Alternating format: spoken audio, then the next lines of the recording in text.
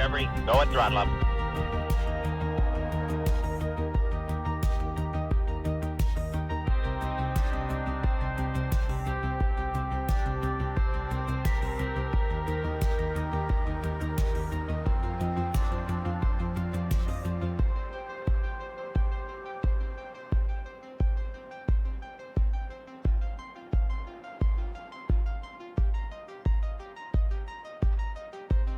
Discovery, go at throttle up.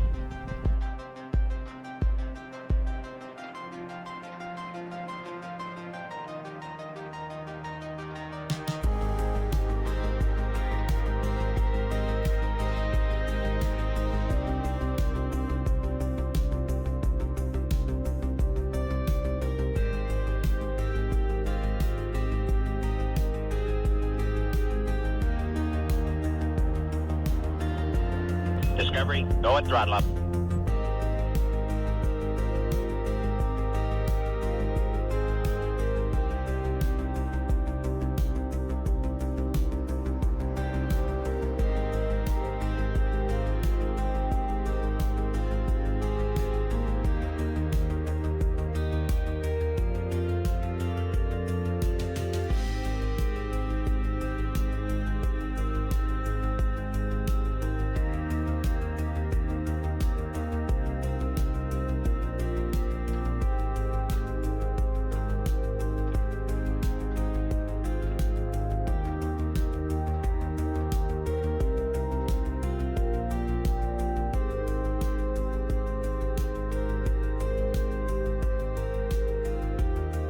Discovery, go at throttle up.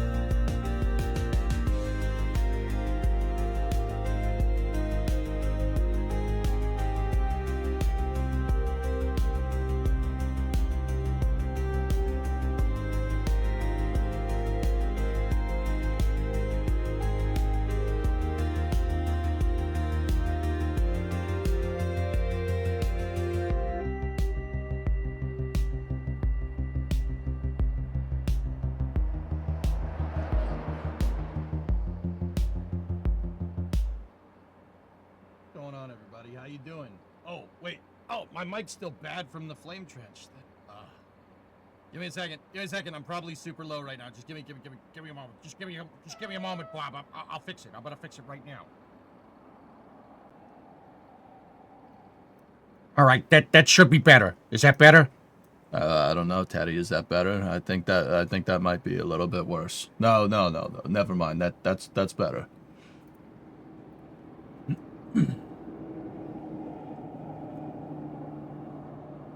All right.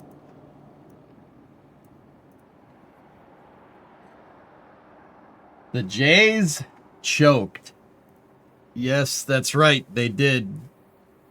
Also, I have no hair. So, I got that going for me, which is nice. The Blue Jays did a maple leaf. They did. They did, dudes. Discovery, go at throttle up. Yep. Well, tier 2 35-month resub. Yeah. Yep. All right. Fresh cut. Yeah, man. That's right. That's right. I did it myself. Dude. Okay, let's get all the hand dig and sports ball stuff out of the. Let's get all that out of the way. I said the Dodgers would win. I was right. I didn't think it'd be that close, but also. With that being said, that was probably one of the best World Series. You know, I didn't get to watch a lot of the games, but the games that I did watch, including Game 7, was one of the gnarliest World Series I think I've ever seen. Ever. Low taper fade. That's right. With that also being said, I'm pretty sure the entire province of Ontario is now scarred permanently because, well, that was one of the best World Series games I've watched. The worst part about that was that somebody had to lose. And you do not want to lose a World Series in Game 7 after 12 innings. That is probably the worst way to lose ever. The only team I wouldn't wish that on anybody except the Yankees. That'd be funny if it was the Yankees. But anyone else, nah, you don't want to go out like that. That sucks. That sucks, man. I'm doing all right, Sad. Thank you. No hat, no beard. That's right. Yep. Nice new haircut. Thanks, dudes. Yeah, it's, I can't even imagine what Jays fans are going through, dude. That's awful. The closest thing I can amalgamate to is like the 2003 championship series between the Red Sox and the Yankees. That also went that far and just got tarnished, but that's not the World Series, man. And 2003 still haunts my dreams. I was watching a documentary about the 2003-2004 Red Sox-Yankees rivalry a little while back. I watched it in Michigan with Brimo's parents, and the 2003 ALCS was giving me like PTSD flashbacks. Like, not real PTSD, but I was like, I know what's going to happen, and it still sucks. You know, like, it's,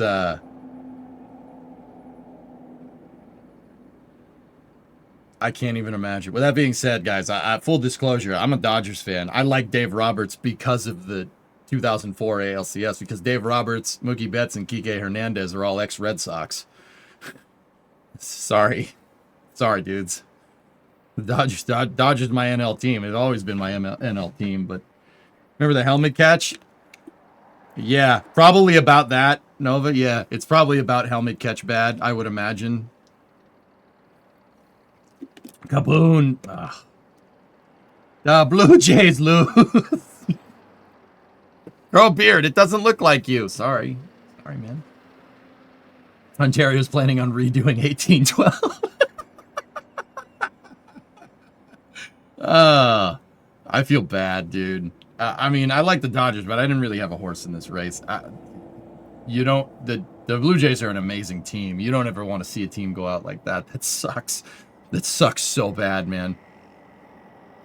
Not sure if it's 23 bad, but it's close. See, I wasn't on the receiving end of that, Seth Run, so I don't know. Like, how you doing? I'm all right, man. I'm all right.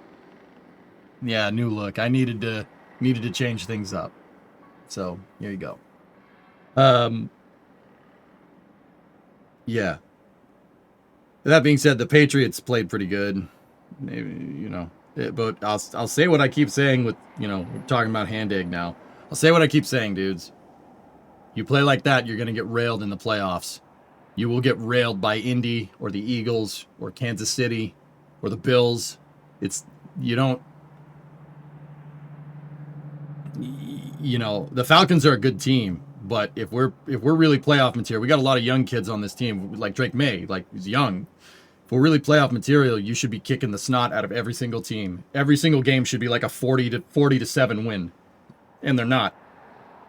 You know? But yeah, they did play good. The defense is disgusting. Patriots defense is amazing, and Atlanta played pretty good too. They played pretty damn well, actually. You're into American football? Ken's, here's the thing. I like sports. I just don't. I only mention it from time to time. I'm a big sports guy. I like sports a lot. American football, baseball, hockey. If you count auto racing, I suppose that too.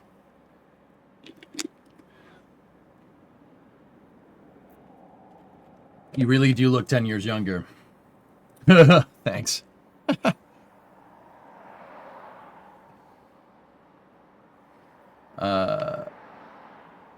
Nice, goalie. There you go. Yeah, I like all kinds of sports. I'm not a fisherman, Clayton. I'm from the city, dude. We don't fish here. The rivers that I grew up around, you don't fish in and you don't swim in. To this day, people still don't. You shouldn't swim in the Charles River. I wouldn't. I would not do that. We were advised as kids to not do that. And I don't think, like, I think the EPA still declares like the Charles River is like not swimmable to this day. It's like a huge Superfund, dude. In fact, all of Boston Harbor is like a trash heap. You just don't tell you. You just don't tell people Discovery, that. go at throttle up. Yeah, you go in there if you want to get the plague. Yeah, exactly.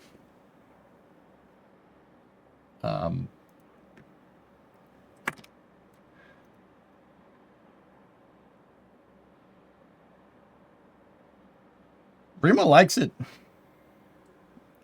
Do the Blue Jays feel Bill Buckner bad?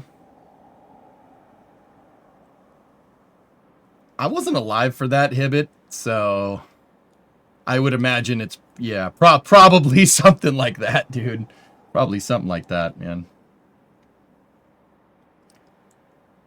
You'll have that when it has crap tea in it. Yes, that's what I mean. Hey, Jibber, thanks for the Prime sub.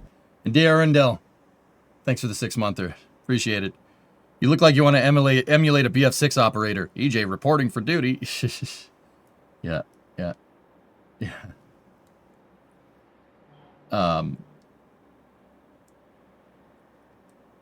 Also, I'm only gonna say this once. NASCAR playoffs should be absolved. Like, they should get rid of that. They should get rid of the NASCAR playoffs. Like,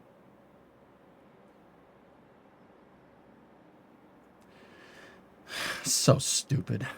Zilch got robbed. Hamlin got robbed. I don't even like Hamlin. He got robbed. It's a thing, Seth Ron, and it's stupid, and they should get rid of it. How about if you get in first, you get a certain amount of points. You get in second, you get a little bit less points. You get in third, you get a little bit less points. You get in fourth, you get a little bit less points. And then at the end of the season, whoever has the most points wins. How about do that? Probably a good way. Probably do that. Other sports do that. That's probably a good idea.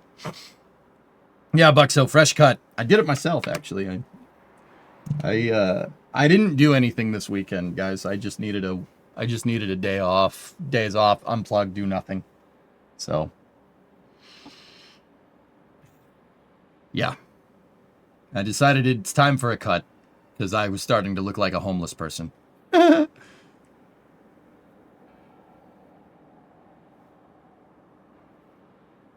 Yeah, it's so dumb digital. Yeah. You think you have a ruptured eardrum? I mean, that's fair.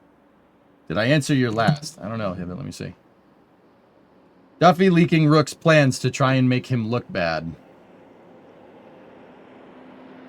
Yeah, you guys are linking all that stuff. Ator, what did you say about spaceflight architecture over there? You got a theory with the Accelerated Moon SpaceX mission. They could launch the crew with Dragon to the space station, then launch Lunar Starship, dock to the ISS, transfer the crew, and refuel. Why not just refuel a HLS and then put the crew on it with a Dragon? Don't even go to the ISS. NASA wouldn't. That's too much stuff for NASA's taste.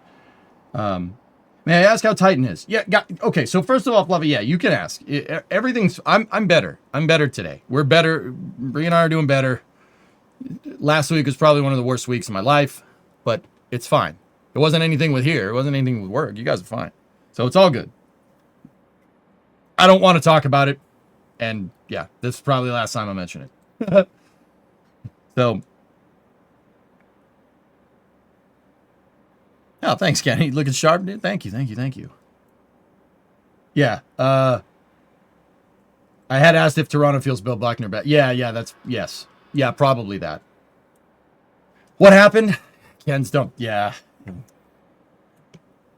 Maybe I'll tell you guys how this week went down like 5 years down the road, dude. Like, so I can report no one died, so that's good. But it was still a touchy week for your boy, dude. That's all. Yeah. So it's a new week. Like, I'm not gonna lie, this week's probably gonna suck too, but hey, whatever. All right. Your boy's good to it. Your boy's good or numb to it, either one. I don't know. Whatever. Doesn't matter. We're good. We got some moon hopping to do. Did you get new shades too? Well, Sawyer made me get the aviators out, so, you know.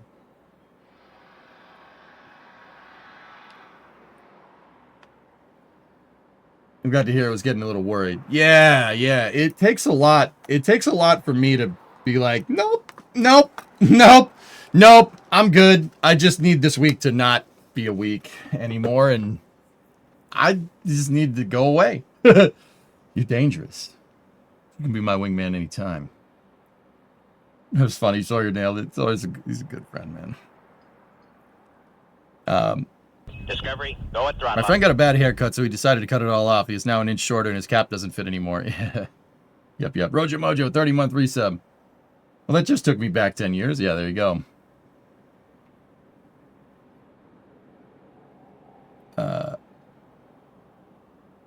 Roger Mojo, 30 months. Cunny, you had it 16 in there. Thanks, guys. Thank you.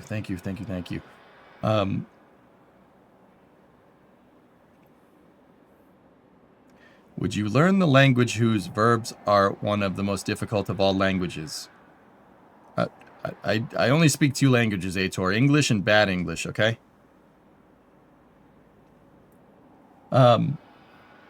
So, who's this kid and where's EJ? Don't worry about it. So, Grav, what is this, Here, well, let's get into the space mode here. I'll load up Kerbal. And while we're doing that, let's get... Oh, come on! What is this? Who does this? Damn it, Elgato! What are you doing? Are you drunk? I told you this week is gonna suck. Like what? Come.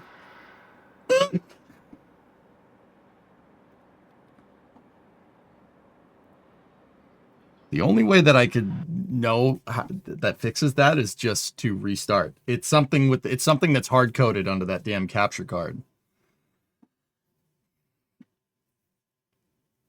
You got your third. Science is your third. Yep. Yeah, give me a second. I gotta put my phone away and actually get to work. See, good to see you, good spirits. Good luck with the curbling. Yeah, I'll be alright. All right, we good.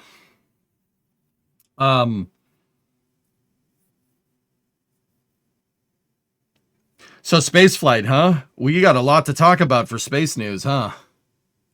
Discovery. K3, what's up, man? 25-month resub. Sean, thanks, man. Thank you. Yeah. I needed to. It was time to reset mentally. I don't know about you guys, but fresh cut helps me reset completely. This guy's out of hits. Today's your birthday? Really, Brandster? Happy birthday, buddy. Yeah, it helps me reset. That article made you dislike Duffy even more. I'd have to go read it. What I did was read over the weekend. I read Casey Handemer's 12,000-page blog post about how Orion's a piece of junk, apparently. I learned some things about Orion. I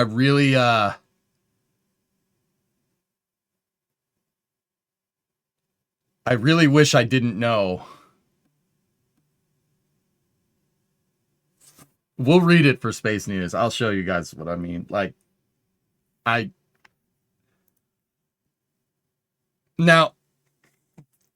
I don't even know what to say. Okay, you know what got me out of all that? I read the whole thing, right? Do you know what got me out of all that? So Casey Handemer is and I'm not even, Casey, if you ever see this, I'm not sure I'm saying your name right. I'm sorry. He's an ex-JPL engineer, and he worked at JPL in NASA, right? He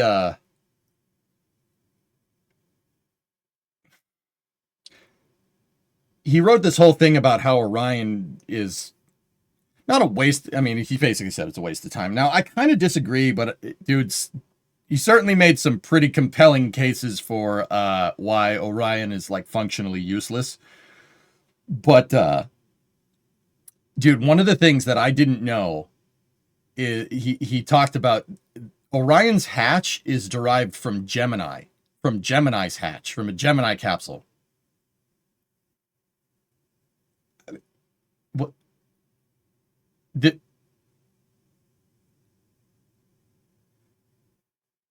I don't know. I don't know what drove that design decision. I can't figure it out. Stick with what works. Well, if that's the case, shouldn't you use Apollo? Apollo's hatch is like 1,000 times better than Gemini's hatch. Oh, I got my SLS mug today. Dude, that blog post is like ridiculous. It is. There are some things that I'm like, but there are other things I'm like, what the heck? How many types of hatches are there? Dude, I don't know. But we can't use Apollo's heat shield. The heat shield, dude, Weather Guy, actually, in that blog post, Casey came to the same exact conclusion that I came to after we heard, after they delayed Artemis 2. Remember that whole thing where Bill Nelson's like, we're going to fly when we're ready, the heat shield, blah, blah, blah, blah. I'm like, this heat shield's going to kill somebody. This is a normalization of deviance. This is a huge red flag. And it really is reassuring to hear an ex-JPL and NASA engineer basically saying the exact same thing. Like, it might be fine, but it might not be fine. But might be fine definitely won't get you very far if you're, going into deep space. Like, going outside of the radiation belts. Might be fine is not going to work. That doesn't work that way. Didn't they have a Gemini hatch on Skylab? They did. That was their airlock, RT, so they could do EVAs. Yeah, their airlock hatch was a Gemini door. Yep, left over. It's Ozzy, no hat. Yep. For real, no hat. Oh, cap. No, I don't have a cap on. That's what I'm saying. Yeah, I don't think, for what it's worth, I don't think Orion's heat shield is going to hurt somebody, but it could. And that's enough for my, what, like, systems, rocket engineering brain, whatever you want to call me, that's enough for me to be like, you probably shouldn't do that. It's probably not a good idea.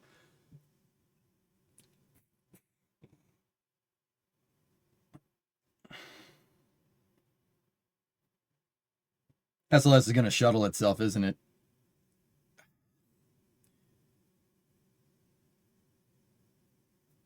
Yeah. Geeson, I don't know. I don't think it will, but I wouldn't count it out either.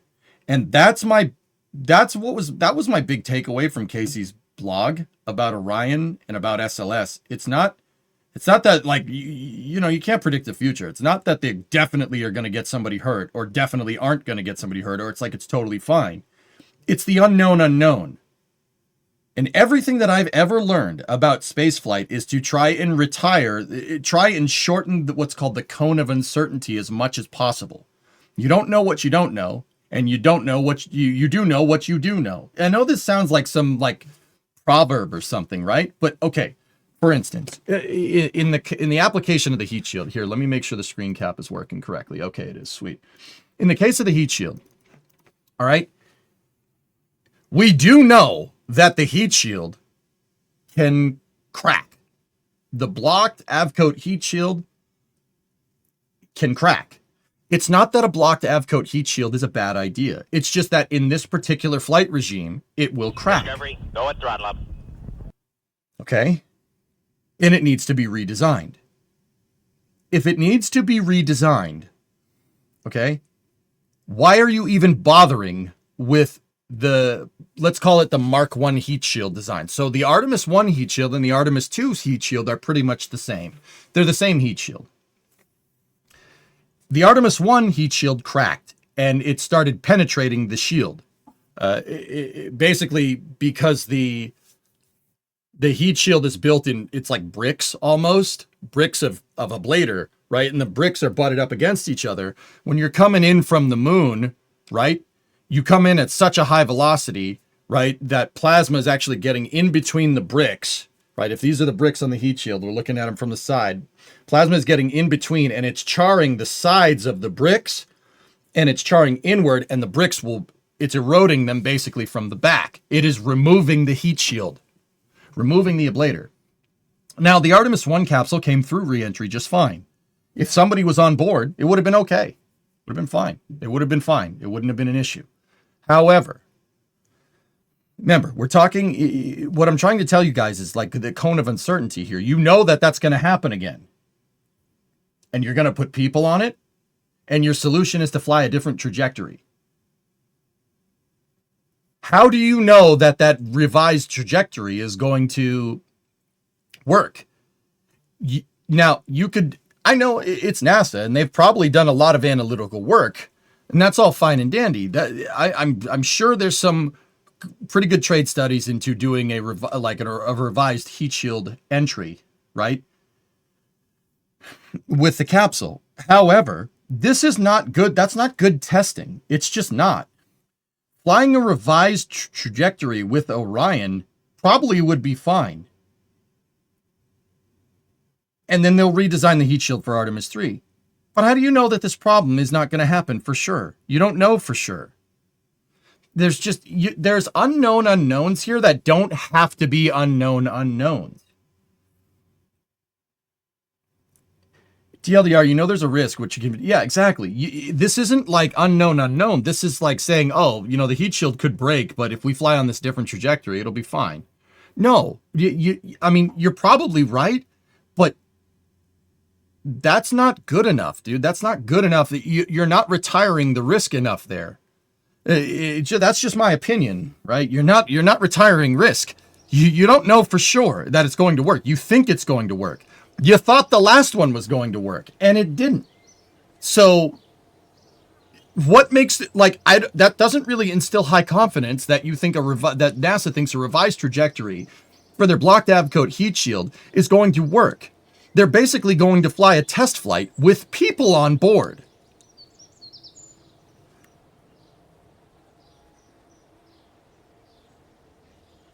I don't know about that, man. That doesn't... You know, it probably will be fine, but I don't know how much I like that. Question: how do heat shields crack? Well, they're ablative, Clayton. They're designed to burn off. In the case of Orion, it's not like the tiles. The tiles aren't designed to burn off. An ablative heat shield burns off, and it burning off actually dissipates your heat, right? They also went with Avcoat when Pica was a more modern and proven material. Phil, here's the thing, all right? In regards to Orion, if I was in charge of the Orion program 15 years ago, with the knowledge that I have currently, I would have gone with Avcoat as well. I would have. Do we have any data on phenolic impregnated carbon ablators on a trans-Earth injection velocity re-entering the atmosphere at a steep theta angle? Do we have any data on that? We don't. You don't. We do have data on Pica and Pica X and Pica 3 from SpaceX, because that's what Dragon uses. But once again, Dragon ain't coming back from the moon, all right? This is an entirely different trajectory. So I would use Avcoat. What I would not have done is after EFT1, when they figured out that a honeycomb lattice heat shield with stainless steel backing plates is too hard to manufacture, I would not have redesigned the entire heat shield. EFT1 was a qualification flight for your design. And NASA decided that they decided somewhat arbitrarily that they are going to go with a block heat shield because there's no industry to make a honeycomb Avcoat injected ablator heat shield. Basically the same heat shield as Apollo. Instead of trying to figure out a way to make a better way to make the heat shield like Apollo, something that we know that works, they redesigned the heat shield around heat shields that we use for Mars reentry. The blocked Avcoat ablator, which is what like Curiosity and Perseverance and stuff used. There's no data on blocked Avcoat heat shields coming back from cislunar space. There's no data on that. Why would you drive that design decision just because it was easier to manufacture? That still doesn't make sense in my head. Why would you do that? You would do that based off of an opinion, not analysis. And engineering without numbers and analysis behind it is just an opinion.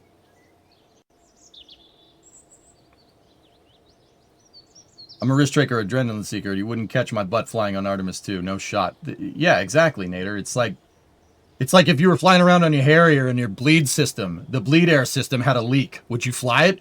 Hell no. No way. No. No, you will die. Like, it might be fine, but what if the leak gets worse? You're screwed. You wouldn't fly that plane, right? Exactly. Like, it's just stupid. What do the 4 think that are supposed to ride on it? I don't know. If they think it's fine, go. If Reed, Christina, Victor, and Jeremy think it's okay to fly on that capsule, you're the astronauts, man. It's your hide. You know, if they want to fly on it, go ahead. I don't think risk, like, the capsule should be safe enough, but we don't know if it's safe enough. We don't know for sure. We're pretty sure it's safe enough. What kills me is that we're pretty sure it's safe based off of an Discovery, opinion. go at throttle. But if you did a little bit extra work, you could prove that heat shield is good. You could prove it. But they don't want to, because that's more work. That's the short answer.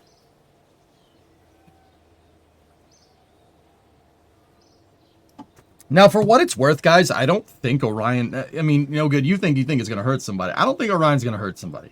I really don't. But my thing is that you don't know. You don't know for sure. What gets me is that we could know. We could figure this out. You could figure it out. Just fly Orion without a crew again. Qualify that heat shield. Heck, even qualify a different trajectory, right? Just change the trajectory a little bit, like you want to. Don't fly it with people, though. You know, just make sure it works. Qualify it. Do the analysis, but we don't want to do that. Do they have the cash to do the testing? Geeson, I'm going to read that blog for Space News. And you guys might want to take like a Prozac or something before I read it. I'm dead serious. You're going to get pissed. You might want to take like a Prozac or like a muscle relaxer or something before we read that, before we go. Dude, it's so bad. I was reading it when I was watching sports yesterday. I'm on the couch and I'm like, Bray, this is so stupid. What are they doing? Bray's like, I don't know. I just want to watch sports, man. I'm like, all right. Get like a Xanax or something. I don't know. Just got here. I'm also scared for the Artemis 2 crew. That thing is a death trap. I don't think it's a death trap, Trey. I really don't. I think Orion will be fine. What gets me is that we could be sure. We could be absolutely sure. You could retire risk on the stupid thing completely, and we don't. That's what's getting me, dude. Like, it's not like, oh, well, we don't know. We don't know. Nobody's ever been out to the moon before. Dude, yes, they have. Yes, they have. What, do you not have the data on Honeycomb Avcode heat shields? Dude, I could go down to a freaking Apollo museum. I could go down to KSC Visitor Center and see the freaking heat shield. You could see it. It's there. Like, we have the data. You can prove that this works. We proved that it worked before. We proved that it worked before. Like, hello?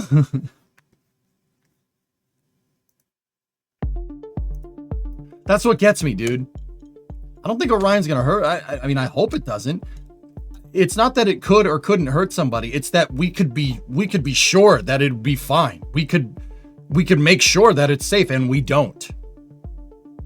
And that's what gets me. It's just, we'll talk about it more for Space News, dude. I don't want to get all riled up right now. It's just so annoying, dude.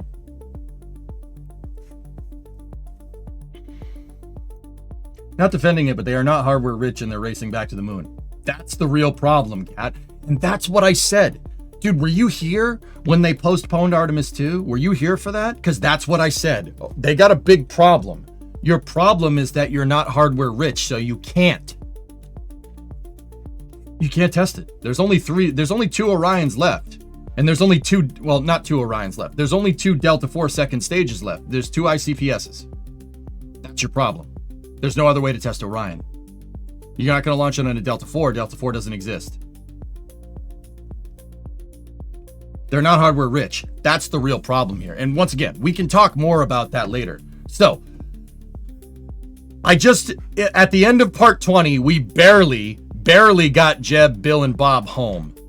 The capsule, my Taurus capsule, we sent them out to the moon. The Taurus capsule worked great. It worked exactly how I wanted. It worked perfect.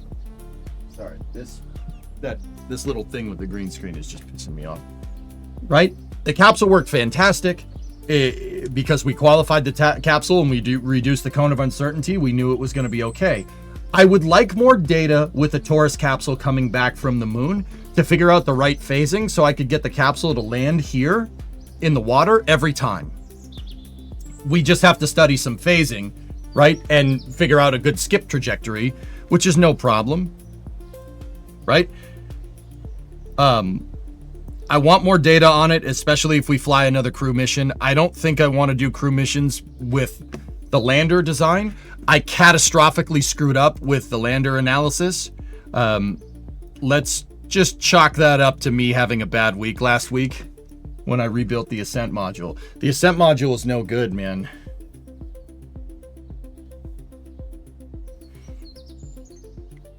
All right, so we have to redo some things. I don't want to send crew out past the past Leo right now. We did send them to the moon, and that's all fine and dandy, but I do not like the architecture that we're using. I redesigned the Ascent module when I wasn't having a good week and there was too much on my mind, and I didn't do a good and complete analysis on it. I didn't reduce the cone of uncertainty enough, and when we were ascending back up to get back to the capsule from our lunar mission, I had to make Bill and Bob bail out of the Ascent module because it did not have enough delta V to get into a retrograde low lunar orbit. And Bill and Bob had to EVA to the capsule. They had to bail out of the Ascent module. The Ascent module crashed into the surface, and they had to use their EVA packs to get to the capsule and get them home. Not good. Very bad. I would count that as a partial failure, not a partial success. And I need to redo my analysis for the lander. We might need other parts. There's a bunch of stuff we need to do. Now, we did get a good amount of science from that mission, though, which is good. Did you loot art it? Yes. Don't let the cone of uncertainty become the cone of shame. Yeah, Trey, you could go see the Artemis 16, not Artemis, you can see the Apollo 16 heat shield. Yeah, that's what I mean, dude. How does NASA, who made that design decision to switch to a blocked ablator heat shield after a test flight? You refactored your design after a test flight? Dude, that's like a huge red flag. Huge. Huge. Like everything in the systems engineering book that I have over here from NASA says don't do that. Don't redesign after flight data. That's a really bad idea. Now, if you want to let flight data drive your design decisions, that's fine. Switch to iterative design. Iterative, meaning high flight rate, which is Orion does not have that. It was supposed to have that with Constellation, but we didn't do that. We decided we wanted to do whatever Artemis is. Anyway, our lander is not good enough. I did not reduce the cone of uncertainty enough with the lander. I hate it. We need to redesign it. Specifically the Ascent module, which is going to basically change how the entire mission works, and I'm not happy with it. I want to make sure we have the cash, and I want to make sure we have the science to really be able to reduce the cone of uncertainty to be able to do routine missions to the moon and to Minmus. Oh yeah, Elon's pissed, dude. SpaceX is going after the moon. Oh, they're going after the moon. Elon wants it. He wants the moon. Good. Good. It's not even underfunding Hellfish. I'm telling you, dude. I will show you. We'll read that blog post for Space News, and you will get annoyed. Like, this is not like regular EJ rants. You will get pissed. Some of the design decisions behind Orion are completely arbitrary, which just...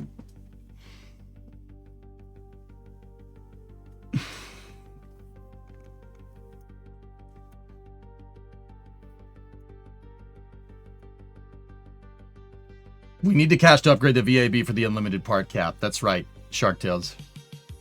Hey, Reindeer, what's up, buddy? 42-month resub. All right, so we have 300 science. What do we want to unlock? I was thinking we could get the better solar panels. I did unlock the Sentinel Space Telescope, surface scanning module, survey scanner, so we can start scanning for resources around the moon. Looking sharp, hope you're good. I've had better weeks than last week, but I'm okay now.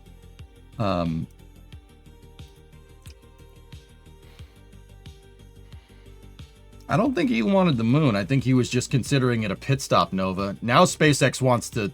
Dude, some of the stuff... Okay, all right, another thing real quick before we jump in it. Some of the stuff that Elon was talking about for computing, he basically wants to turn the moon into a big server farm, which is... Let me just say, I have a feeling more HLS landers are going to get built than NASA knows what to do with. Yeah. Elon's saying target craters at the poles of the moon that are in perpetual darkness. They are always eclipsed. They never get sunlight. That's where the ice is, right? Build a server farm there for AI computing. Okay.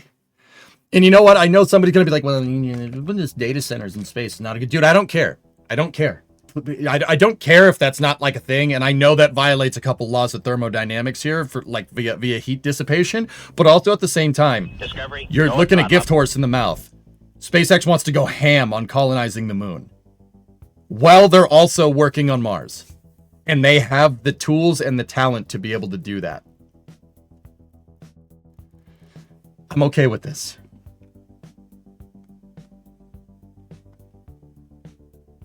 Some YouTuber did a shout out to Scott Manley.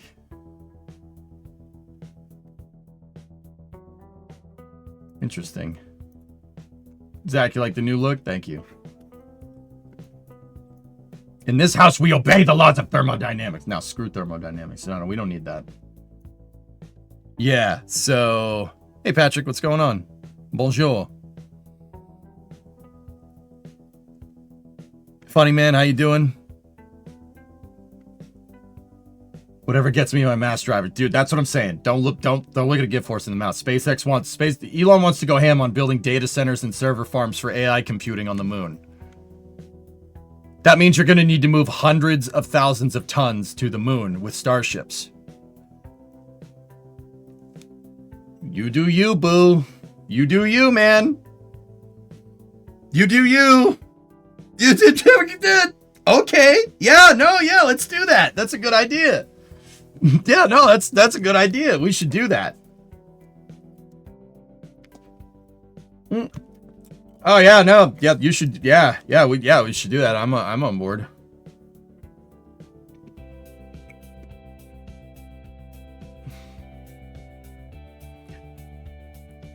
Should we be spending the science points in better rocket parts so we can put more mass in orbit for our save? Well, Trey, the problem is the VAB.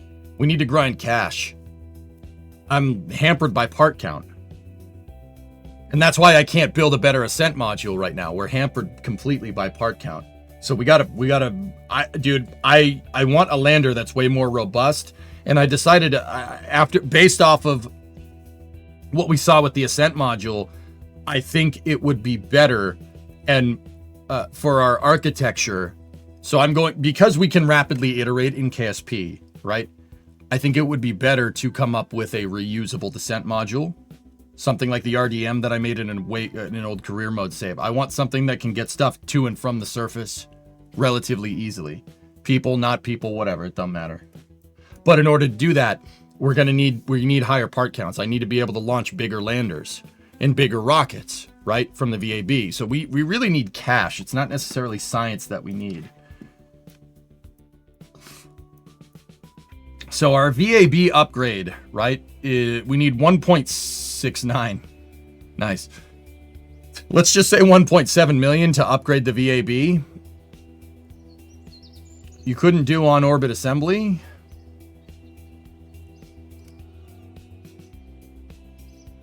How would we do on-orbit assembly of a single-stage lunar lander? Hat question? You guys really want me to put a hat on? I'm good.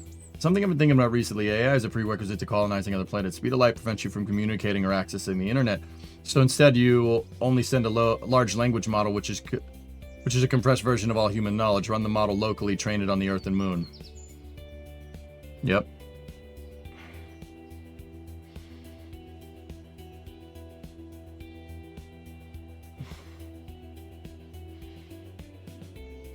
Yeah, or not, that's pretty much what's going on. Also, new car covers on, dude. Looks sharp. Can we activate the exchange rep for cash?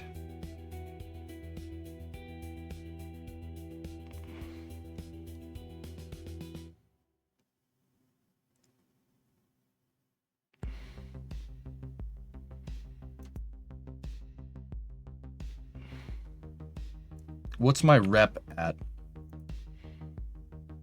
Our rep is 559. Okay.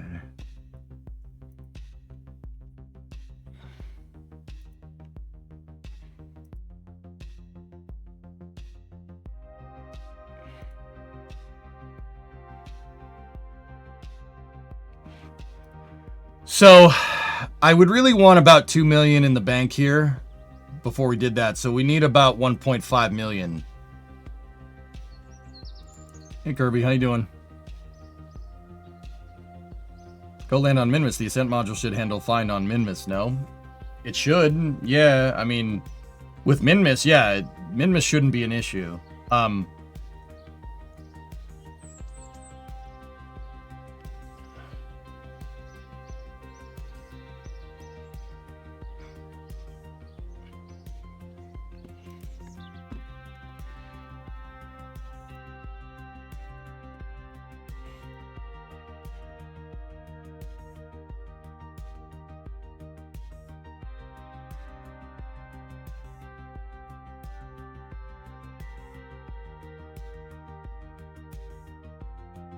We could change it for cash, but I'm just not sure how much. Let's take a look. So we could exchange rep for cash. I don't want to do rep. I'd rather use the science. Takes 5% gains from contracts, yields 2101. Oh geez. The setup cost is so bad, dude. That's not really worth it unless we absolutely have to. It's just, we just gotta grind, man.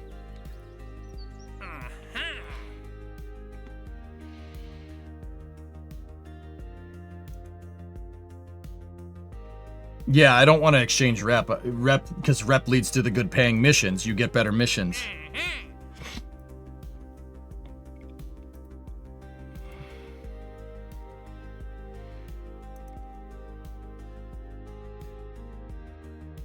Science data from the surface of the moon. Hold on one second. We can get that right now. Why is the green screen being so poopy doopy today? Hold on a second, guys. Let me see if we can just fix this right now.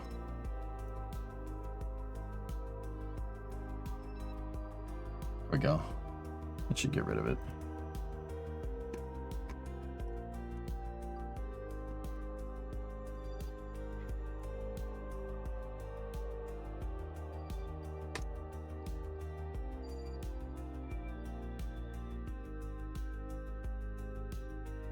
We build a deep space probe to get a lot of science, then exchange it for cash. I'd rather just grind out missions, Trey. That seems to be the best move. There's no easy way with this stuff. It's spaceflight after all, dude.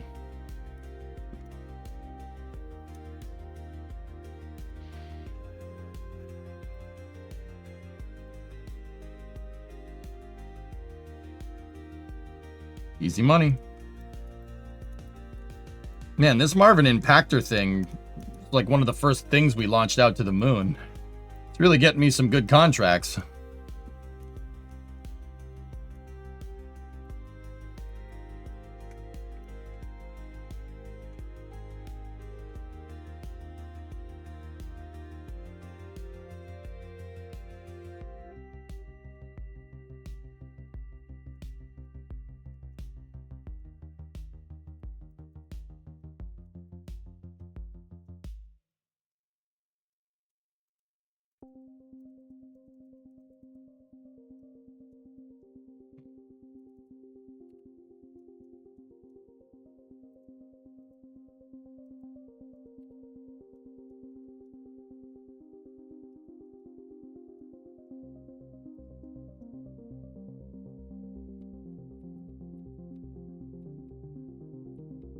Oh yeah, debris doesn't show up on the scope.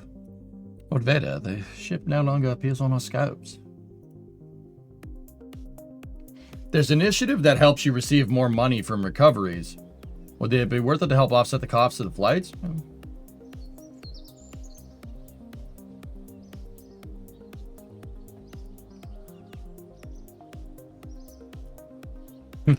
Byron, well, we got Kitten Space Agency, dude. That should be adequate.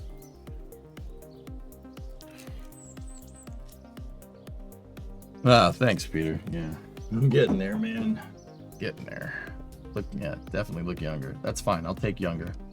I'll take it. That's good, man. Money.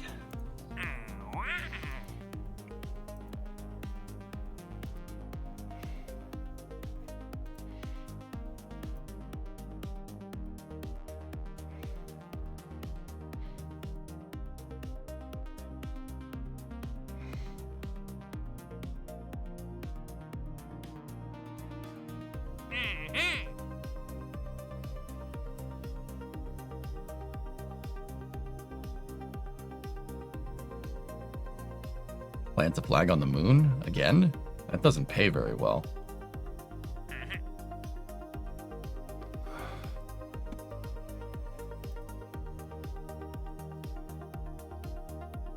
Position satellite in a specific orbit around the moon. Here, let me get out of the way for you today. Have you considered our SSRO? Nope, no, okay. You want to play your way, such a crazy thought.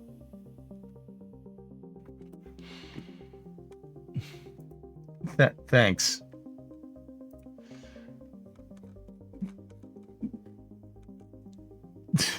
Thanks for the help, man. I think.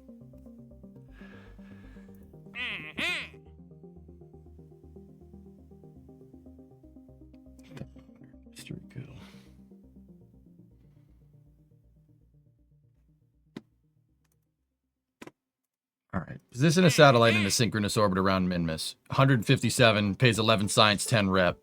Mystery goo and thermometer. All right.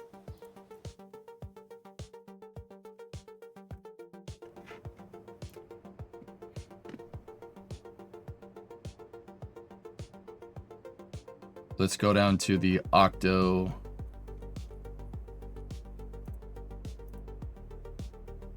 3 Block 4 launch vehicle. Thing almost got my freaking Kerbals killed. Now, like, once again, fellas, we could use this to go do the Minmus mission if we really wanted to.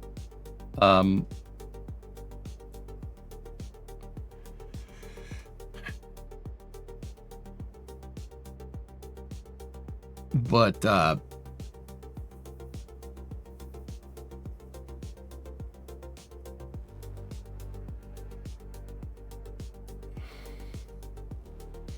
I could. I just don't.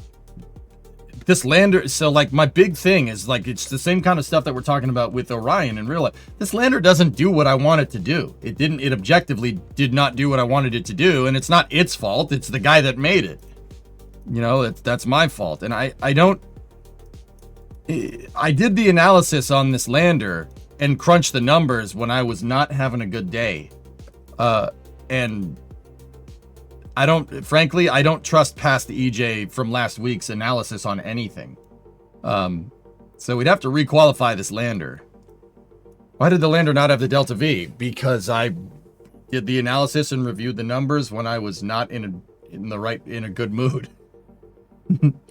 It's more than capable for Minmus, though. Well, King, sure. But where my mind is going is that, yeah, it's more than capable for Minmus on paper. Right? What else is wrong with this damn thing? Did I miss anything? Maybe I missed something. I don't trust it. I don't trust past EJ's engineering. Did you forget the mass of the wiring harness? Yeah. I engineered this lander under duress. Let me put it that way. We re-engineered the ascent module. I like your haircut where you Zord for Halloween.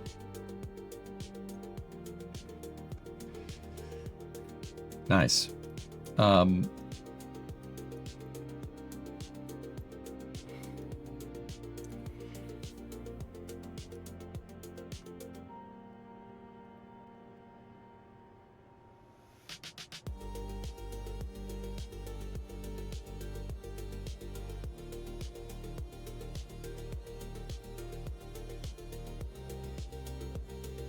Now, like I said, we could probably send it to Minmus, but that's just me doing the exact opposite of what I just of like. That's me doing exactly what NASA is doing with the Artemis 2 Orion. It's the same thing. I don't trust it, and I don't want to trust it because I don't know if it works. It should be fine on Minmus. I'm pretty sure we're not going to have a problem. But pretty sure doesn't mean dick in spaceflight, now does it?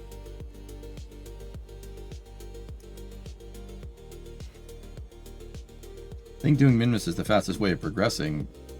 I think grinding missions is the fastest way of progressing. So guess what, dude? That's what I'm going to do. That's what we going to do.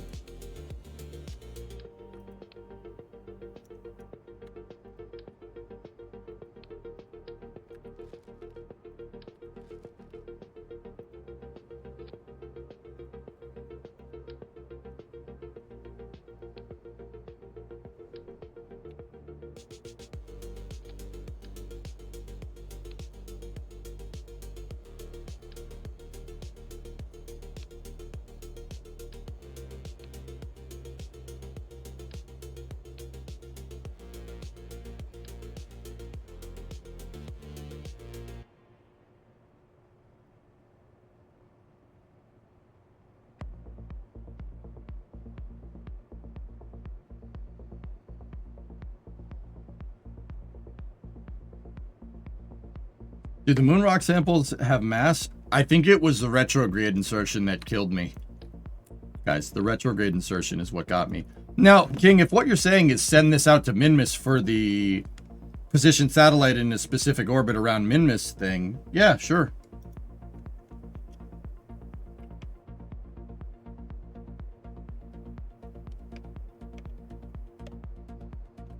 Sad. It's interesting how no recent HLS or depot renders have shown solar panels. Do you think that they really will be using Methalox gas generators for power?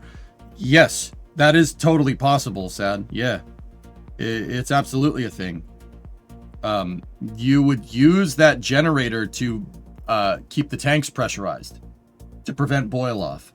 If you can hold the tanks at pressure, boil off can be mitigated, as long as you take into account the thermal conductivity of the thing sitting in the sun. Sure. If of all people, ULA has talked about doing stuff like that with a Vulcan Vulcan Centaur, the Centaur 5. They were talking about doing that 10 years ago. It's a good idea. It'll work. And depot ships don't need to loiter for too incredibly long. And they need to mitigate boil off anyway. So eliminate the part. You don't need that. It's actually superbly smart when you think about it. Depot ships aren't going anywhere further than low Earth orbit, at least for now.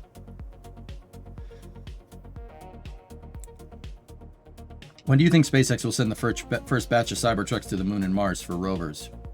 5 years. Ramalot, 5 years. Dude, I'm telling you. Somebody at SpaceX did some analysis. Somebody high up at SpaceX did some analysis and whispered into Elon's ear. And now Elon's gung-ho about the moon.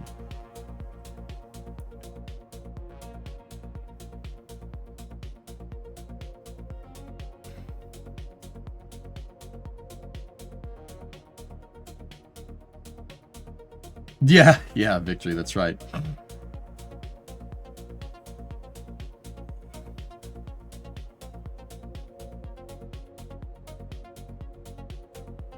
He said they did some math and now he's super excited.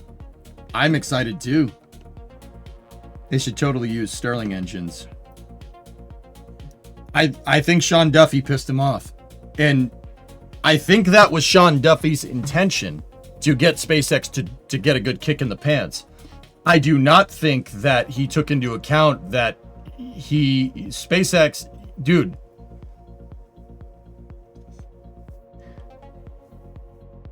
I don't know why Legacy, all right, real quick. I don't know why Legacy Aerospace, politicians, whomever, like, why they keep saying, oh, SpaceX won't be able to do that. They won't be able to do that. Elon can't do that. They can't do that. What, they keep saying this thing, and there's no way that they're saying it because of reverse psychology. Like, oh, you can't do that. Fine, watch me, right? Like they're not saying they're saying it because they still think that SpaceX is not viable. Like,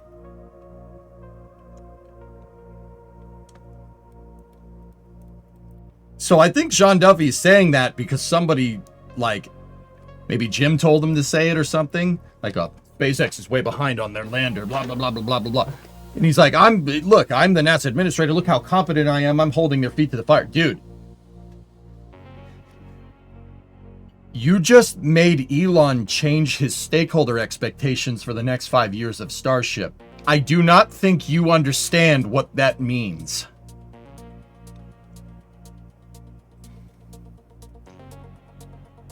Brother,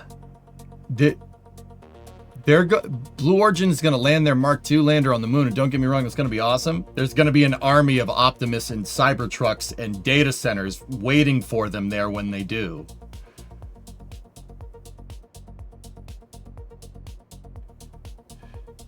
I think, you know, he thinks like, oh yeah, I'm going to hold their feet to the fire. Look at him. I'm an accountable politician. Brother, you don't bet against SpaceX. Everyone that has bet against that company has lost. Like, lost. We're talking like late 1990s Yankees. You will get trounced. Like, you don't even have to like Elon. You don't have to like SpaceX, dude, but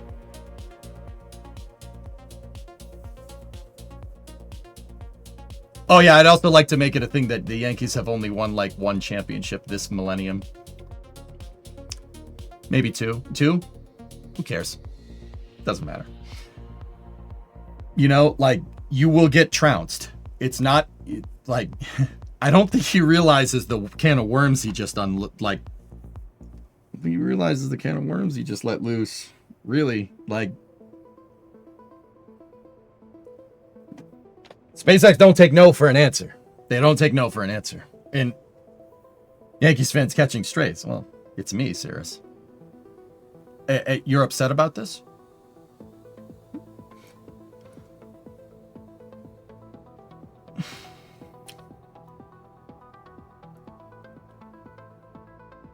Buck, exactly. Elon's been riled up. SpaceX is going to get there to humiliate them. Yeah, I don't think this plan worked the way... Dude, that's it, Buck. You said it. You said, I was trying to put it into words. That's it, man. I don't think you... Dude, he's not there. You tried to hold his feet to the fire. You know, like, oh, I'm being a good politician. Like, look, I'm going to hold a contractor. This is NASA. Accountability is back. Dude. What you said is right. That's exactly it, man. Elon's been riled up. SpaceX is going to get there first just to humiliate them. Yes, you think this is like, oh, I'm holding people accountable. No, SpaceX is there.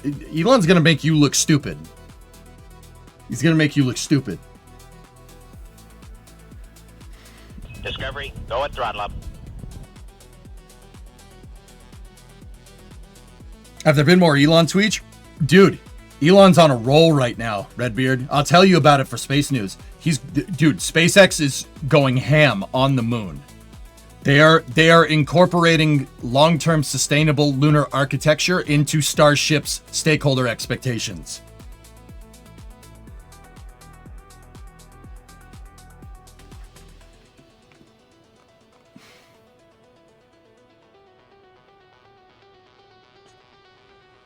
Tessa, I don't know who's whispering in his ear, but whoever's whispering in his ear is not. You don't understand the hive you just kicked. You didn't just kick a beehive. You kicked a rack of bees over. Like, dude, like that.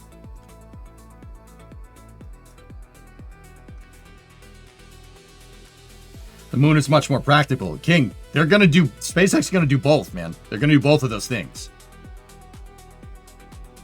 I've always said, dude, you design your architecture around going to Mars, but use the moon as a training ground, right? They're going to do that with Starship now. Oh, Oh, this is gonna be sick. Oh, they're gonna make NASA look so stupid, and it's gonna be awesome. Please expose the rot for what it is. It's gonna be mint.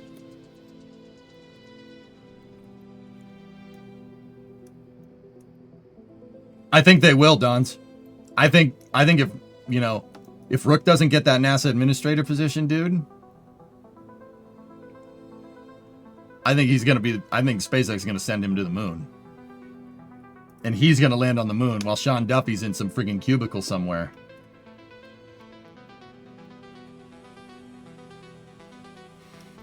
Nah, Rimalot, we wouldn't do that.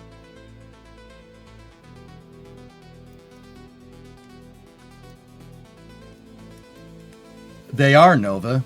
If with Sean Duffy at the helm, they will. How much processor materials can be made at the moon for chips? We'd have to work on extracting precious metals and raw materials from the lunar regolith blackness. There's not much research on that, but if we can land 100 tons on the surface routinely, the research will change. Pretty sure.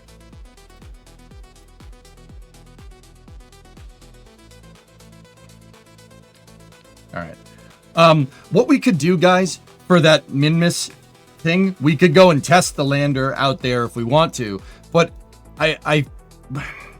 we could refactor the design. This thing should work on Minmus. We could do plenty of hops with the dang thing. We probably don't even need the Ascent module for what it's worth, but I don't know if I want to redesign this thing. Tinfoil hat time. What if Shotwell told Sean Duffy to say that to get Elon back on track? No, I don't think so.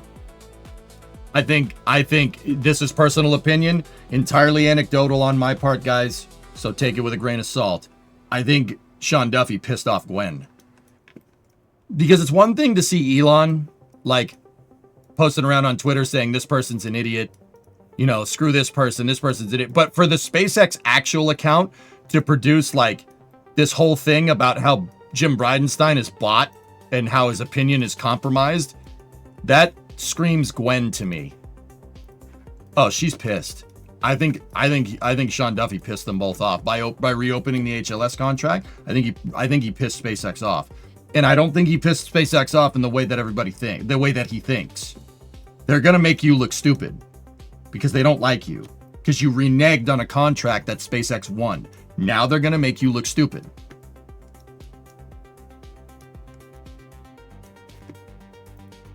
Yeah, Gwen hasn't said anything. When Gwen gets quiet, you got a problem. That's what I've noticed with SpaceX. That means she's on a grind.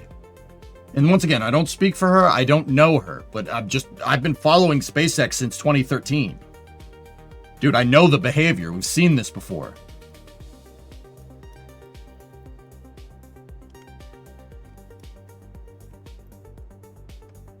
Oh, Space News is going to be lit, man. It's going to be awesome.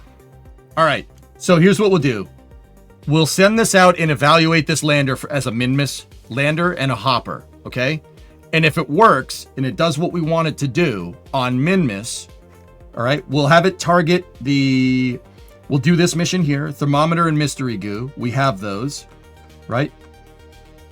If this thing does what we want, we could transmit science data from the surface of Minmus. We could get the synchronous Minmus satellite insertion. Then we bring the lander down to low Minmus orbit, and we could either hop with it, or we could use it for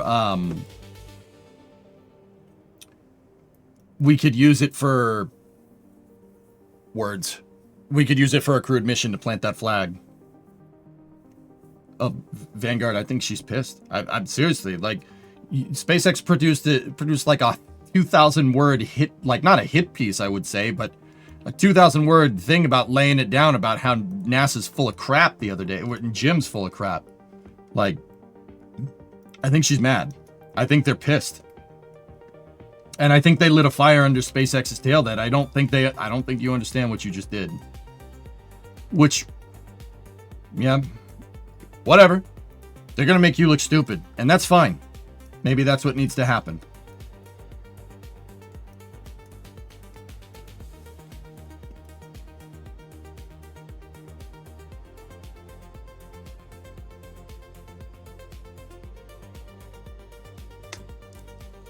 Looking sharp. Thanks, Chaz. I'll decided to redo your booster model for much, much higher fidelity. Nice. Just saw that Escapade is listed for launch this Friday on both NSF and EDA. Could someone confirm if that's right? Well, the payload is encapsulated, dude. We'll talk about that for Space News. Yeah. Yeah, that looks right to me. Friday at 2:51 p.m. Oh, hell yeah, man.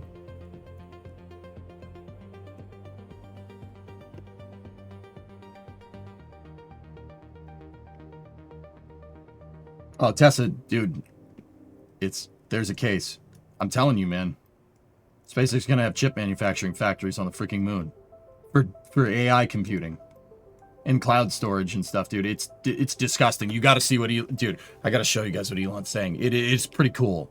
And you know what? Even if it doesn't work, doesn't matter. At the end of the day, we get a lander that's 100 tons to the lunar surface, dude. That's Moonbase Alpha stuff. That's Space 1999 stuff, man. Like, in our lifetime.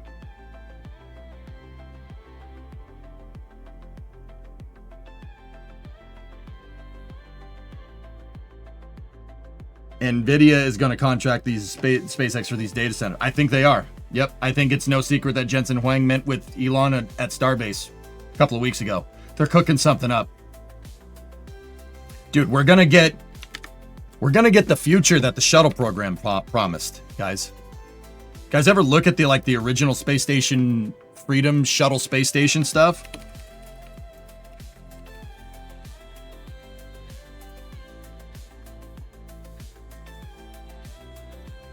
Like this kind of stuff. Nah, let me find the right picture. There are renders. You know what? I actually have it stored locally. Hold on. It's in my shuttle research pictures folder.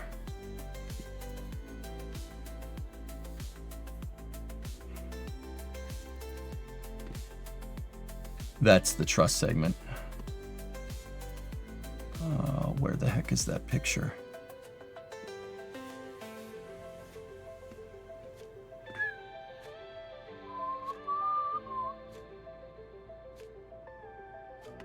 Discovery, go and throttle up. Somewhere around here is a render of like what the shuttle program was supposed to do. It's basically what Starship's stakeholder expectations are. And there's a picture of the shuttle sitting at like a gigantic space station that makes the ISS look like the ISS is the size of a football field. This space station in the render makes the ISS look like it's on a squash court.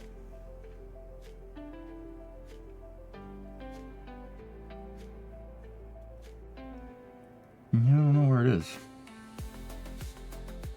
I like how they said the contract is minuscule compared to the investment. Hey, Peck, what's going on?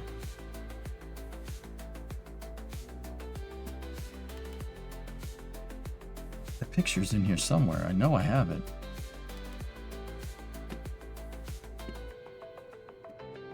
That's the MPTA.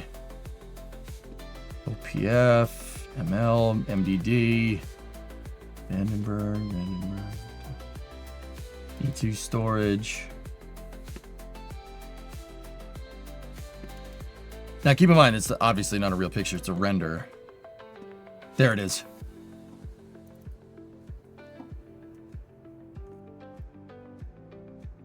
Dude, this.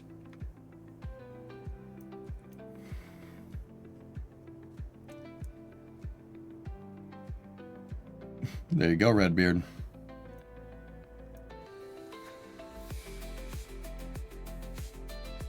I'm telling you, dudes.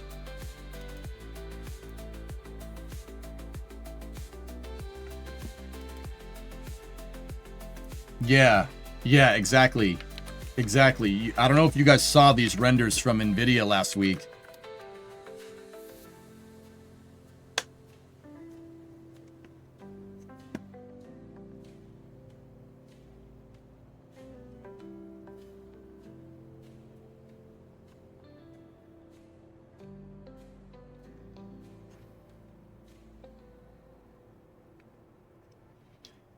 And guys, this isn't bullcrap. This isn't NVIDIA just doing some crazy render. I'm serious. People are going to say, what do you mean? Dude, they're never going to build anything like that. Dude, it's already started. Discovery, go at The throttle. Bandwagon 4 mission launched over the weekend.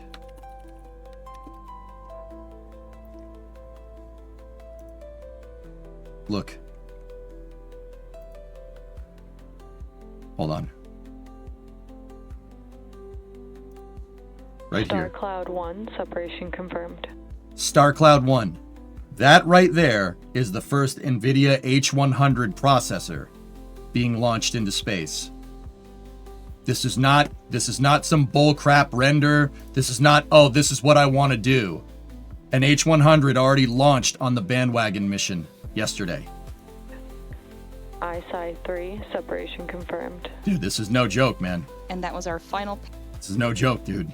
That's gonna happen. Can you believe that?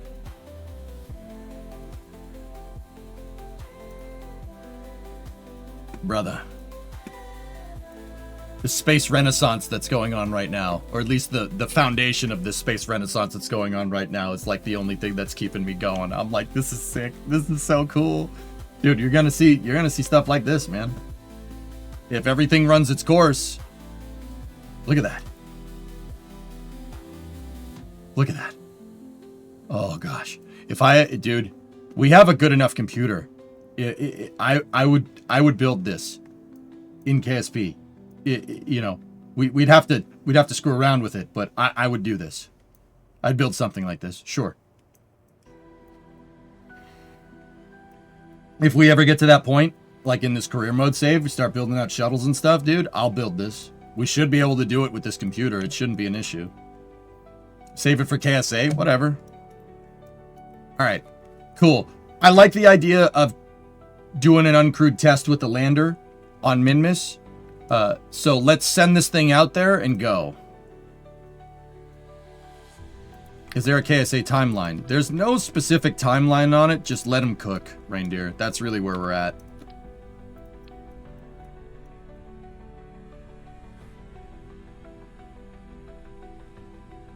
All right, let's try to get this Eagle lander working. This should work just fine on Minmus, but I don't. Yeah, I want to check it to be sure. So let's get this out there. Make sure there's no Kerbals on board. Jeff and Bill, no. All right.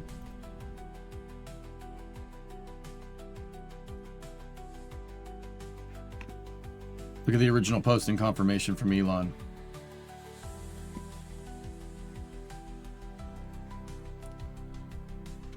Yep. Dude, we are... This is... Like, guys, this is happening. Yeah, if you told me 6 months ago that data centers in space are going to be a thing, I'd be like... But, here we are. Okay. Let's make sure we're in the right phase. Oh, boy. That's a lot of junk. Okay, let's make sure we're in the right phase for Minmus. Let me just check... Minmus first. What type of orbit are we going into? What does Rokia need? 25.5, so posigrade. So let's do a prograde. Let's do a prograde insertion around Minmus. Let's make sure we're in the right phase.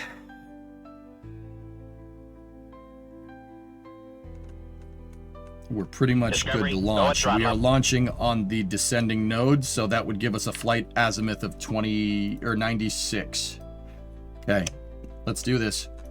Good, our first launch of the day. T-minus 10, 9, 8, 7, 6, 5, 4, 3, 2, 1. Ignition. All right, we got a launch. Launching the Eagle lander, which didn't do too well on the moon. We're going to be launching it for Minmus Hopper missions here. And hopefully, eventually, a crewed landing.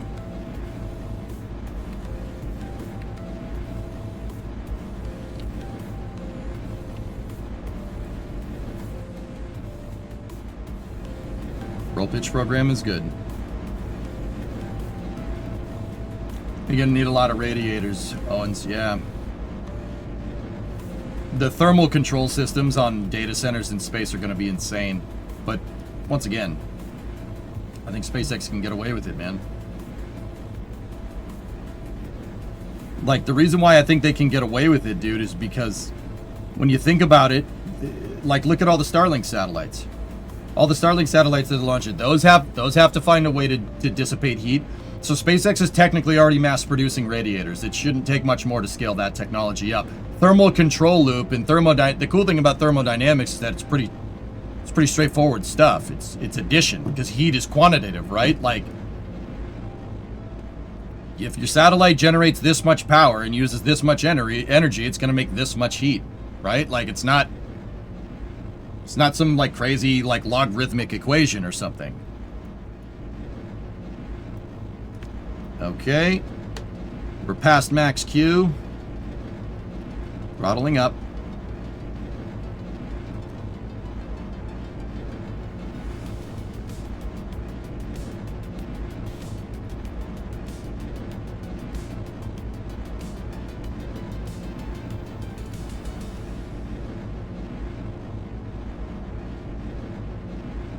Stand by for Miko.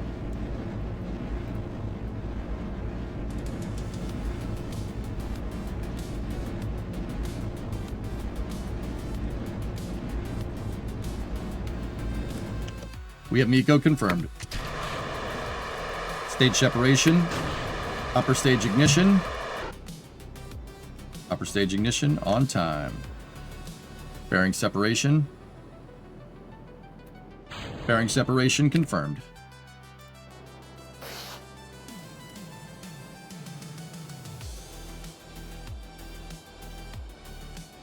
Stand by for boost back.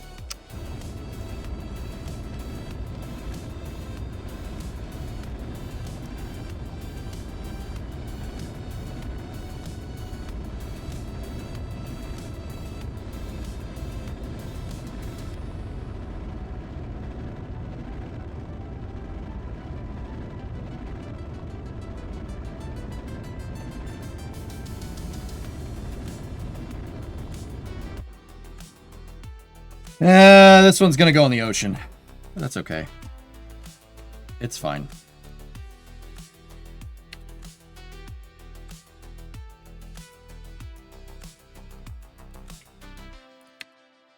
I'm just testing out boost back profiles with this to try and get the booster back. It doesn't have any landing legs. I'm just trying to soft splash it down.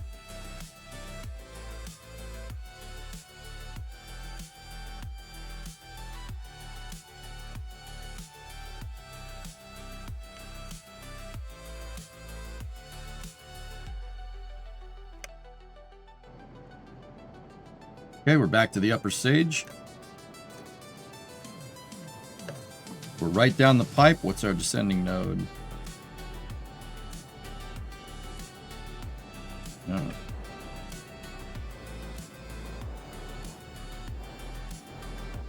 2 degrees off is not great. May have launched it smidgen early. It's alright, we can change it on the way out. It's no big deal.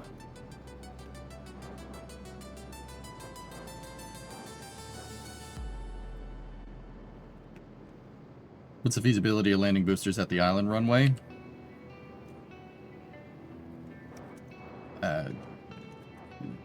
Useless. Just, I mean, it's career mode, guys. We're not playing mission mode or anything. If we just landed in the water next to KSC, the game doesn't care about the difference. Do you think if the shuttle kept flying, they could have eventually replaced the SRBs with 2 Falcon 9 cores? You would need 4 Falcon 9s to equate out to the thrust of the SRBs. And no, I don't think they would, Ator. The Falcon 9 is not designed to take loads that way. You'd need to use Falcon Heavy side boosters. Actually, no, not side boosters. You'd need Falcon Heavy center cores with a side booster nose cone on top. But the load dissipation pathways for like the 5 and 4 segment SRBs is not even close to the load pathways for a Falcon Heavy center core. They're different. I mean, I'm sure you can make it work, but who knows?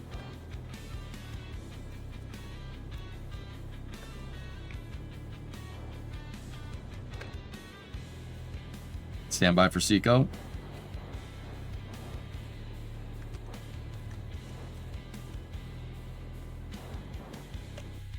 $91 by $79.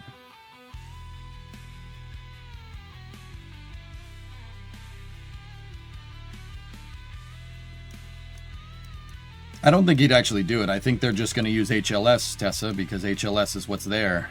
That's what they have.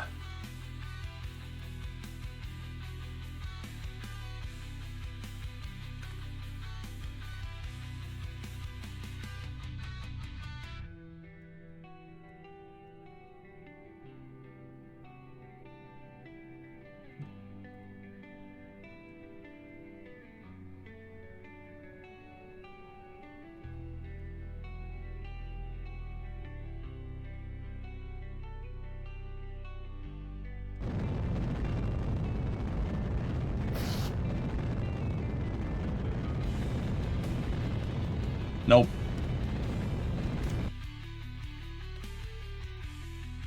That's not realistic at all. But I'll take it. The Kerbal gods are being good to us today. Dude, I don't know what the hell's wrong with that water. See, one of the mods changed the settings or something, dude. That should not be doing that. How are you? Not gonna lie, I thought you were somebody else running the stream. I'm fine, man. I'm okay. A good haircut and a good cleanup is a good way to reset.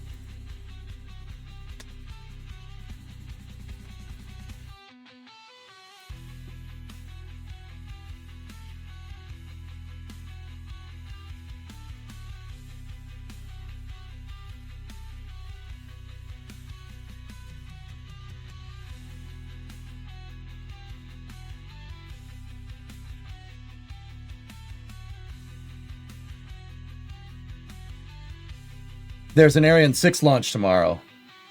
Oh boy.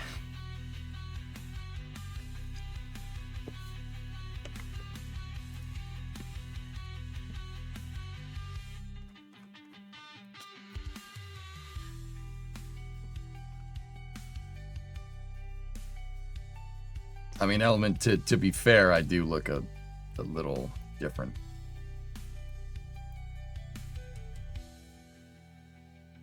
Yeah, that's not really the best time to do this. We need to make a MinSat or something. Any recommendations on getting into CAD as a hobby? I'm pretty sure you can get like evaluation copies of Fusion. As long as you're not using it to make anything that's going to make you money, you should be fine. You're just as pretty as the day that I met you.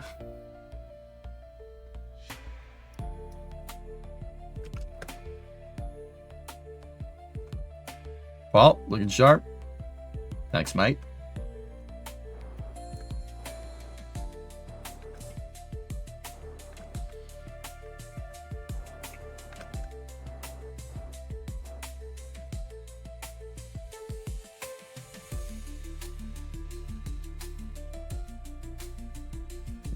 It's your mother. You're not a public servant. Stop trying to Nova, be yourself. Don't act like other people. Why would you do that?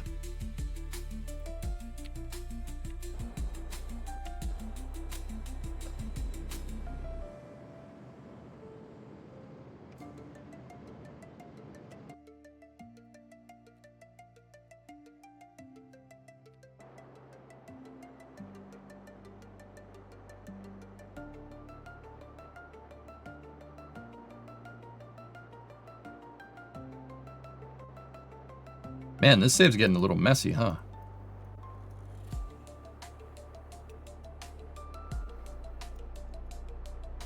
Paul, you got your 66 Galaxy on the weekend.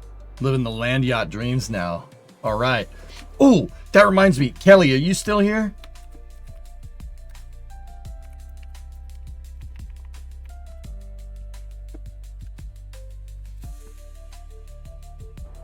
Over in the Twitch chat? Kelly McElrath. He asked me about the crew cab charger, and I didn't answer. Dude, we're good. We're good to start drilling holes for the trunk pan. I got trunk pan fitment perfect. We're gonna do a crew cab charger stream on Wednesday. Okay?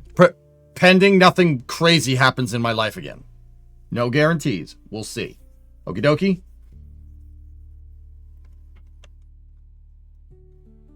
We have to make forward progress, guys. I did make a big decision with the car. We're gonna do the outer wheelhouses too. It'll be easier to hang the quarter panels, new quarters on it, if we do the wheelhouses. The wheelhouses they're shot. I looked up in there. They're no good. They're rusted all around the fender seam. We'll just cut them out. Just cut them out and replace it. I don't want to attach really nice parts to rusty crap. Especially since this thing kind of turned into a frame off resto, but I don't care. It's fine.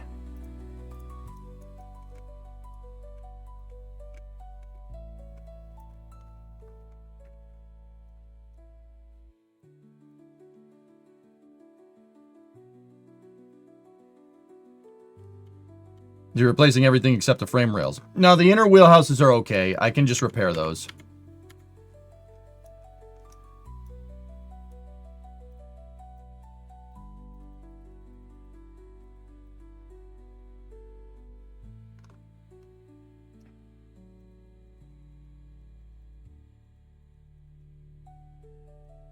Four doors is just twice the fun.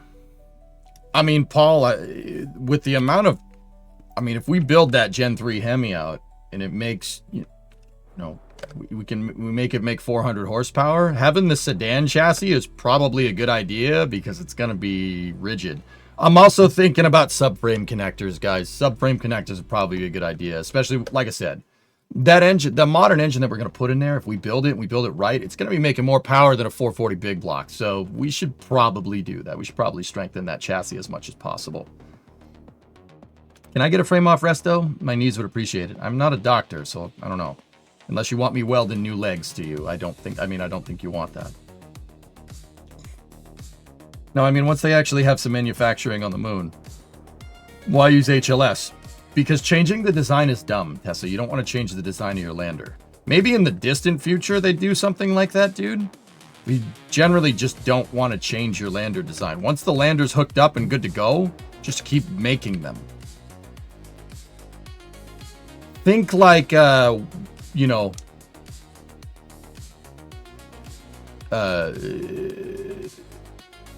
Spitfires or Hurricanes. Just keep making them. Just keep making them. Spitfire is a pretty damn good plane. I mean, I would argue the Hurricane's a better plane. Just make them. Just keep making. Just keep making them. If you're gonna do this, you're gonna need it. Just keep making them.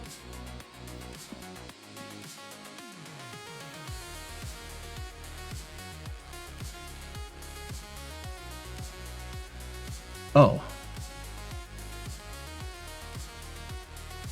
Scatter is causing the jelly water mod. You can go into the config when you're at the screen looking at your buildings.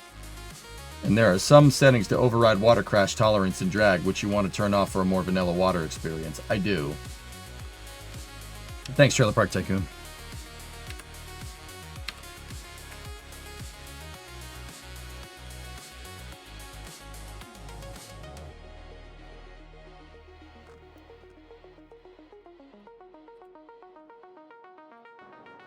Tessa, you pick up what I'm laying down.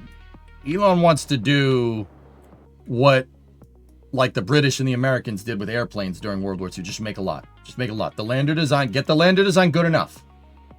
And good enough for them is 100 tons to the surface. And then refine from there. I don't think they've changed the architecture unless they absolutely found a driving stakeholder expectation to need a bigger architecture. You know what I'm saying? But like I said, man, dude, this is... HLS is going to turn into Moonbase Alpha, Space 1999 stuff. Like, that's what it is. How is it not? You know? That's what's going to happen. Somebody's actually thinking about doing this with spaceships. Going like World War II production on spacecraft. That's what I mean. I think they pissed off. I think, so, you go back 5 years ago, or 4 years ago, when SpaceX got the HLS contract. I think SpaceX was going to use it to,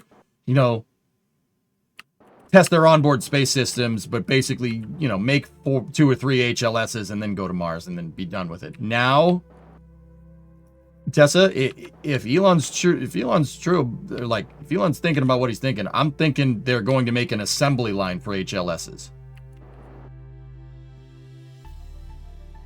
Roberts Road is Willow Run. Yes.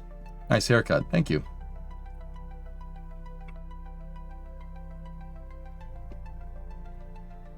Yes, they could A-Torm. I might have to unsub after that one, saying the Hurricane is better than the Spitfire. You heathen! Dude! Look at the production numbers for the Hurricane. Look at the production numbers for the Spitfire. You tell me which is a better plane.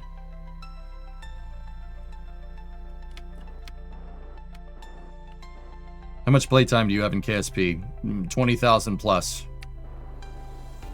Alright, here we go.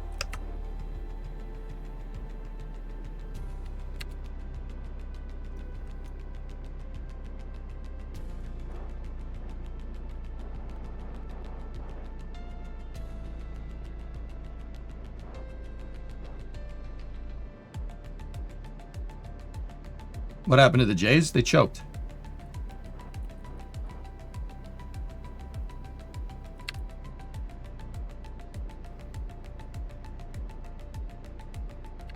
Okay. Stand by for flame out and spacecraft separation.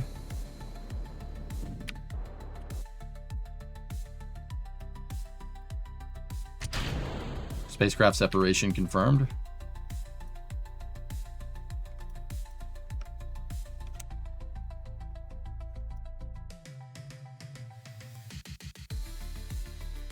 Service propulsion system motor is on.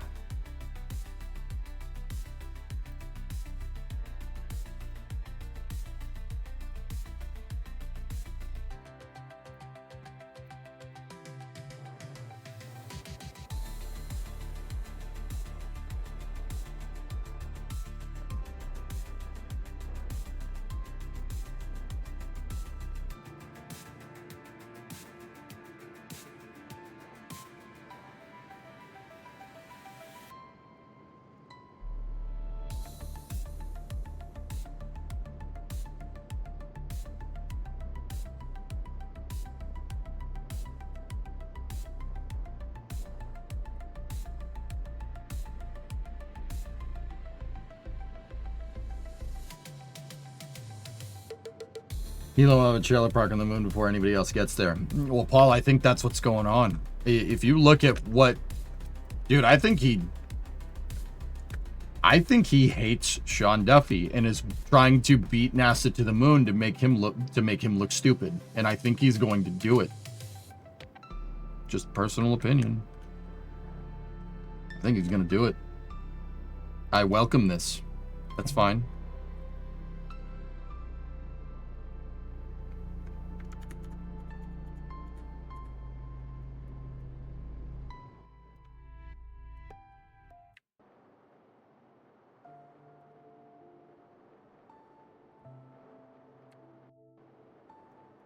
Hey, Erudite, what's up? What's up, man?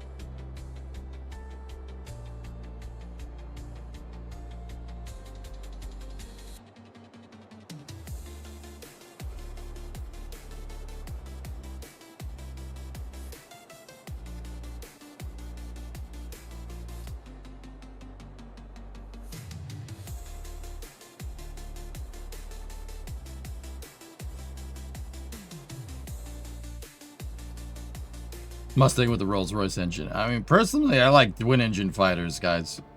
Twin engine fighters were always my favorite. P-38, de Havilland Mosquito. But, I don't know. Everybody has their taste. I also like P-47s. Like, those are my 3 favorites. P-47 just because someone was like, yo, let's take a bomber engine and make it into an airplane. P-38's because Kelly Johnson designed that, and it has an intercooled turbo supercharger because two-stage radial compression in World War II is hilarious. Two-stage intercooled turbo superchargers because piss off. Of course he would make that.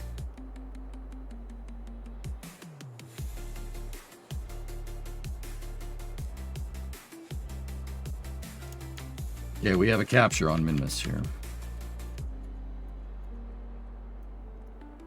We just got to slow down a little bit more.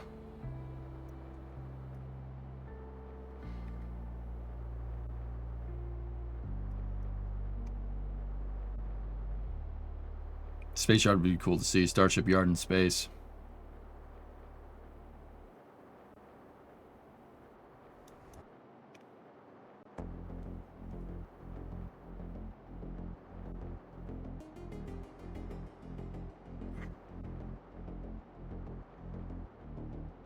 Yeah, P-38 and Mosquito are probably like my top two for World War II stuff. I mean, don't get me wrong, Mustang is up there, but yeah.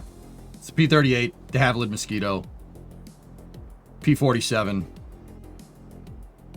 and then, yeah, probably the Spitfire and the Mustang. Oh, also the F-6F. The F-6F was a pretty damn good airplane. Pretty damn good. Twin Mustang. That thing was weird. Okay. Good. We got a good orbit insertion here. Let's lock the system, make sure the legs are working.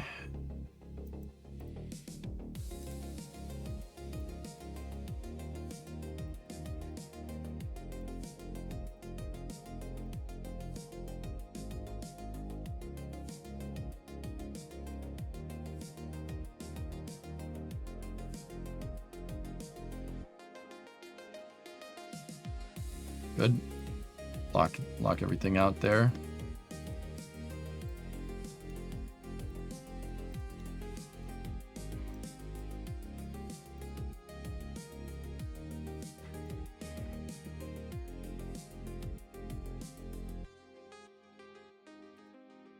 The Lank, and that's a bomber. Differences. Okay, so two things here. We have good insertion around Minmus. We have to... Well, this thing is coasting. We have to deorbit the stage.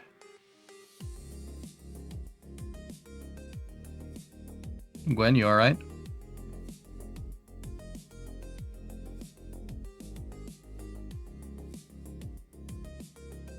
Oh, that's cool, Dan. Right on. Switch back over to the stage for proper stage disposal.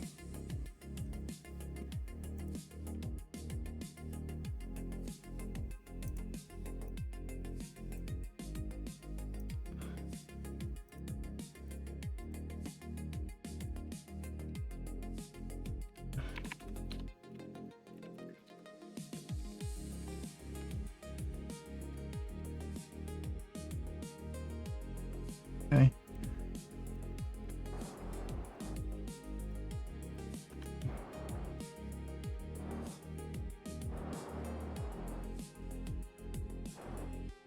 You think Blue and SpaceX are getting ready to team up? I wouldn't be so sure.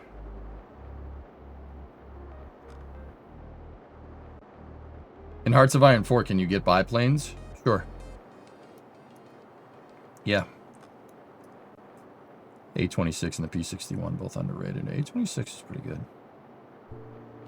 I like... The A26 is cool, but I like the ground attack B25 myself. The one with, like... What is it, like 10, 50 cals and a cannon built into the nose? Those are cool. I'm quite fond of those. Okay, we're just doing a stage disposal here, guys.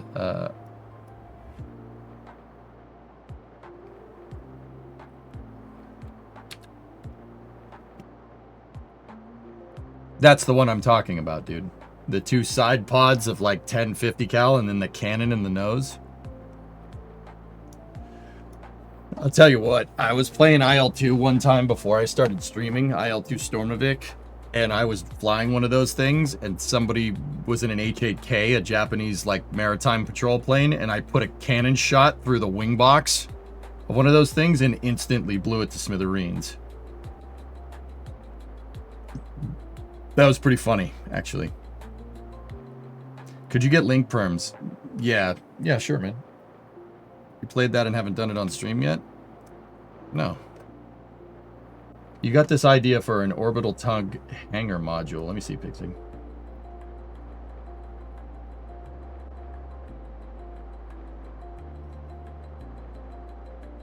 In Kerbal? Ah.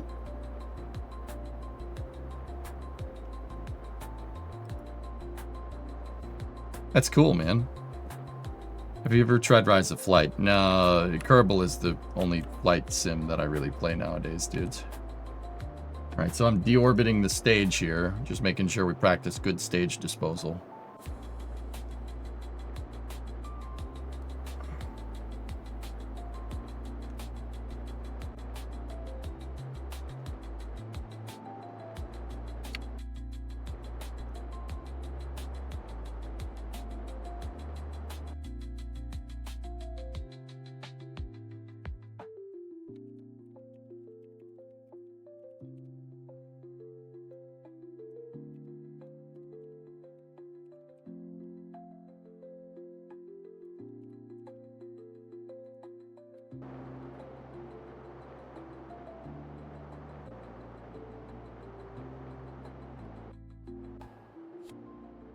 Using DCS really sad you're on other flight sims. No, not at all. I just don't have enough time in the day. I'm just working on other things, man. I'd rather play Kerbal with you guys, teach people about space flight, and do other stuff.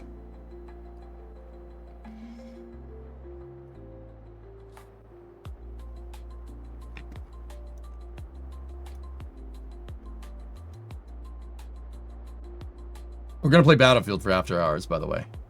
Thought I'd let you know.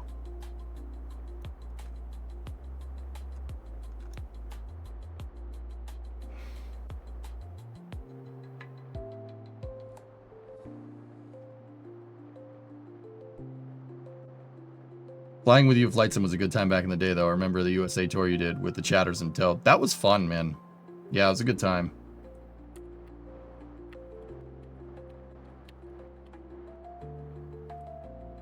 Is it difficult to join up in a Battlefield match with you guys? I finally got my sisters where you level up quite a bit.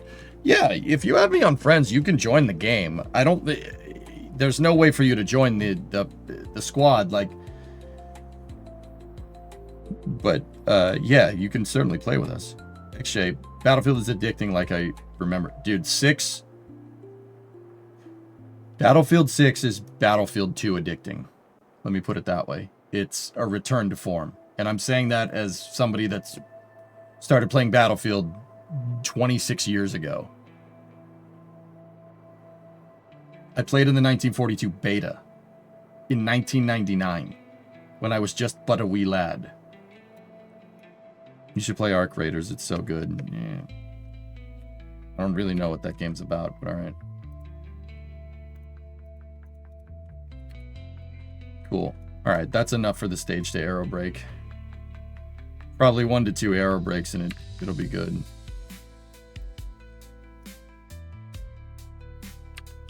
You ever play 2042? No, I stopped playing Battlefield games after 3. After BF3. PvPvE extraction shooter. Arc Raiders, the guy that made Arc Raiders made Modern Warfare 2. BFE is one of my all-time favorite Battlefields. There's nothing like hearing the helicopter blasting like CCR going by as you're like fighting through a swamp or something. That was awesome, man. It's a great game. Oh no, the lead on BF6 did Modern Warfare 2. Interesting.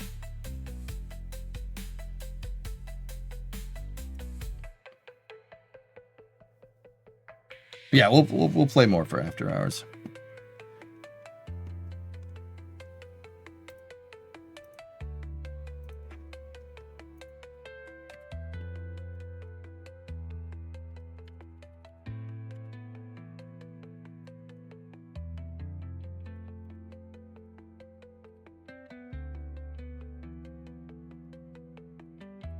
Definitely check out Arc Raiders. I don't want to go too heavy on first-person shooters, guys. The numbers don't lie. You guys don't like watching me play first-person shooters.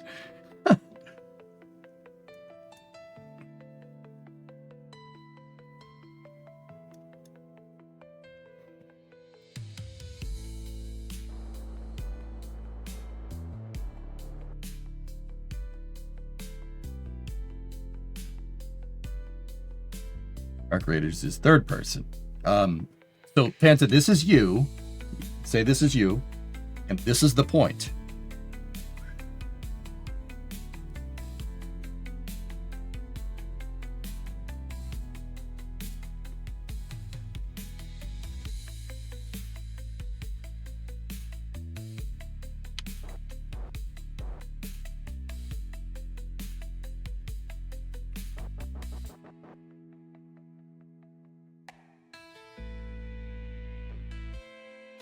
Hi, Min-Miss. Dude, I just don't think that's the type of content people want to see during the day, dude. I'm sorry, like, at the end of the day, you gotta, like, I mean, for what it's worth, I like spaceflight stuff better. I'd rather be doing this than playing Battlefield. Right now. Maybe later, though. Like, later in the night, it's usually fun for playing Battlefield. You gotta be cognizant of signal strength. Canberra is... Yeah. It's a nice way to unwind and, you know, tell somebody, you know, call random people on the internet morons. You know, some people do that with social media. I do that with Battlefield. Okay, let's get our min-miss circularization here.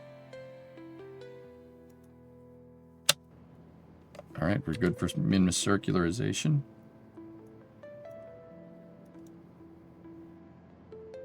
That's weird.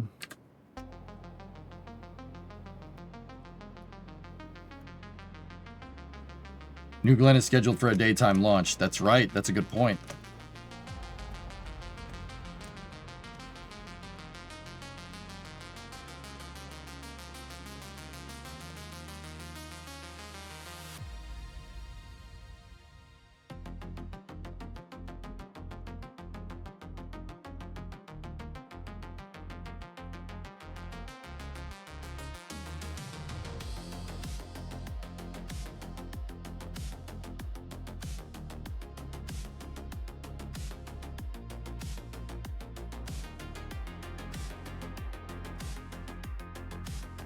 Yeah, your garlic planted. Nice, Selfish.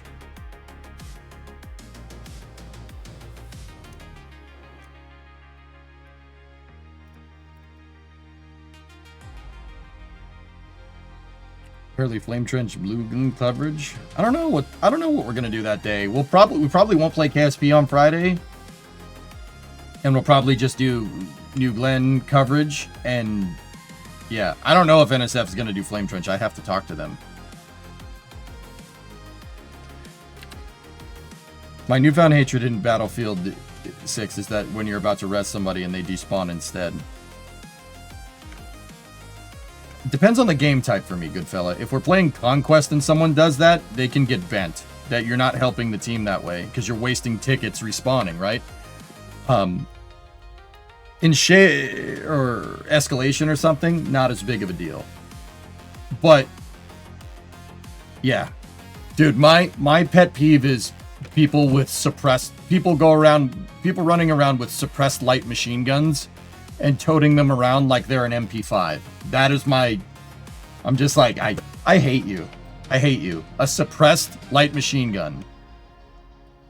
And you're just running around and running and gunning. You could just pick up that 20-pound gun and just pretend it's an MP5 and somehow outshoot me. Okay. Yeah. In fact, I think it's really funny people using suppressed anything. That like People are using suppressors with guns that shoot supersonic ammunition, which is... Sure. Sure. Whatever. Ready?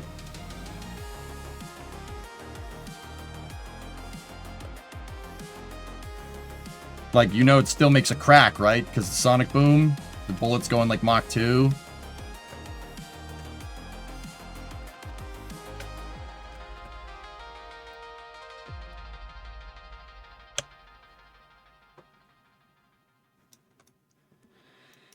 See Raris's comments. I'm digging the new casual breakthrough mode. Casual. What does this word mean?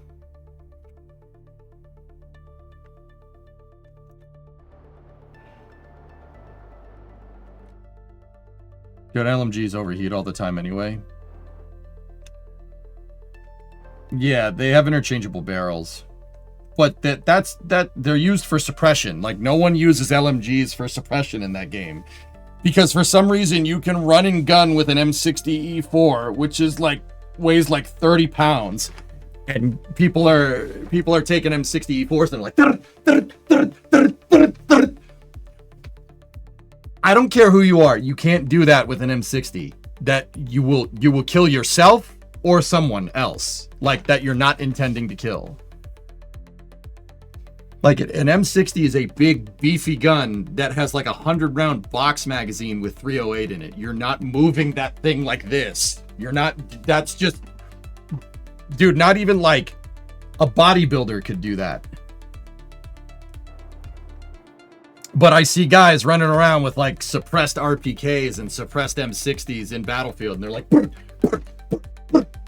they're toting it around like it's an MP5, and I'm like, what, dude?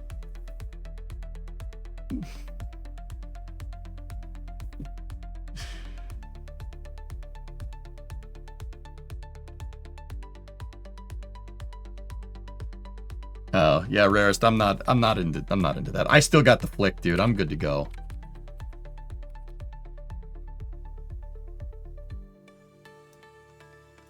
Let's on the descending node here, if we do a slight radial,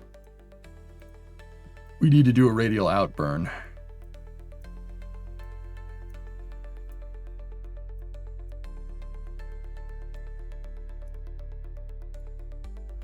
Nope.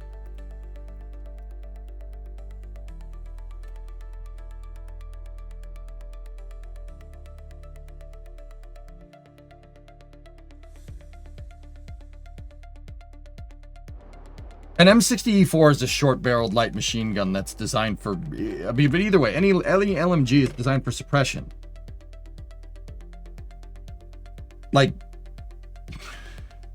it's designed to just put bullets down range to keep people away from you so you can move.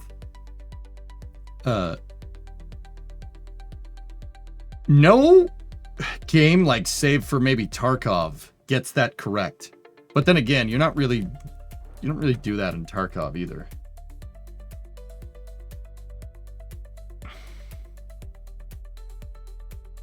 The M60E4 is 21 pounds. You're not toting around a 21-pound weapon. That's 10 kilos for anybody that's metric. That you're not toting around a 10-kilogram weapon like that. I'm sorry. I don't care how short the barrel is. I don't care if it's got a foregrip on it. That's not happening that way. But yeah, I think that's something that they should perhaps change with the next season. Like the draw on like an LMG, maybe change it a little bit because it's a little ridiculous. Yeah, plus you're toting around all the ammunition and stuff. Like you shouldn't be able to sprint for very long with that thing. But yeah, I see guys jumping around, sprinting, like, and running and gunning with one of those. Like, oh, there we go. Contract complete. Good payout, dudes. Very nice. What's our money at? 700. There we go. Transmit or recover data from space around Minmus. All right, let's get the thermometer, log the temperature, and let's transmit that data. Good. Signs from around Minmus. Very good. Got that.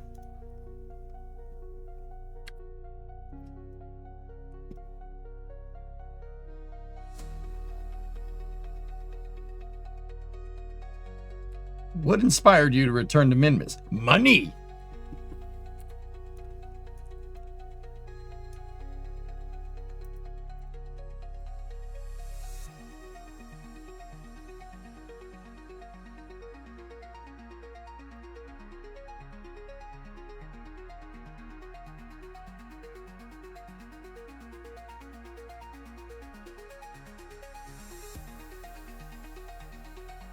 All right, now we're going to maneuver the lander into position. Who are you? What have you done with EJ? No hat and no beard. I needed to reset, and a haircut and a shave is a good way to do that.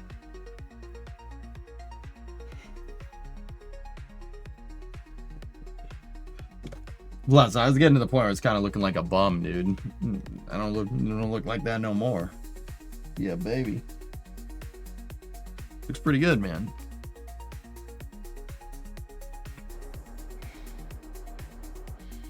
I did have a mullet, for what it's worth. I kept like the whole back here long, but that got vetoed. We didn't like that. Shame.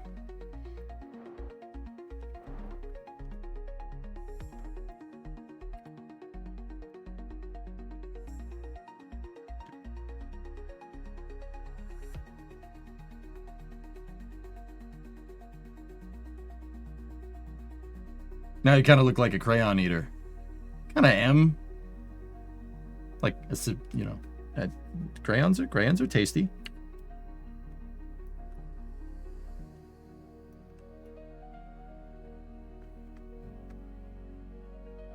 Make wife happy. Indeed. No. Okay. Where does that mean the most? There are these.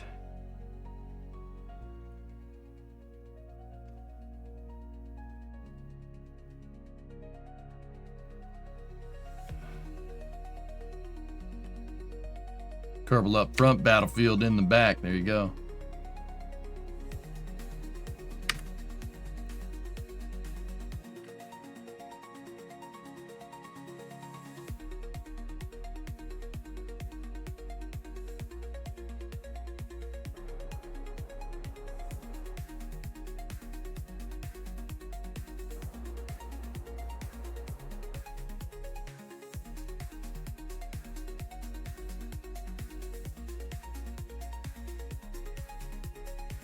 Okay, got our circularization burn dialed in for the lander.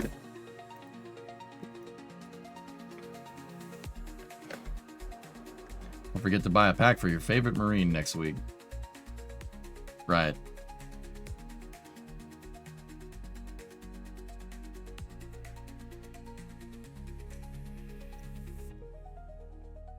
Like I said, I ain't no Marine, but I'll eat crayons. Sure, why not? Probably tastes delicious.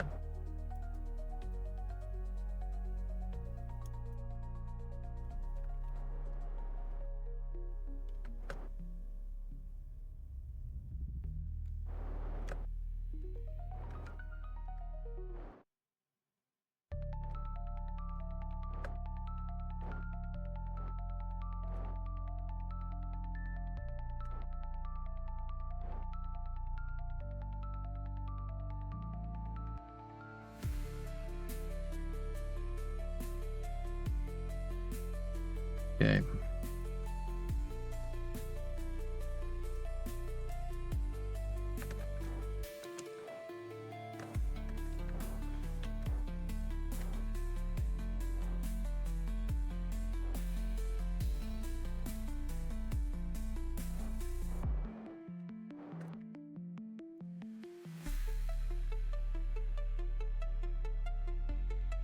Coming around, Rogue Leader.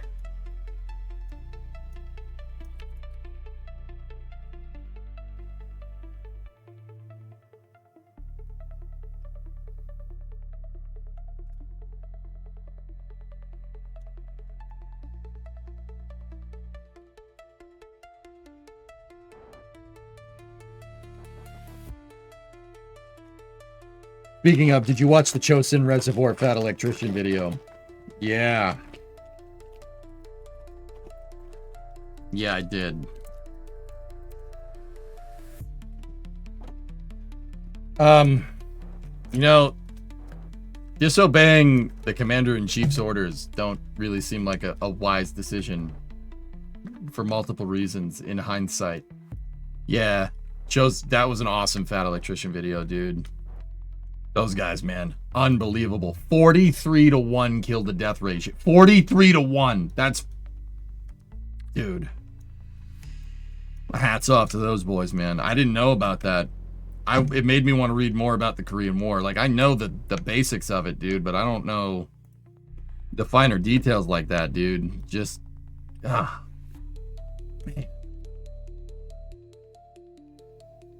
Yeah, at least they stopped keeping track.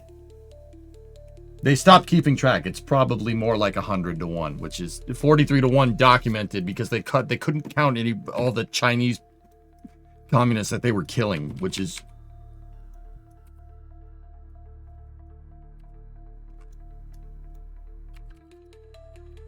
That is just, all right. Okay.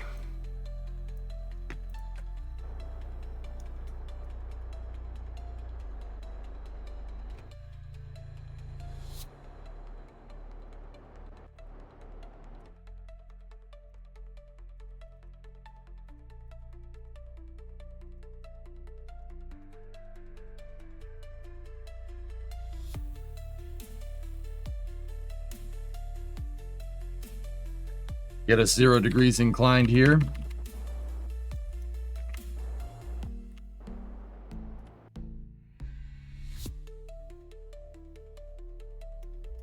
Yeah.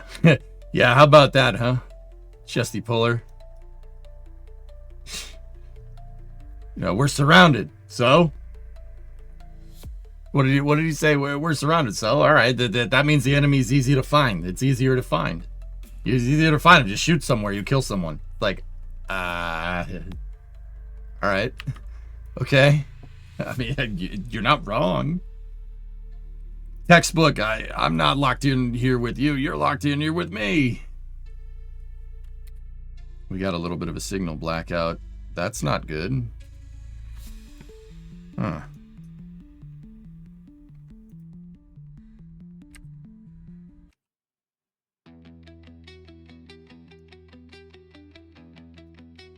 Oh, so much for that maneuver.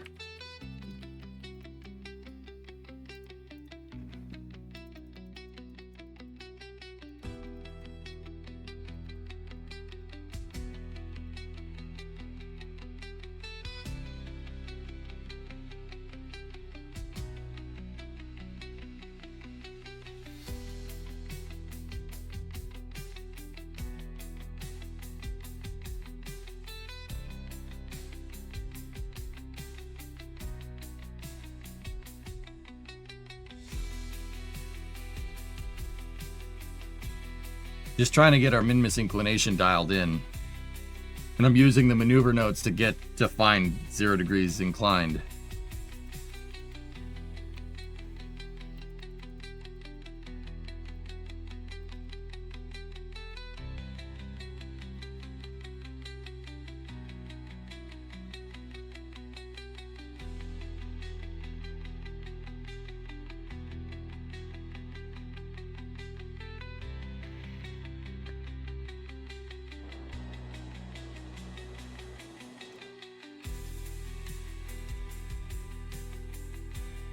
What does ejection represent? Angle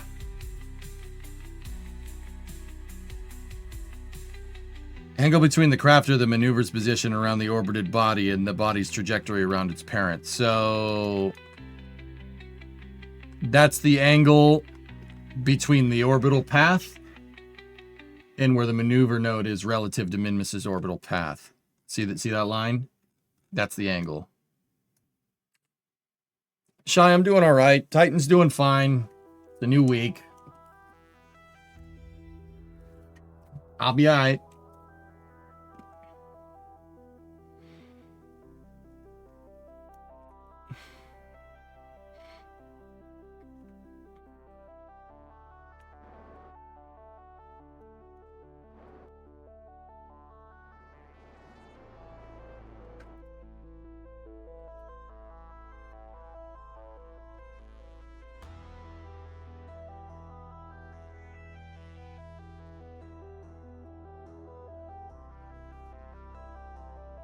All right. Remember, I might eventually want the capsule to rendezvous to this thing, and if we're gonna do that, I want to make sure that this thing is in as clean of an orbit as possible. Whenever you want to rendezvous two things together, always take your time. Take your time and make sure you get the orbit right.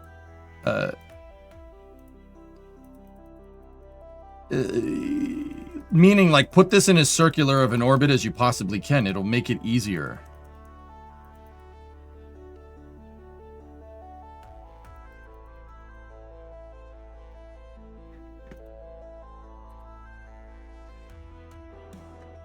Hey, Gentus, what's up?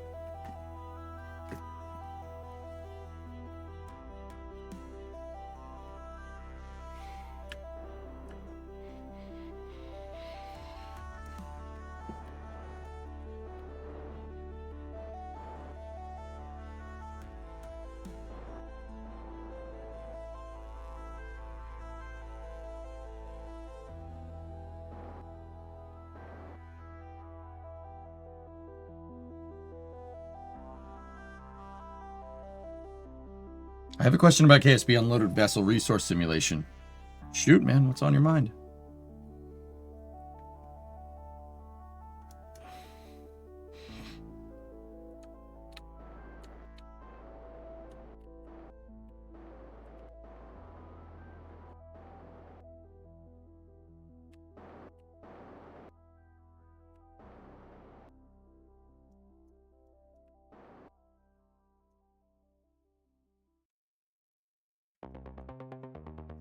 Need some Tootsie Rolls? No, but, Nah, nothing's leaking, dude. It's not cold. We're in the vacuum. It's nothing.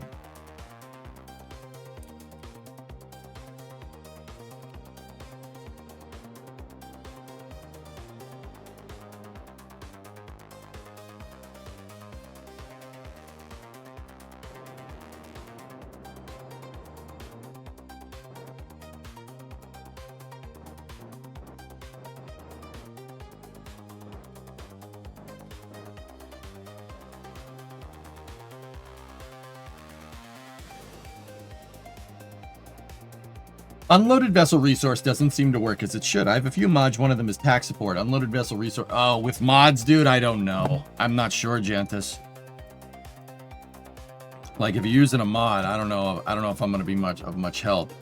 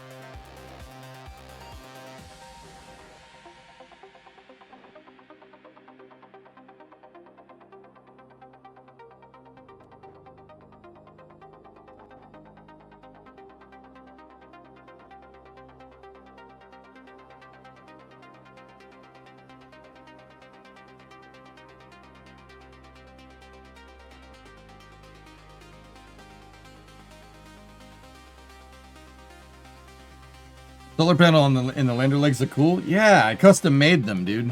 I wanted a wider footprint for my lander because I didn't want it tipping. So this gave it a really, really wide footprint. But in order to do that, the landing legs that were in KS, the ones that are there didn't really suit the application. So we made some, and it's just a bunch of robotic parts with struts holding it together to make it look cool. All in all, a handsome vehicle. I need to get rid of that. The ascent module needs to be bigger. Yeah. All right, 833 meters a second. We only need 150, 160 to get down to the surface. So this should be good for a couple of hops. And then the ascent module should be probably good for a couple of hops after that. We probably don't even need the ascent module, but it's cool. But that thing's in a nice, healthy orbit. Everything is good. We did 2 missions. We got some science. All right, good. First mission was pretty much a success.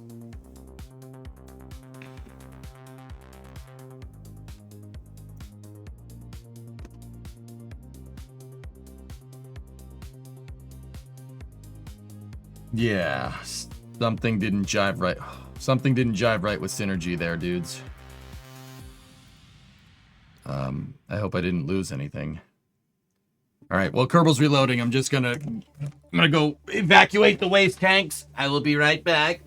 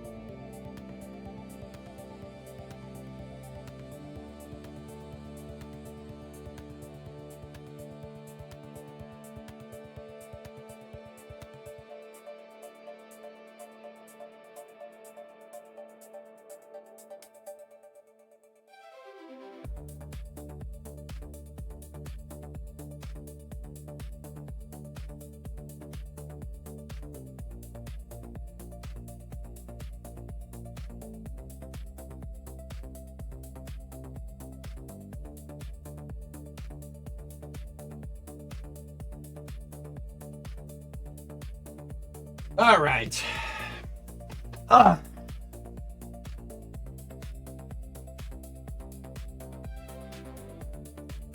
Discovery, go at throttle up.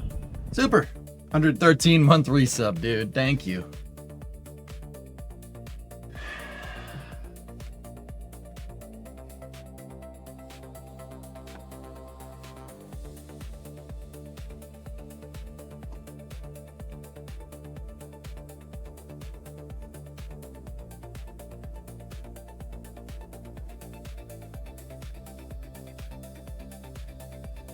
Yep, it's saved for me.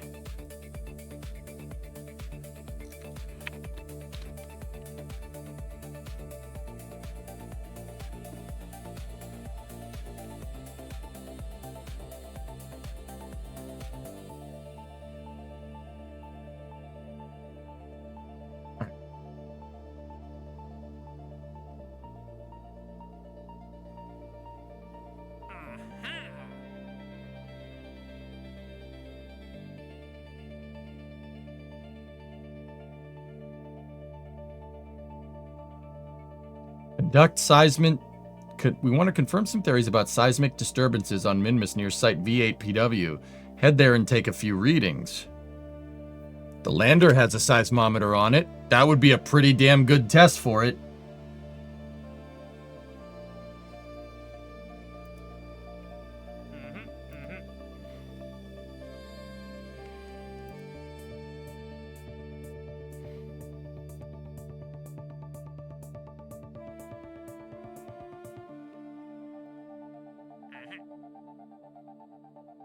Let's go take a look in the map view. Let's see. What are our active missions? Explore Minmus.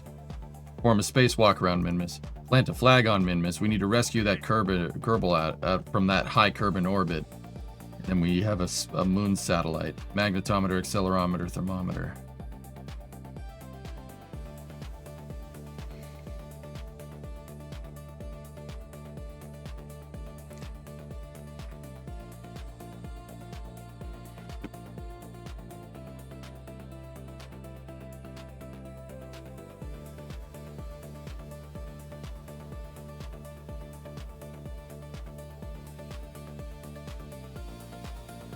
They're all next to each other.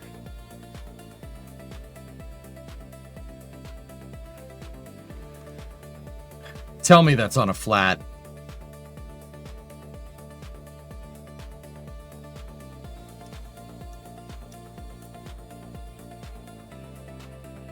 It looks to be on Highlands, if I'm looking at the shadow right. The failed satellite contract looks tempting. Yeah, but the failed satellite is dead. It's out of power. Failed Remius 1 is dead. That's why I called it failed, dude.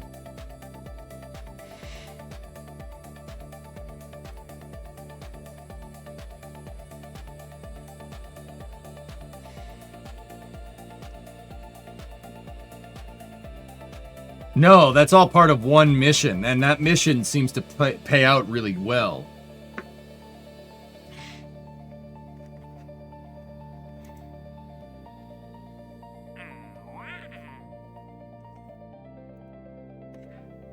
Take seismic reading. It pays 16 grand. 2 science, 2 rep per.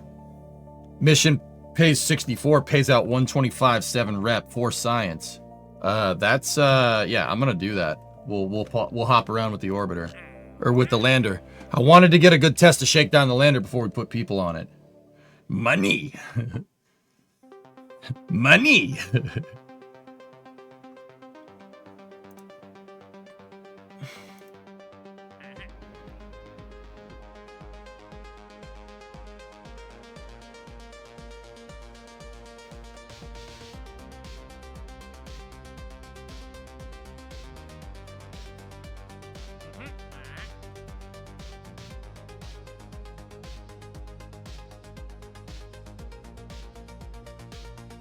Yeah, that mission pays dookie. I don't want that. This is a mission to conduct seismic surveys of Gilly near Hernandez's recess. Gilly? Gilly's around Eve, no?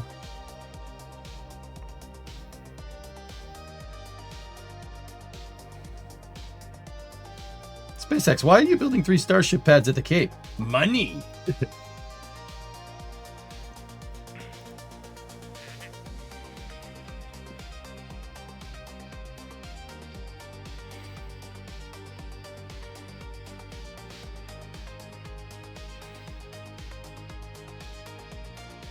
What are the current transfer windows looking like?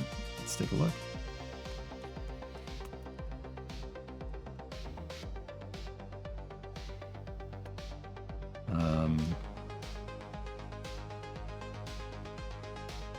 Nothing. We just passed a Duna transfer window.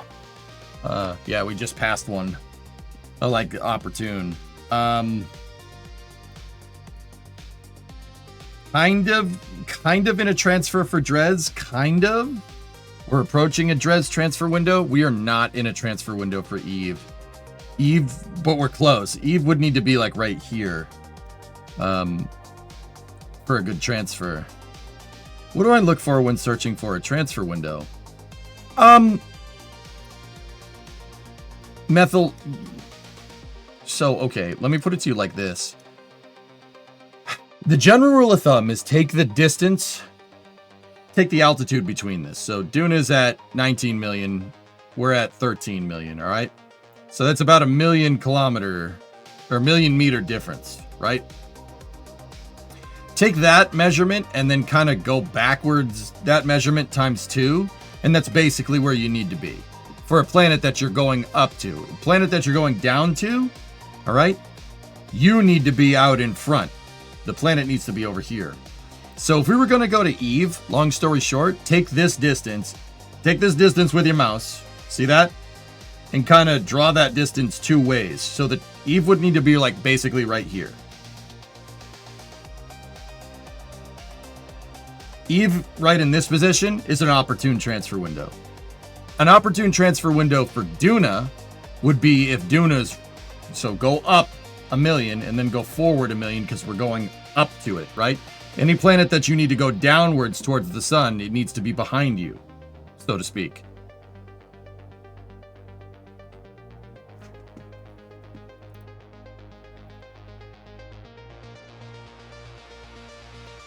Right? So if we wanted to go to Duna, we go up 1 million and then go forward 2 million. right? We want to go to Eve. You go down whatever the difference is. 9.4 million meters versus 13.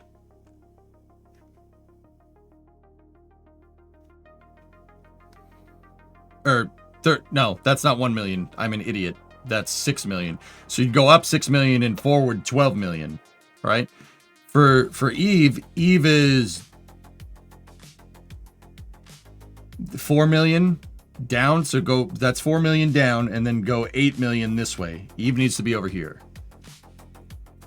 That works with every single planet, dude. Keep in mind, some planets are tilted. So Dres, you would have to take into account its ascending and descending node because you see how its orbit is tilted a little bit. You'd have to take that into account, but the phasing should work for the most part. That's what works, dude.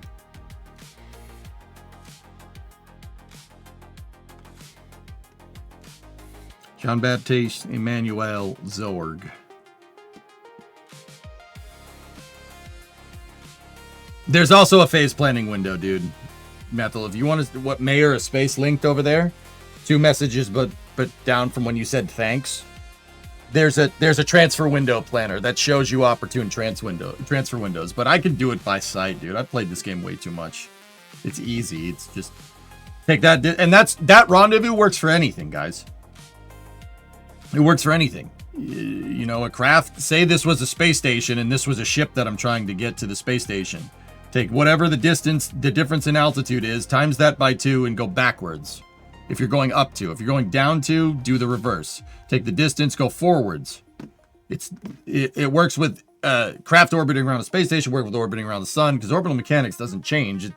How it works is pretty much the same. It doesn't matter if it's planet to planet or station to station or ship to station or lander to station or lander to ship. Doesn't matter. It always works that way.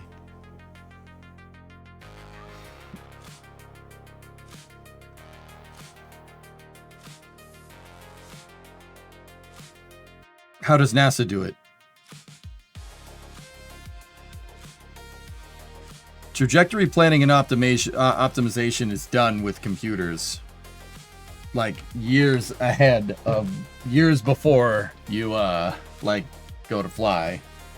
They do a lot of math. Yeah, money and math.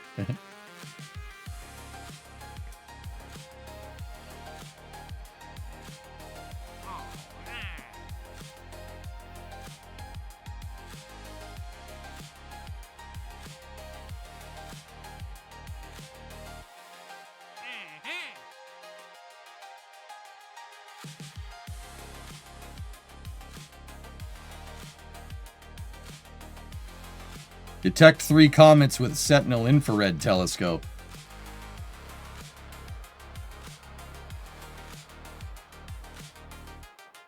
How much time do we have to do that? We need to do that over a 5-year duration.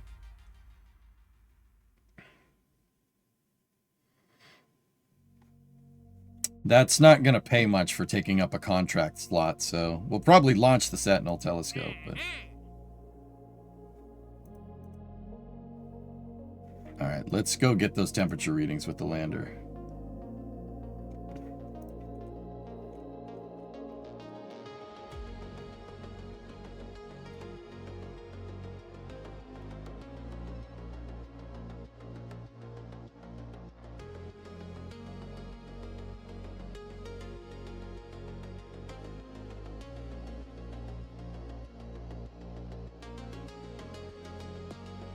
Discovery, go at throttle up.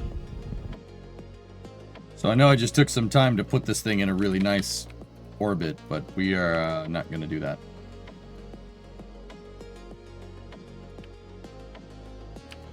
We need to go land.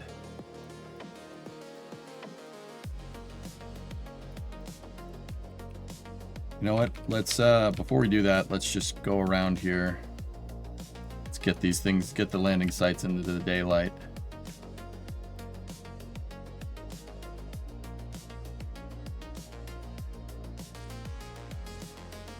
Cool. All right, let's bring the lander down to the surface, shall we? That should get us a good enough trajectory. Delta V margin is way higher around Minmus. Shouldn't be an issue. Hey Ramos, what's up, man? Okay, reorient the lander.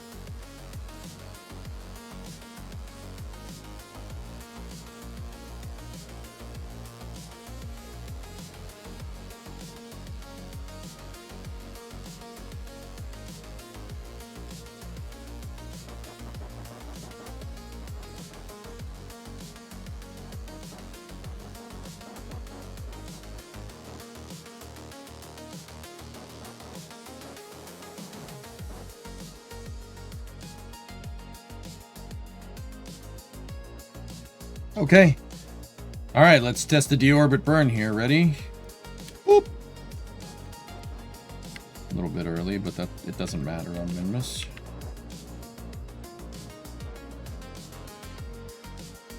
Good.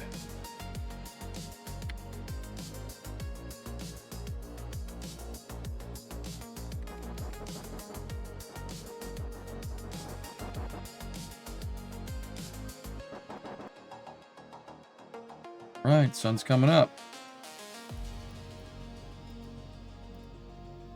Let's do this.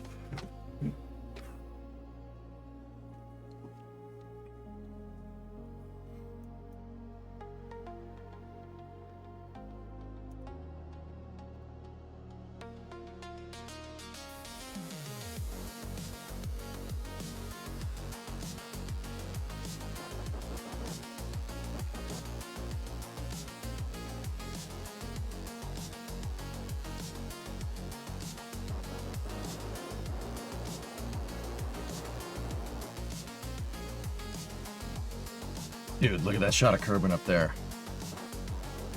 Heck yeah, man. All right, so we're going to go down and take some seismic surveys, and I'm also going to use this to just evaluate this design as a Minmus lander.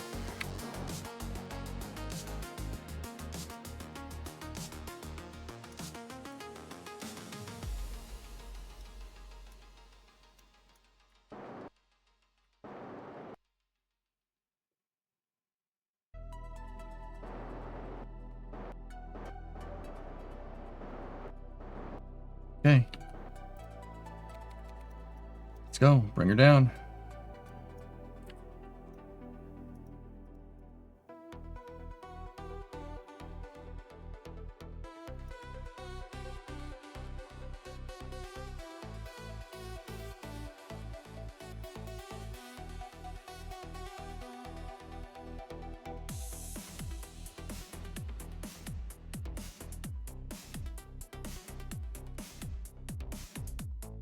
Okay, we have our navigation point for the first spot dialed in.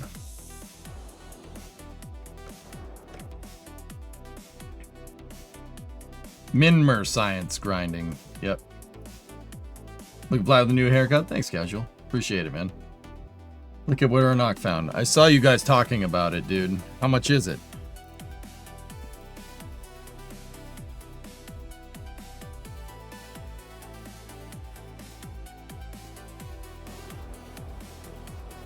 $8,000? I can't afford that, dude.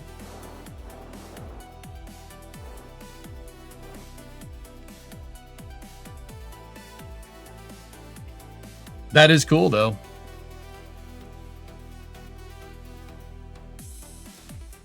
It's a whole race truck, or race car truck, like a race car hauler.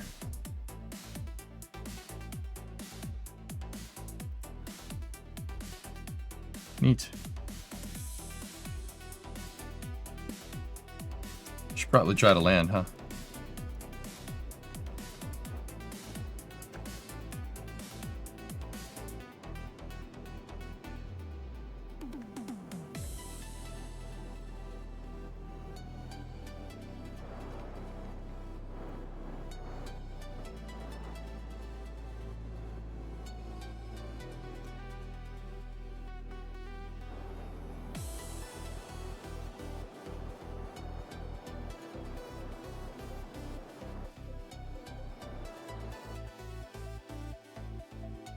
saving for Space News. Lori Garver replied to the. Yeah, I know, Shram. Yeah.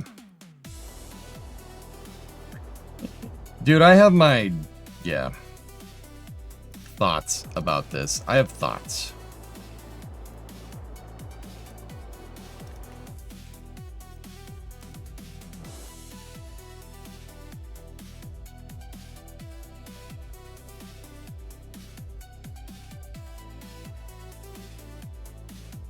All right, ground altimeter is on, reading 2400, coming down 24 at 41 meters a second, 22 at 43.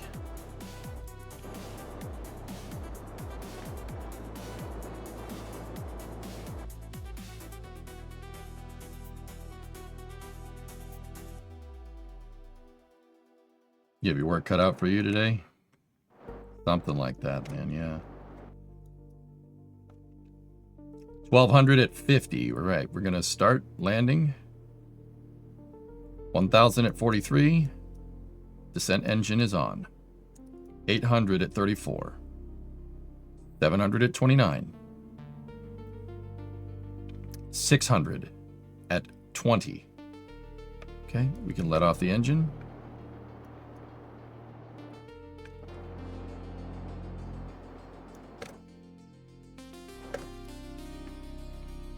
$300 at 20, reinitiating the engine for final descent. 200 at 14.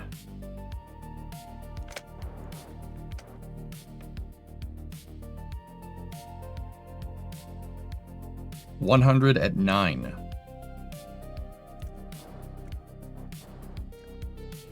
50. 40 at 2 meters a second. Coming down 40 at 2 meters a second. 30. 20.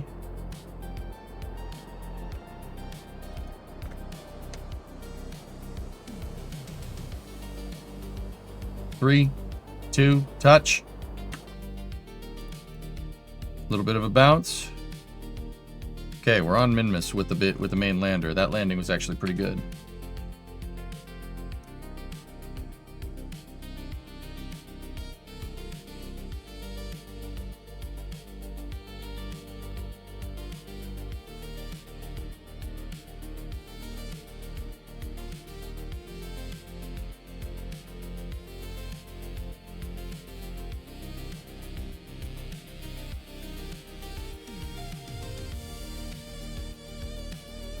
Now, where the heck are these sites?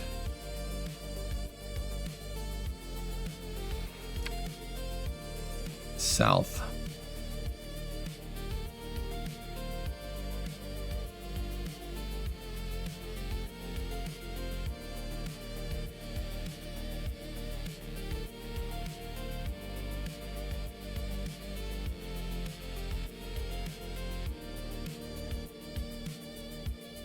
Okay.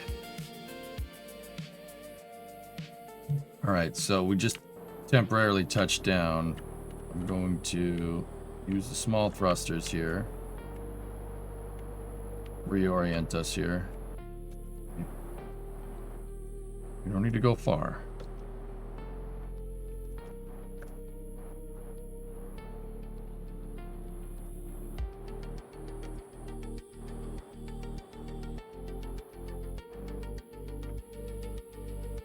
Okay, we're back up. Just trying to go due south here so we can get to those spots.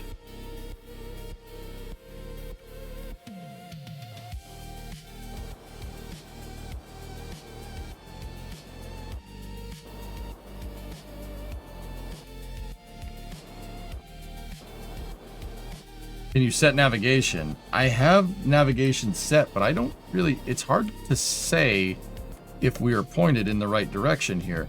If I maybe control from here, yes, okay, much better. Problem is my RCS is set for the right for the control surfaces this way, so we fall out of favor.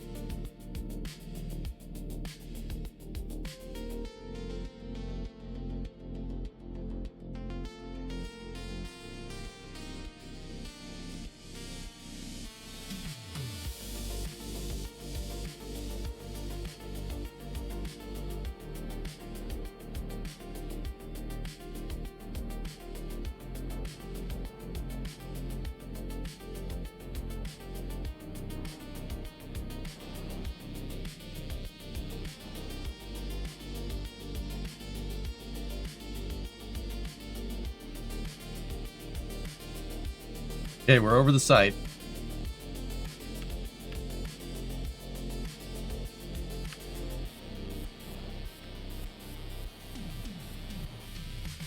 We have some upwards velocity still, so we just gotta... Okay. Alright. Enter landing mode again.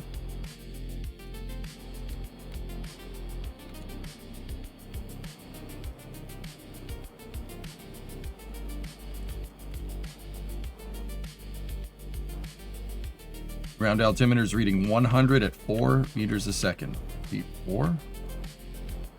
Okay. Coming down. 50. 30. Just using the RCS. I have more powerful downward facing RCS. I'm just using that to complete the last phase of the landing.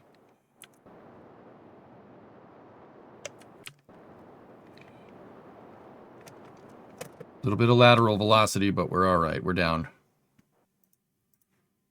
Okay. So we're in sight. We should be able to log seismic data. We have... Yeah, good. We got it. Excellent. We got one. We got the gamma site. Okay, cool.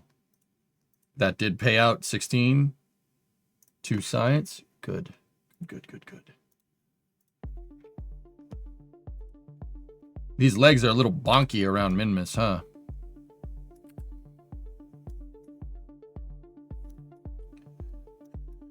Okay. That's way too much.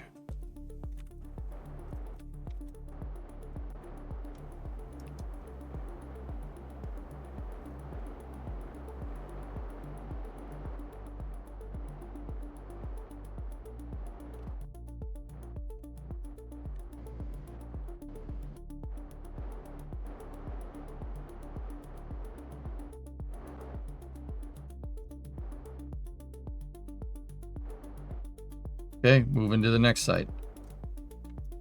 We have a 10 meter a second lateral velocity. And we're just kind of flying this thing over the surface. Hello, wow, you look younger. Thank you. So what if there was a shipyard in space? Will you or stay?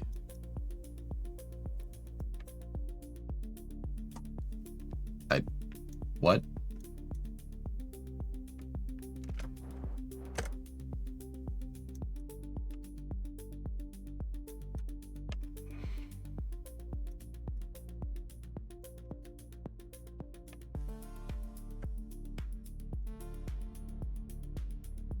Just hovering at about 30 off the deck.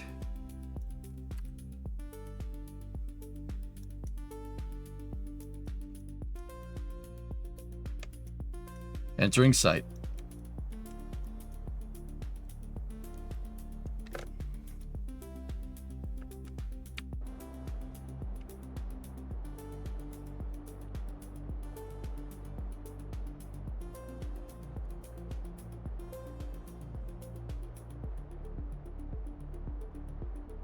Okay.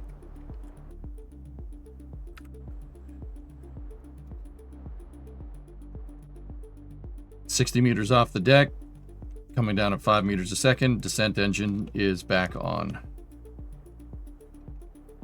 30. Got a little bit of lateral velocity, trying to dampen that out here.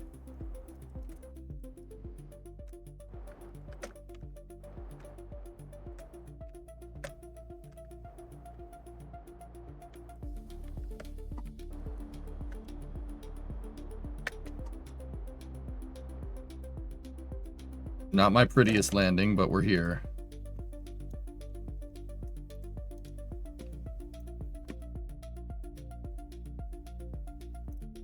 Okay. Navigation is updated. We got the alpha site. Looks like we have to go due east from here. So let's jump it.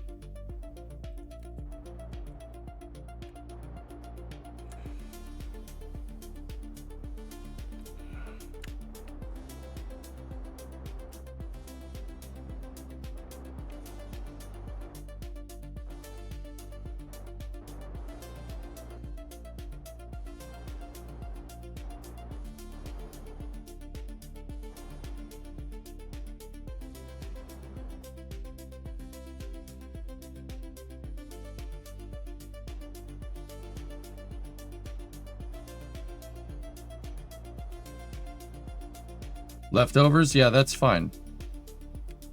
We have plenty of food.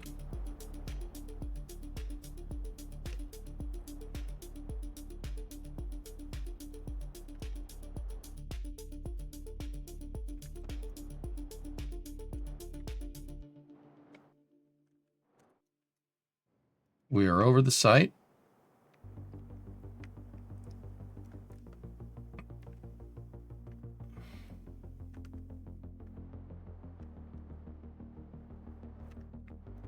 All right, starting the landing cycle again.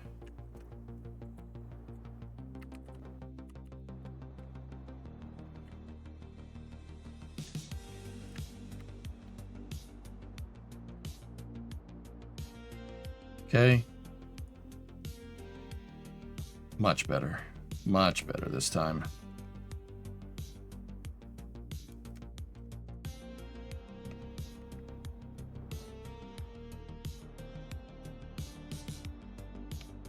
Okay, we got a touch. Oh, God. We're certainly putting those landing legs to the test here, guys, but we got it.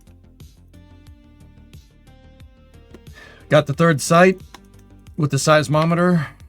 And now we need to go southeast from here. So, 135. We're already pointed the right direction. All right, so pop off this thing.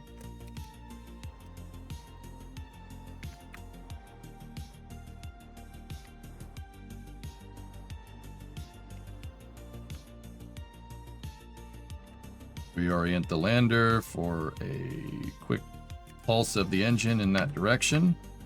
Okay. Got it. Why do you build these types of landing legs?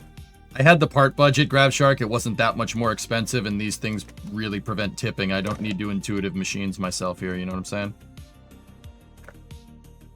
So you know Outer Wilds. I have never played it, but I know it, yes.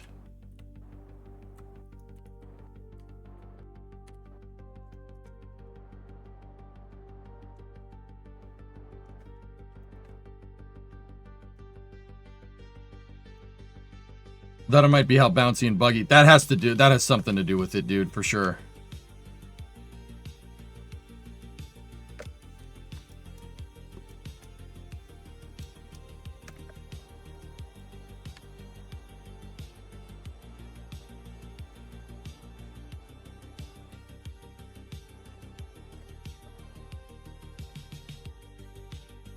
We're over the last site here.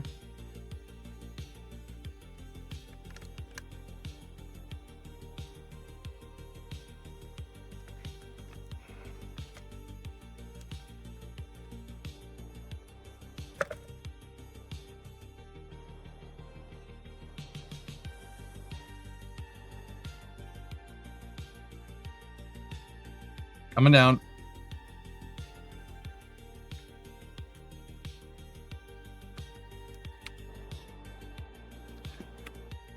Smoothest one yet.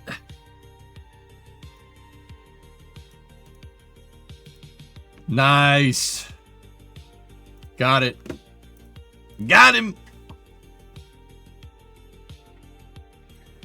Okay.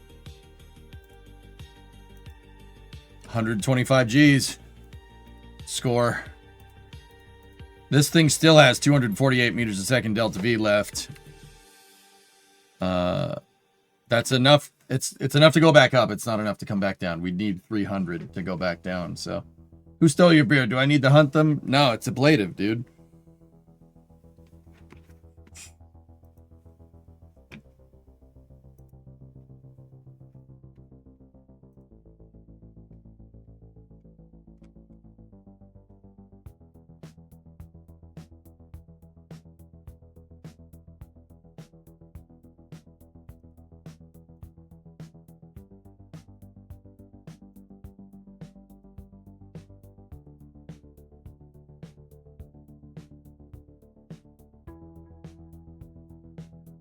I mean, Ernock, that thing is pretty cool, but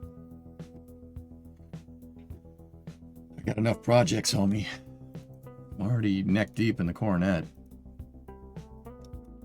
Who are you and what did you do with EJ? I know, it's still me.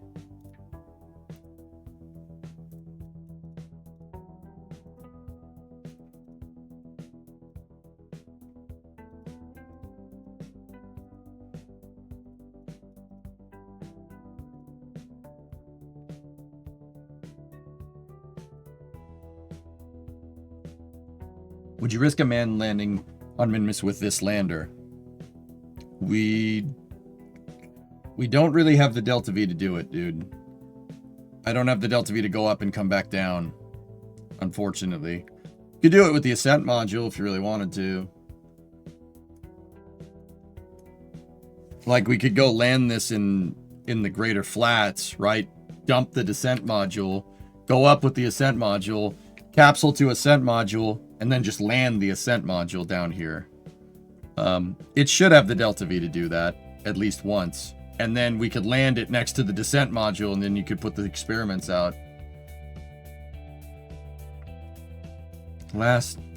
Dude. Relevant to the lander. How does now... What do you want? Thought, you know the really small lander legs, you could put them on cubic octags. You have the RCS balls attached to attack as the feet to get friction on the feet with the spring and damper at 0. I don't know, but I don't understand what you're trying to tell me.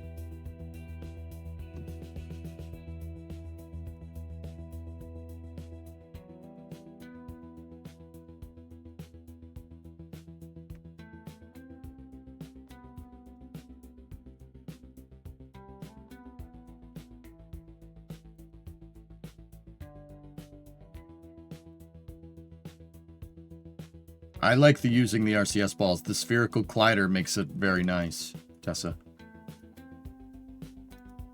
And they have high impact tolerance. I'm fine with the leg design. I don't want to change anything with the leg design.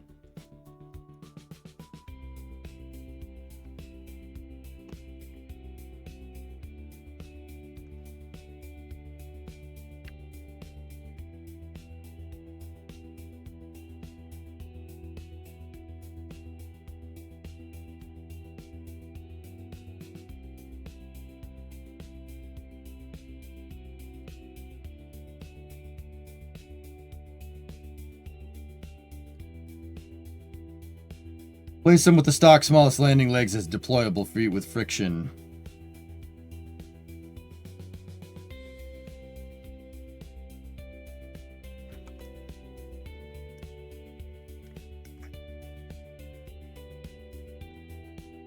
Yeah, I guess, but this design works just fine, dude. This does exactly what I want. Why are we reinventing the wheel?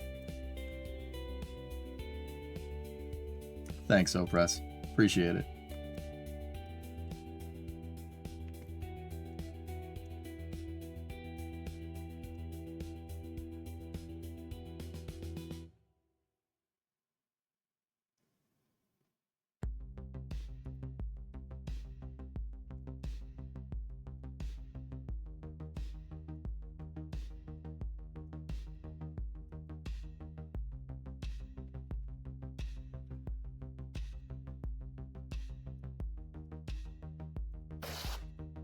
You know, if we can pop this thing into the flats, I can leave it there, and we could land another lander next to it, just in case we need another ascent module.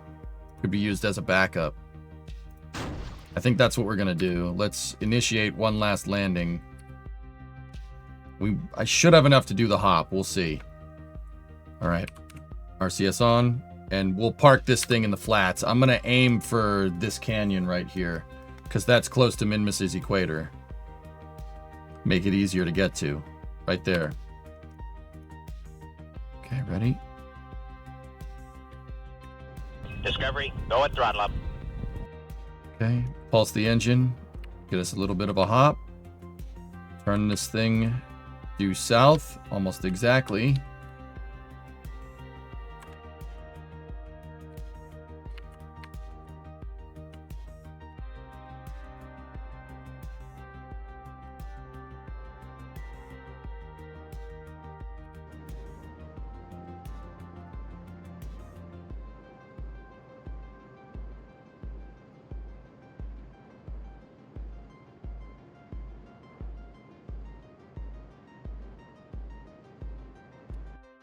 Good.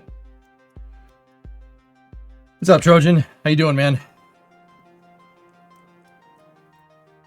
No, I just don't understand what Tessa's getting at for a use case here. I put these on here because they don't buzz around, because the landing gear buzzes around. putting the landing gear back on it, despite having friction control, is going to make it buzz around again. So why am I adding to my landing legs to fix the problem that I already fixed? I'm failing to get that part. Got to be careful. We only have 100 meters a second left. Ooh, this descent module might be dead. We'll see.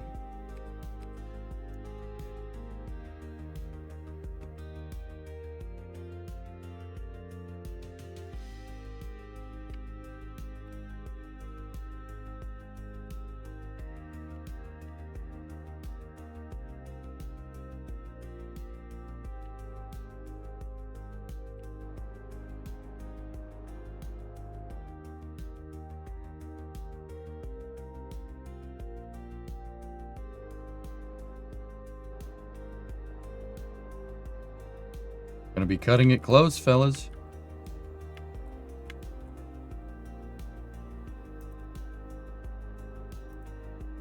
Discovery, go at throttle up.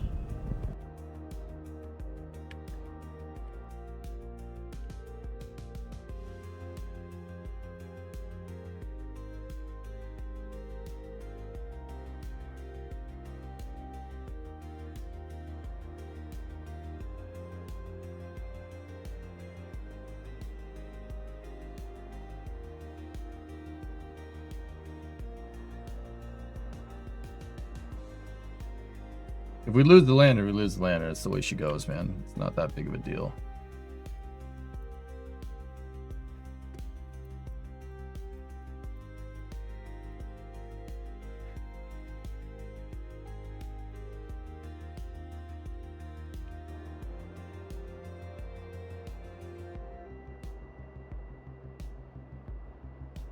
Tapping into the ascent module's monopropellant supply.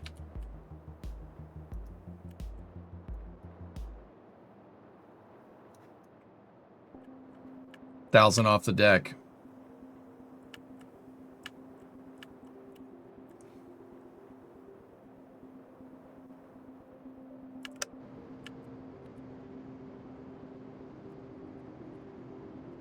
Firing the engine.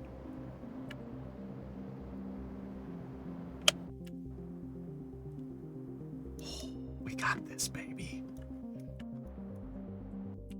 We got this in the bag, dudes. Come on. We got this in the bag. We good. Of course we're good. It's us.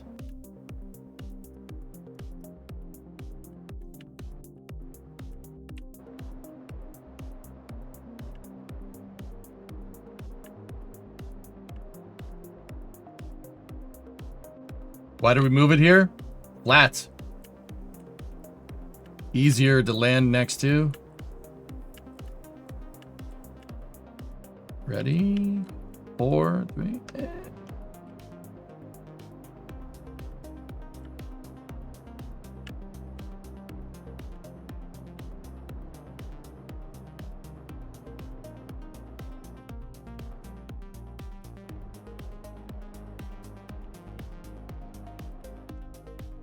With some fuel to spare. Look at us. Who would have thought? We used about half of the ascent module's monopropellant, but that's okay. It has way more than we need.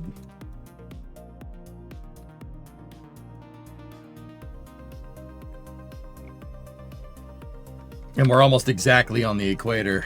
Nice, dude. Can we get any data from here? No, I did this so we could put this on the equator, make it nice and easy to get to, and we could land another lander here. And if we land another lander here, they can use this ascent module as an escape mechanism if anything goes wrong. We're not using the descent module, but we could also get surface experiments down. If we have this in another lander, we could put more surface experiments down. Hey, AJ, you seem to not have the latest parallax version or deferred rendering version. Yeah, I don't like updating and changing things, so it's probably really old. Yep, we got extra solar deployables. Set up a nice base here. Who knows? Maybe our shipyards will be here someday. Who knows? All right, dudes. Good stuff. Good stuff. How much money we got? We're over 1 million. Excellent. Can we get any science here? I'm pretty sure we got all of it. What about the barrow? Nothing. Seismo? There is some science to be gotten here from the Great Flats. What about the goo? Anything to write home about? Nope, nothing. Okay, we'll just put this thing in safe mode.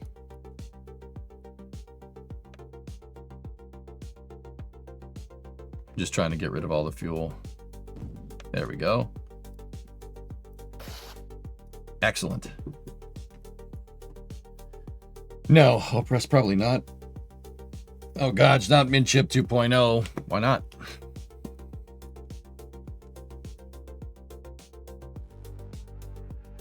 Envision Starship as a spaceport where they make space battleships and robot. Oh, I love and robots.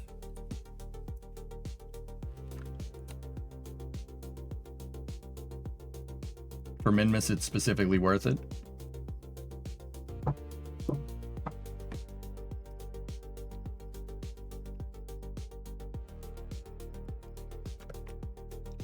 Sweet.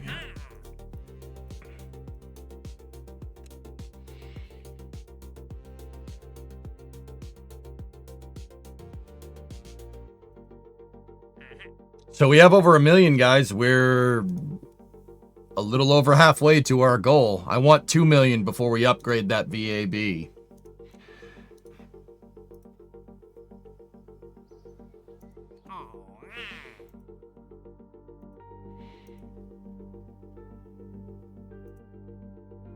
Position a satellite in a polar orbit around Minmus. That pays 100 grand, 7 science, dude. It's not bad.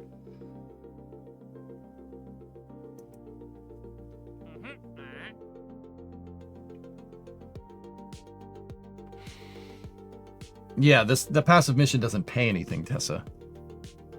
And I think it's gone, so don't matter. Just say Smith. None of this matters.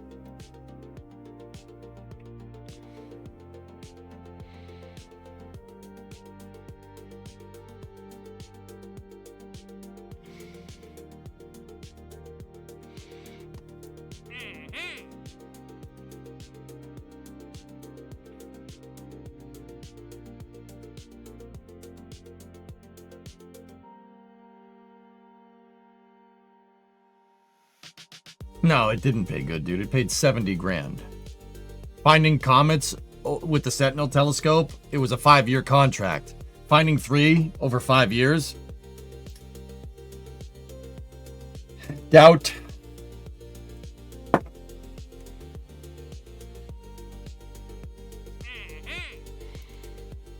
We still gotta go get his wig.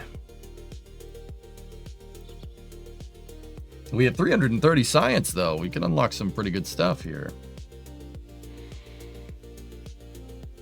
160 and 160 is 320. We could unlock 2 of these things.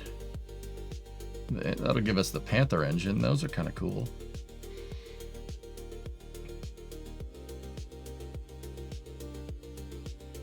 The grip pads are over here.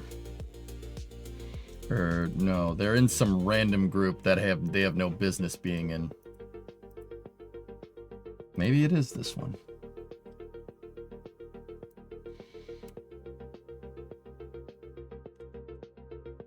My hinge is in there. Bigger fuel tanks for bigger vehicles. Bigger fuel tanks would be right there.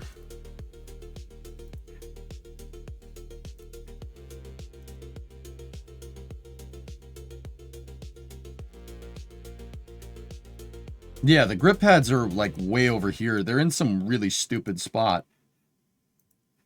Yeah, there they are. Like, what? We need a 375 vehicle?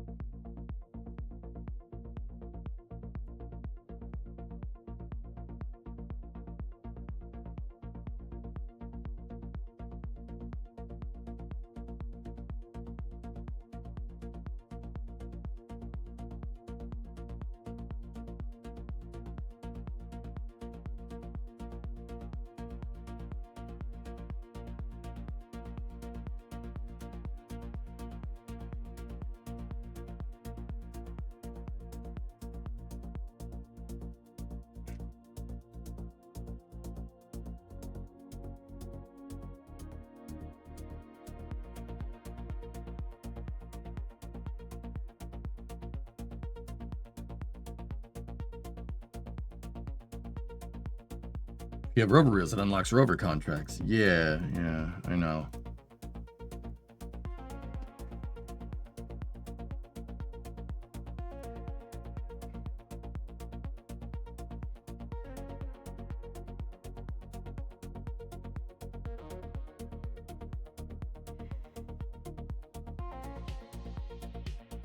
The 375 system will afford us to unlock some pretty cool stuff, Shark Tales. Yeah, I mean...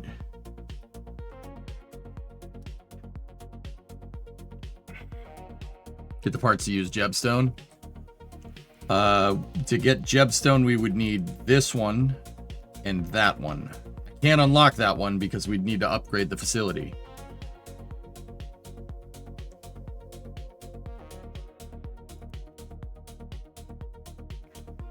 But Jebstone could, I mean, I love that rocket, dude. That thing is so damn good. I noticed you build rockets in the spaceplane hangar. Could I ask why? Better camera controls, dude. Yeah, I like having a wider horizontal space. It makes it easier for me to like zoom in and work on stuff.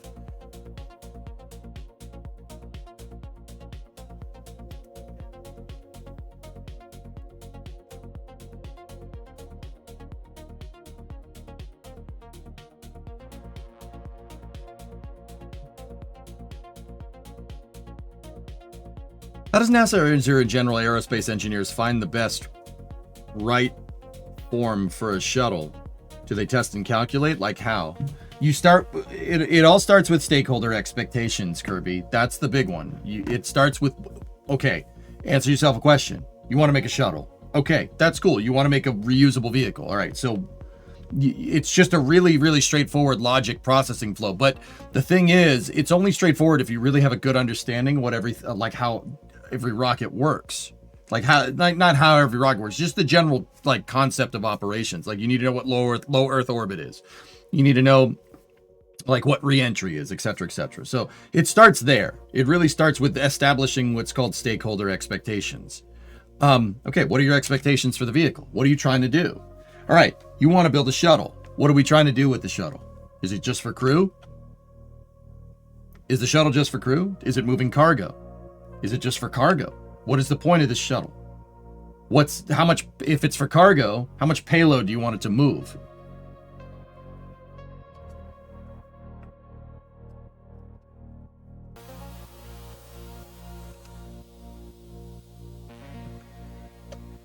Thoroughbred would cut down on the first stage part count, boss.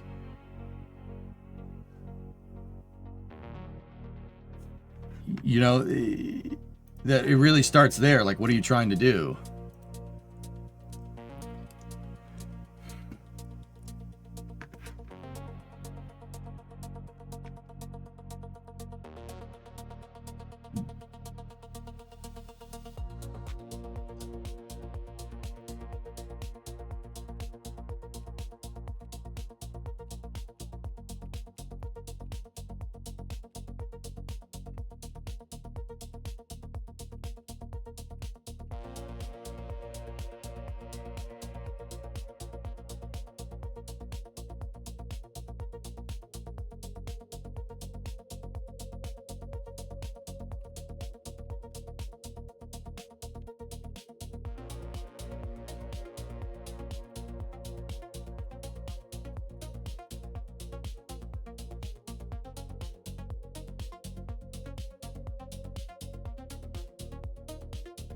One version wasn't aerodynamic and not big enough. It's not supposed to be aerodynamic. That's by design. The space shuttle flew like crap because NASA intended it to fly like crap. It's a re-entry vehicle. It's not a fighter plane.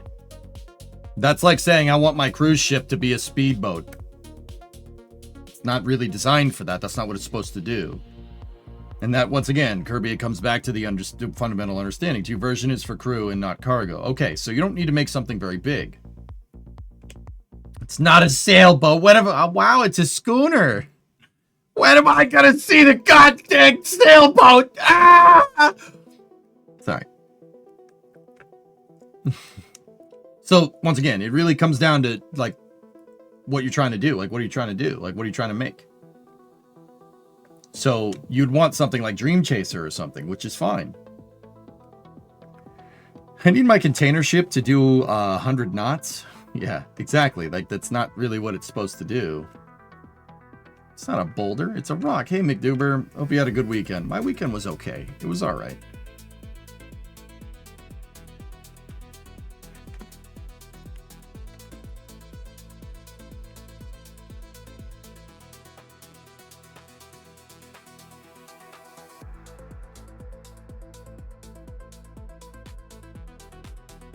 It would if it could.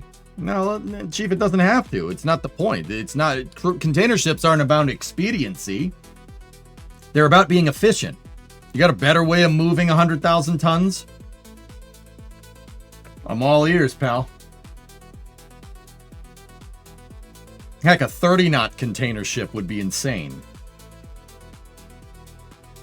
Be a lot cooler if you did. It's not, you know good and well, dude. You navigate in the high seas. It's not about going fast. I mean, sometimes it is, but fast for a ship is 30 knots, 40 knots.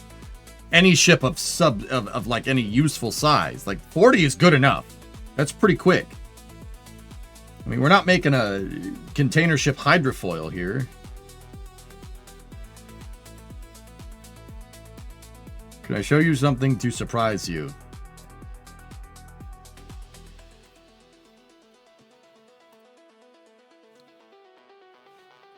Yeah, sure, if you want.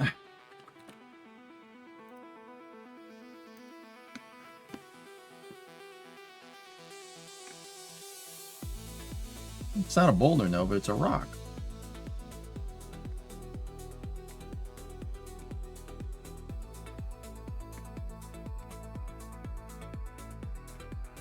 My concepts are real and easy, but it's a Mars moon shuttle working with an ELM and a skyhook system with a docking that I'm very proud of, but I don't know if it works.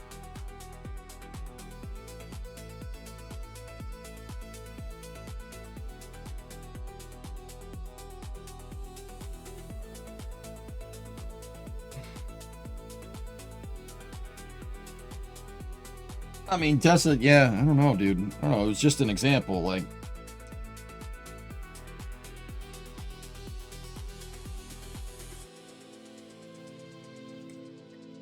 Oh, baby. All right.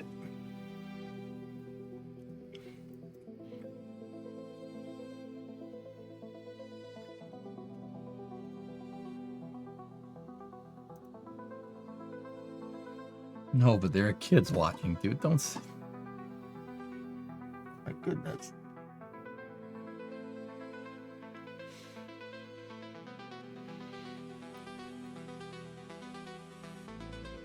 Anyway.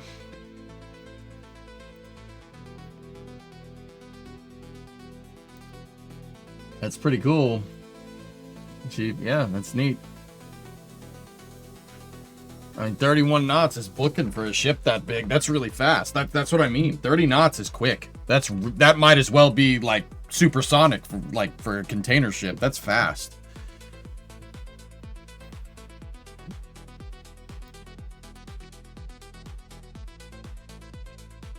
It's always tough, the science tree choices. Guys, what we could do...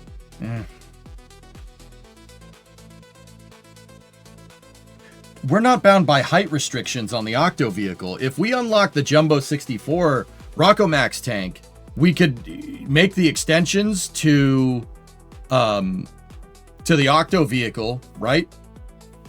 And make the extensions to the Octo vehicle that we need for the boost back and landing. And if we could do that, we could do that for basically the same part count. I think I'm going to unlock that.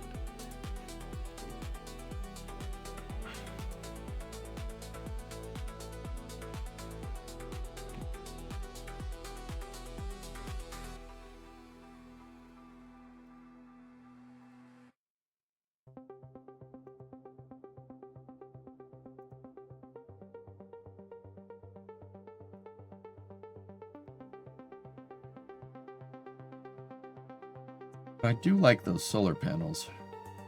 Or get thoroughbreds and replace the first stage entirely.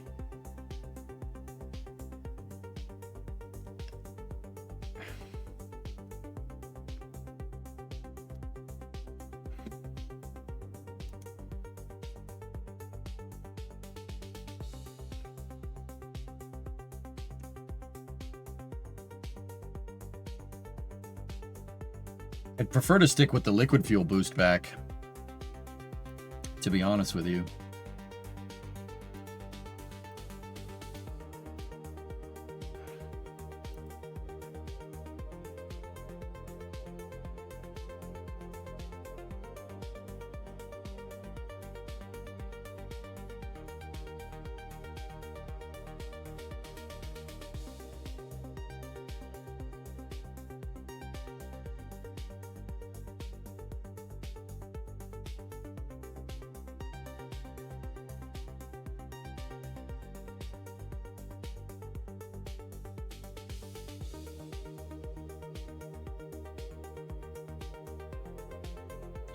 That does get us some good monoprop tanks too.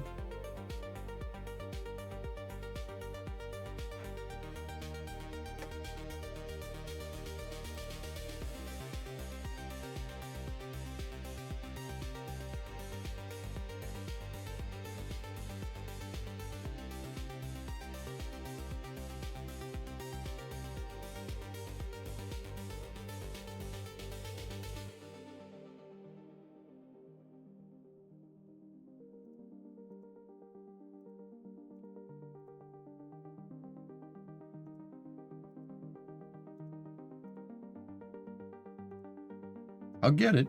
We'll keep it, and we'll see what it does. But let's go. All right, what's your next focus? Well, I just unlocked a much bigger U tanks. I mean, monoprop tanks.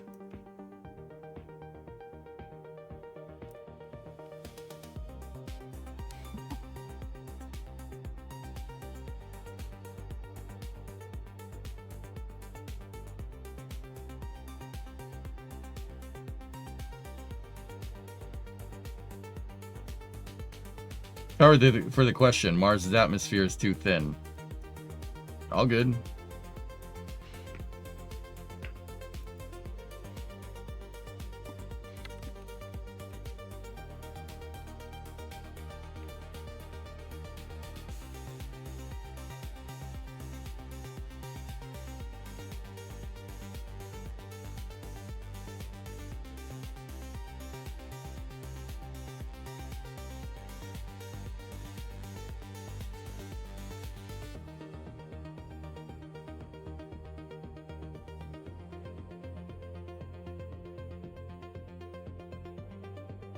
Money. Hi, I'm new here. Could you build a new rocket and do something?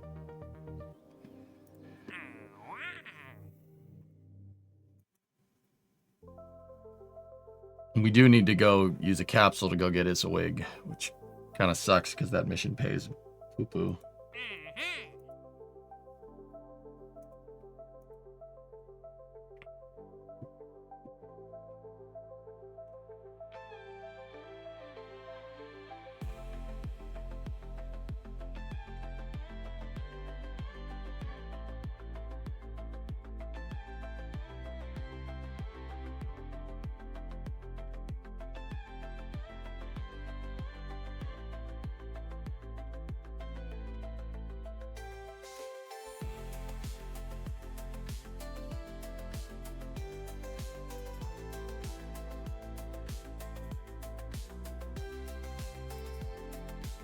Ah, there we go. Isawig.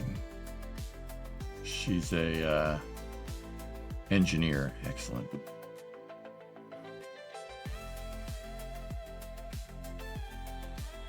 Cool. I'm thinking about what we should do next. I kind of want to clear out the queue of missions, and I don't really see anything cool here. Obfell. Where's Obfell? Might be able to get him too.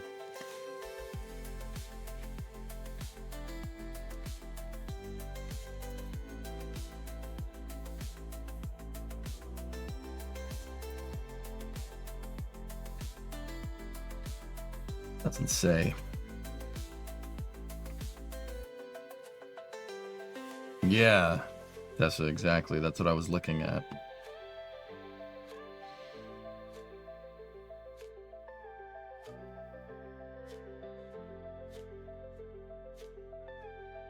How many scientists do you have? It might be space station time. Yeah, Science Space Station might not be the worst idea. We need to get us a wig, though, because we said we would.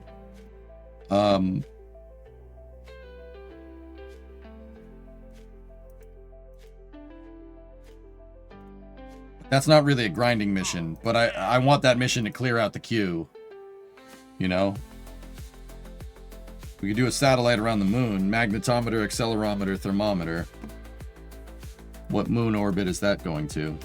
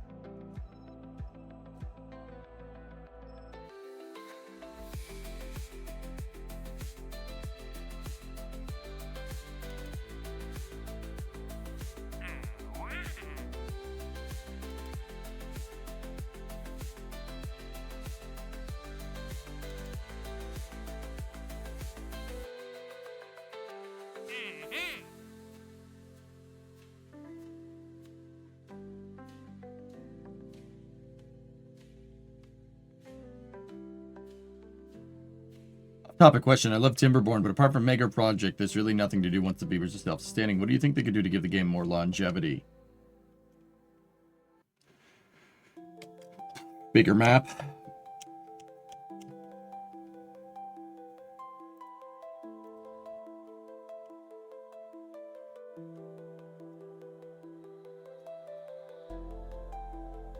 Nah.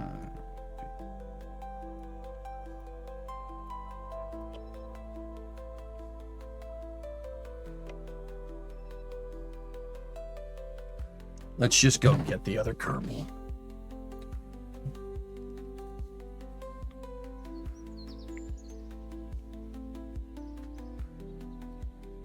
Oop, no, not the SPH. I meant to click on mission control. I'm just looking at the time allotted here before we got to start space news. We got a lot to talk about today, so.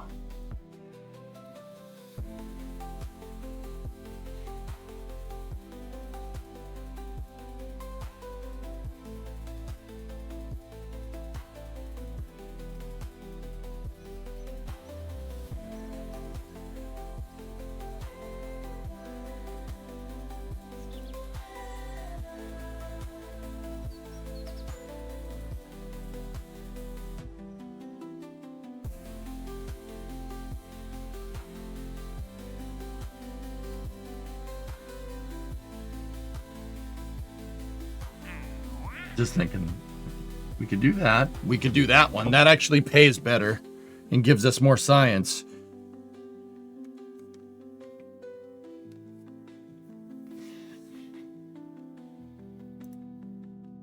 It's from space around the moon, Tessa. That's not what we're looking for.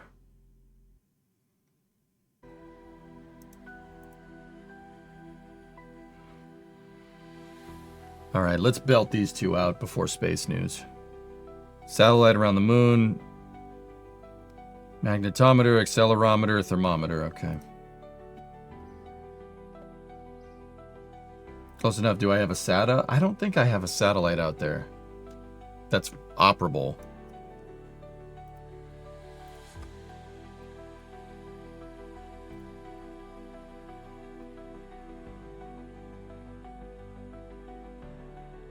No, Maxosat.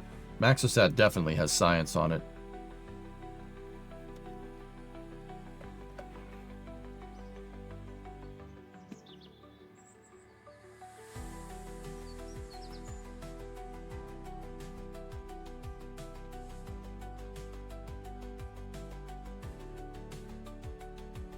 Thanks, Chuck. Appreciate it.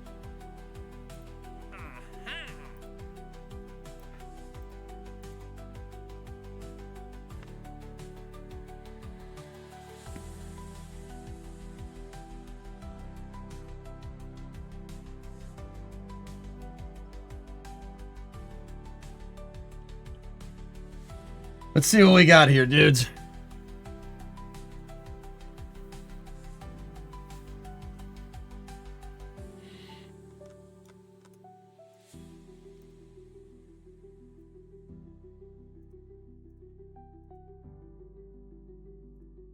Oh, easy money.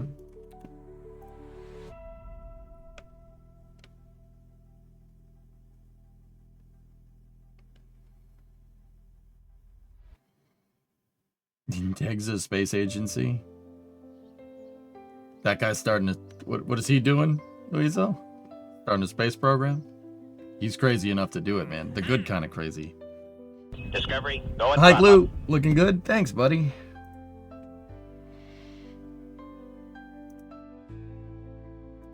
Chump change. Chump change.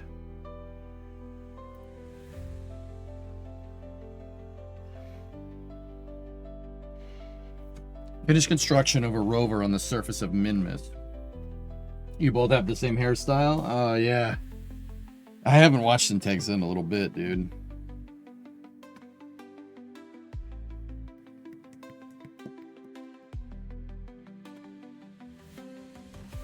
That pays 278. Finish construction of a rover on the surface of Minmus. I might take that for our Minmus mission. We got to send another lander out there, and then we got to send the capsule out there, too. I'm not sure what it needs, though. But that pays 278 grand. That's a huge mission. 80 grand on the advance. That's really good. And we can bundle that together with our Plant Flag on Minmus Explore Minmus mission. And just really would like to know where that damn rover is.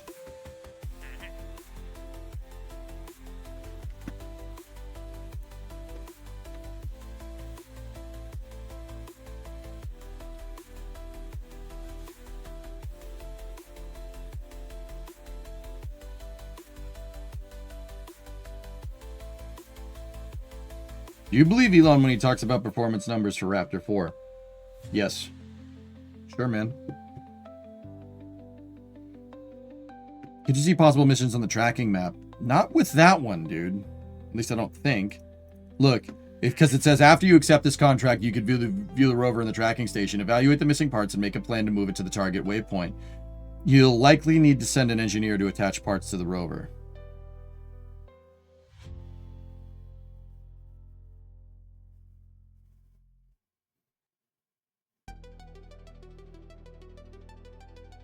Do you believe Elon when he trolls a flying Tesla? I don't know. We'll see. Yeah, let's just do it. Screw it. All right, where is it? You need an engineer to put the parts together? It doesn't say you need an engineer necessarily to put the parts together. It just says you just got to move the rover to the waypoint.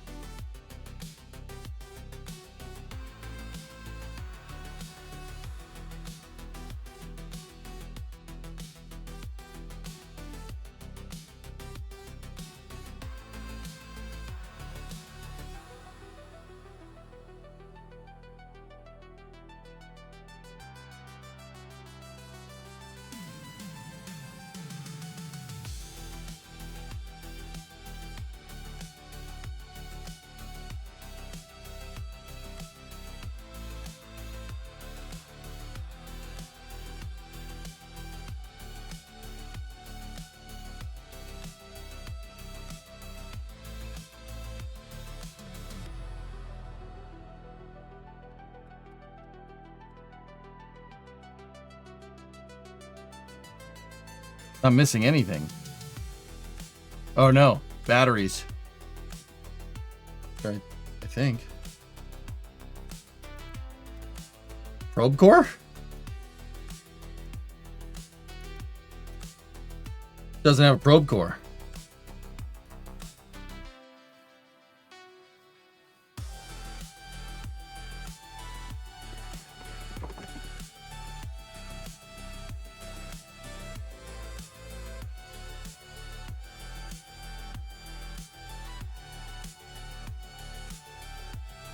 It looks like one of the lights is on.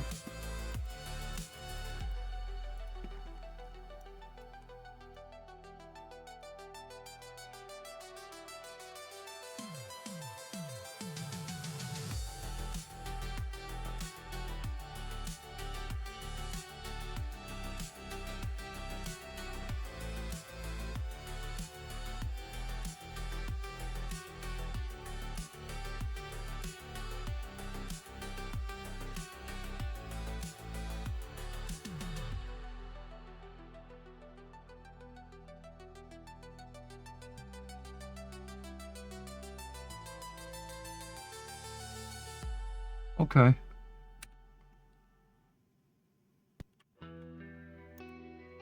Just needs it needs a control point. That's it.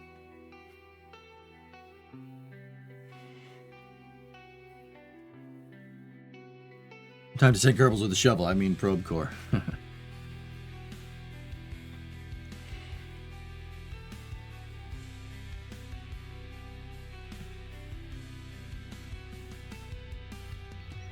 Ian, I know you said talked about it 1,000 times, but I hope everything's going better. It's a new week, dude. It's a new week. Yeah. I'm good, man. Thank you. Yeah, I'll be all right. I mean, there's no guarantees this week. This week might suck just as much. I don't know. Do you have the claw? Yeah, of course. Yeah, we have the claw. We could claw a control point to it if you want, but then we could just send up Kerbals. We just demonstrated that the lander can land in multiple spots, Tessa. It's really like... Who's this fresh-looking young man without a hat on? And what have you done with EJ? I am EJ's younger brother, Bill. Bill guy.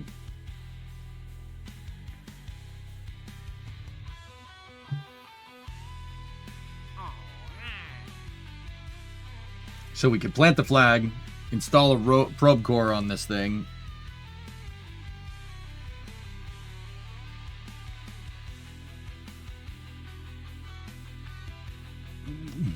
BJ, yeah, that's great.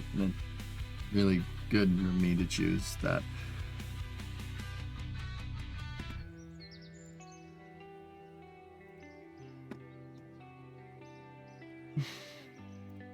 So let's plan out this mission.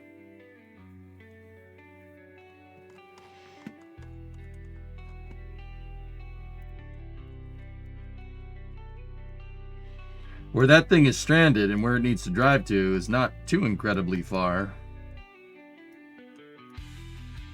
We could land the lander down there, guys, right?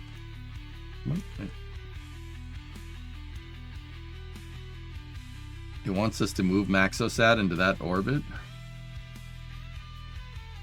Oh. Shouldn't be too hard, actually.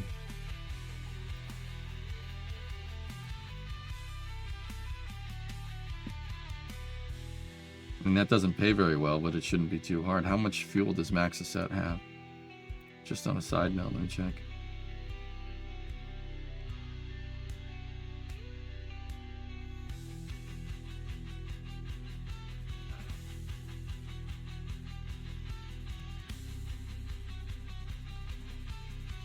It has the Delta V to do it. So we could do the first landing at that rover, install the probe core on it, have the Kerbals hop to where the other lander, the spare lander is down on the surface, right? And then we could drive the rover to the waypoint. Shouldn't be too hard. For our Minmus mission. The problem is that's going to take some time and we got space news coming up.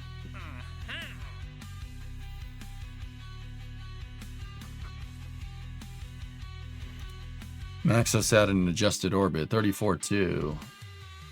That shouldn't be too hard. I mean, it's just, yeah. I'll just grab it. Let's just go do it.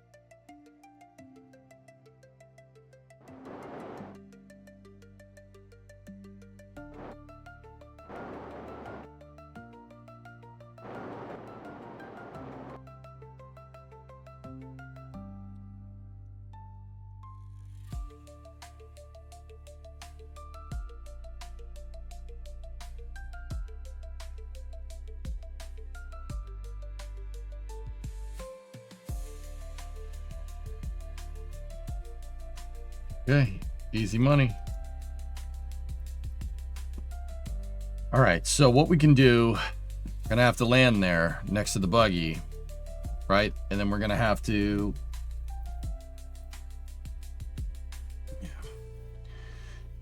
yeah, we're gonna have to land next to the buggy. We're gonna have to go there. Install the probe core on the buggy, and then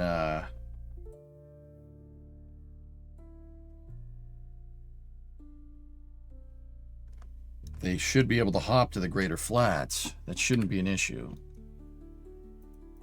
We can set up shop over there. Now, in terms of the Maxosat, yeah, we already used all the science there. But we are gaining money. We're grinding out missions, which is good.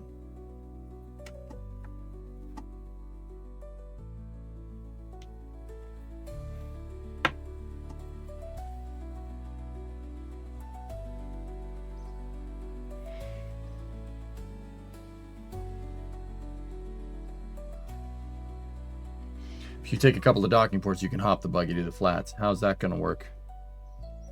Thanks, Two Toads. Appreciate it. As an adding parts require an engineer.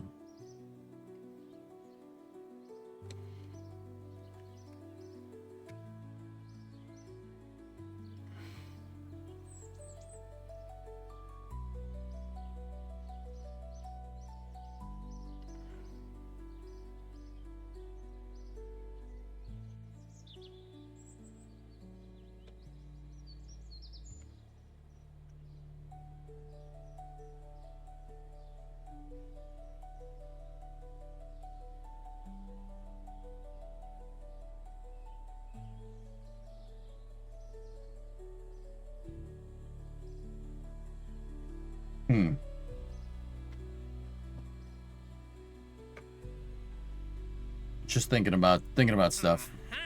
What missions do we have? Cover a component, up-bell, satellite around Minmus. That pays pretty good.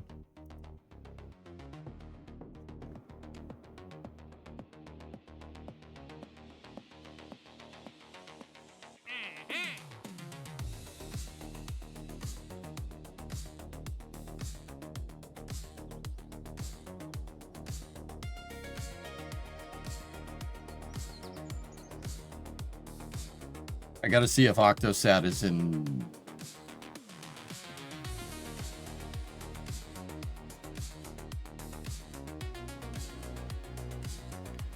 I'm not sure that thing is gonna have the Delta V to do it, Tessa. I'm not sure it's worth the 30 Gs.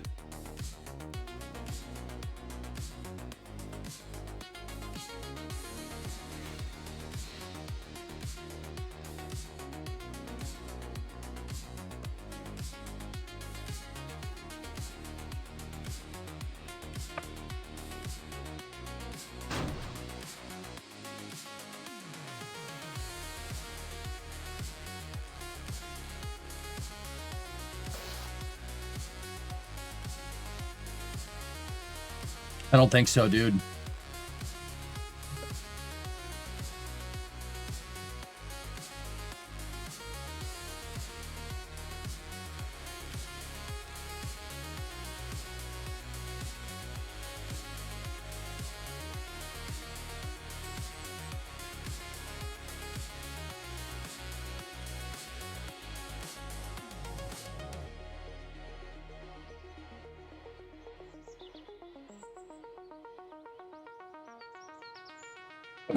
Okay.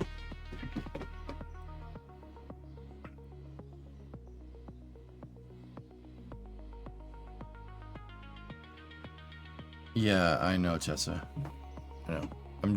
I want to start thinking about the Minmus mission, how we're going to do that.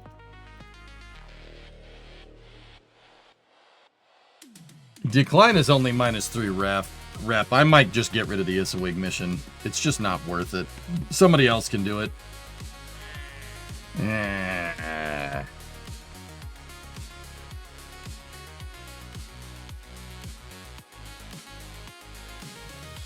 Ooh. Yeah, a rep's still super good. Somebody else can get it. We'll get it. Kerbo9 can do it. It's fine.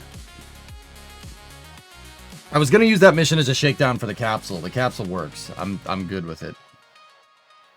We'll get other Kerbals.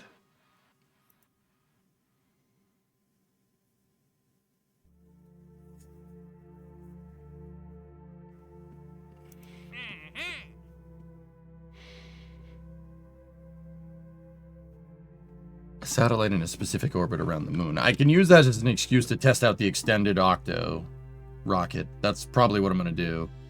It's probably what we'll do for the rest of the time being here.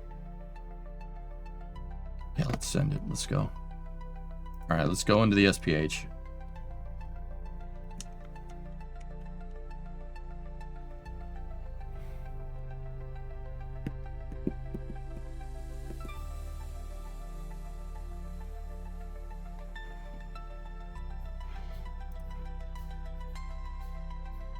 Oh, it's playing the music.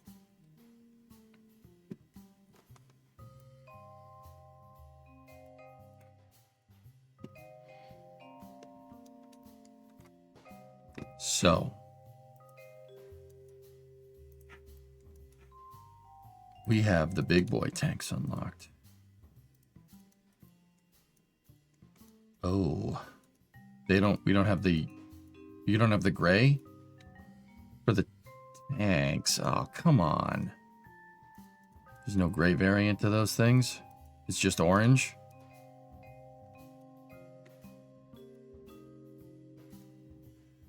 And see, I also unlocked better monopropellant tanks. We unlocked bigger monoprop tanks, so we might be able to upgrade the landers' monoprop systems that way.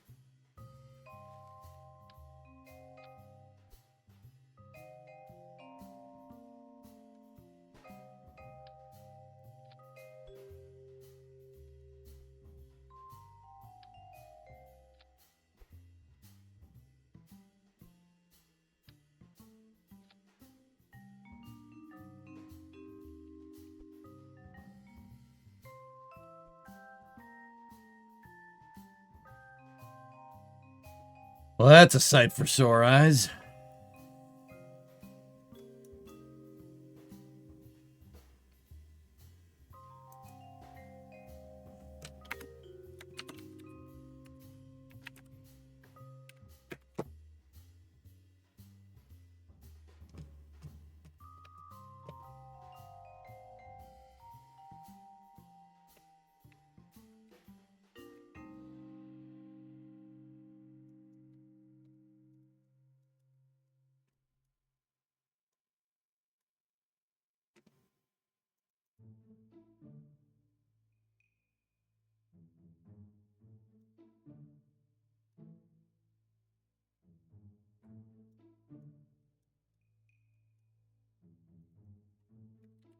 Let's refactor it to Condor 9, Block 1.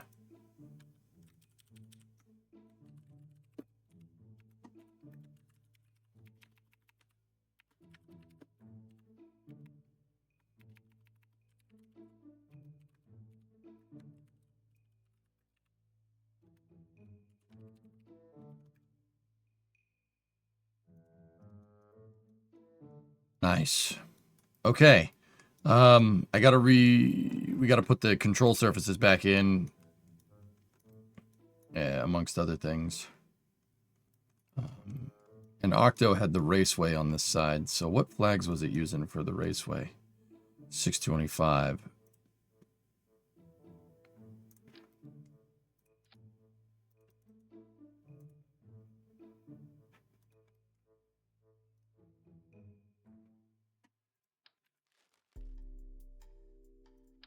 Freaking Kerbal music, man, brings me back. No, that's not good enough for a raceway. We need to use the 625 part. Go into my color swatches. There we go.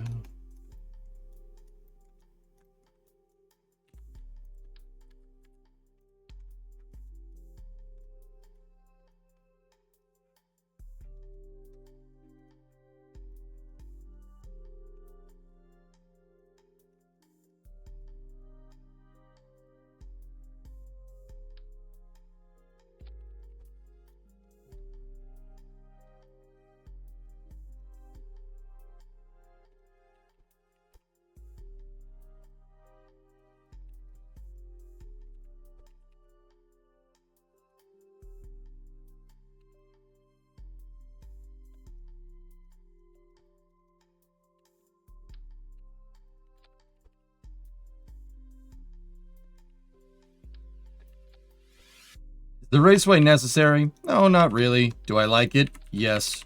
It looks cool.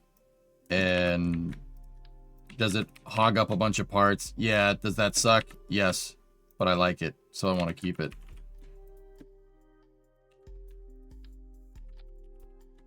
We'll be unlocking better versions of this before you know it, so don't worry about that. You don't worry about oh my, you're not with us no more.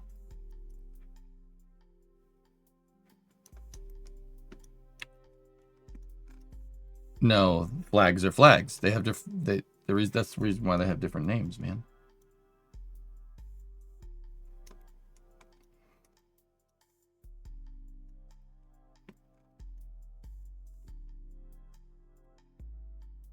You know what? We don't have the gray, so let's...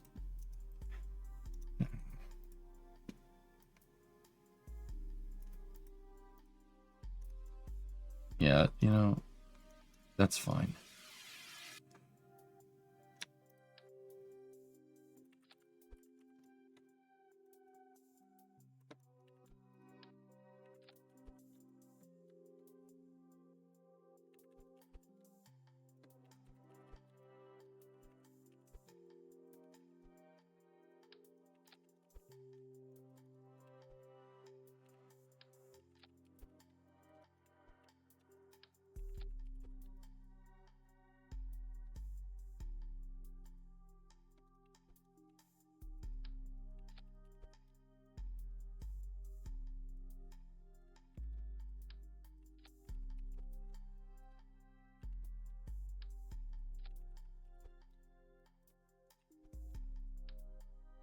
I was gonna say a black raceway would make it look like Falcon 9, Block 5.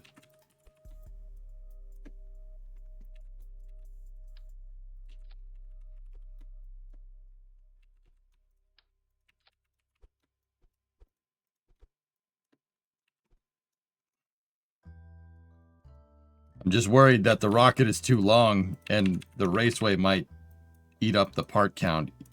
Even though I was like, I'm cool with it, but it might. We'll see. We'll see where it gets us. I think it definitely is going to eat our part count, which kind of sucks. But we'll have a bigger VAB in no time, and it'll be cool. Just think of it like, iteration. Now, what is this? Why am I putting all these flags down the side? Well, what this is supposed to do is mimic what's called a raceway. Raceways is an industry term in rocketry, which specifically would like for launch vehicles. What it basically is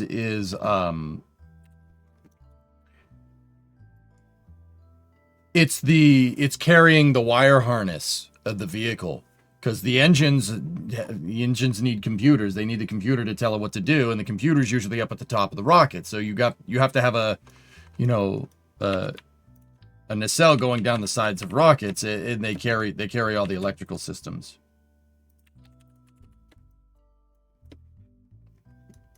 Hey kid, I'm a computer. Stop all the downloading. Help you, computer. I don't know nothing about computers. My mom got one. She put a couple games on it. It looks kind of weird with the black paint and the gray raceway. But oh yeah, they also have forbidden silly putty on them to unzip the tank. That's correct, yes.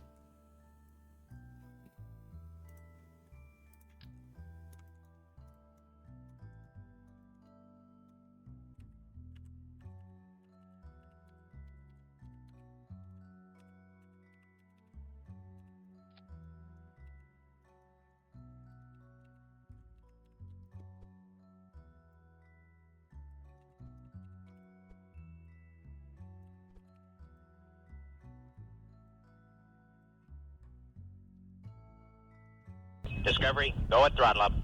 I need to poop. 64-month resub. Love how you teased us with a few streams of cities, and now it's not to be seen again.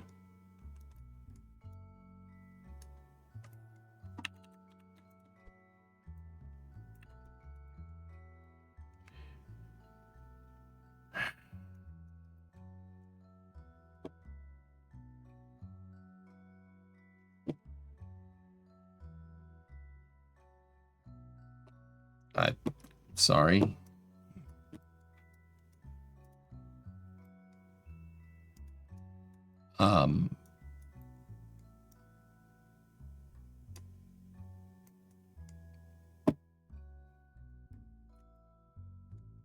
You just give me a hard time. I'm like, dude, I don't know what do you want from me, man? I've been meaning to get it back into the rotation.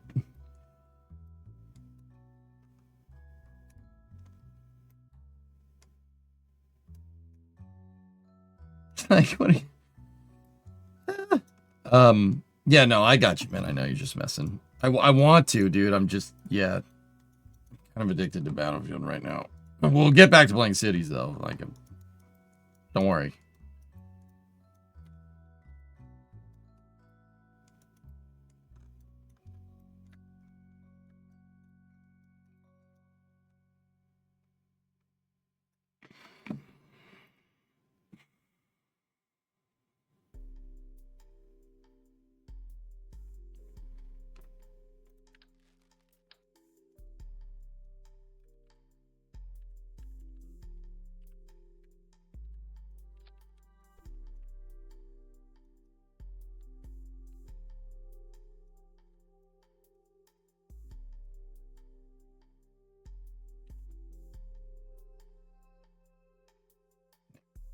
Nice haircut, you putz. And shut up.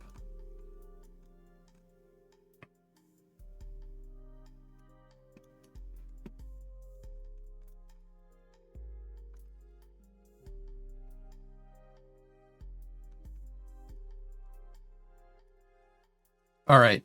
We have to mess with our TWR here on these things. We have to do a TWR calculation. I also didn't do the stage passivation dumps, but that's okay. We don't have the part count to do it, so it's okay.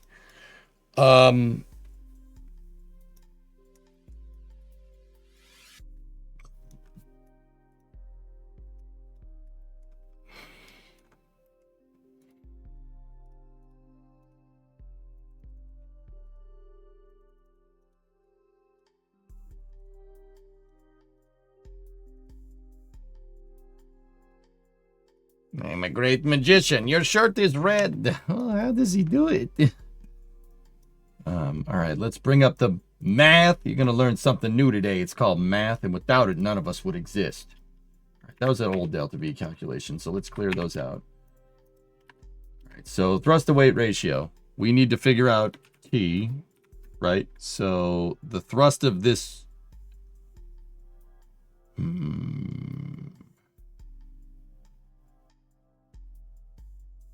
I need to do some calculations out. Hold on.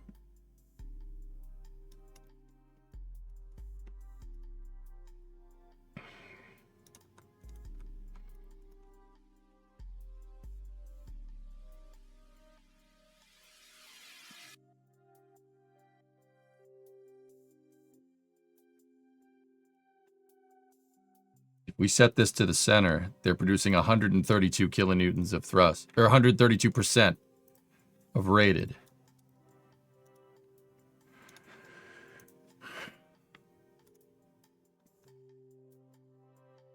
Okay, so we need to do 168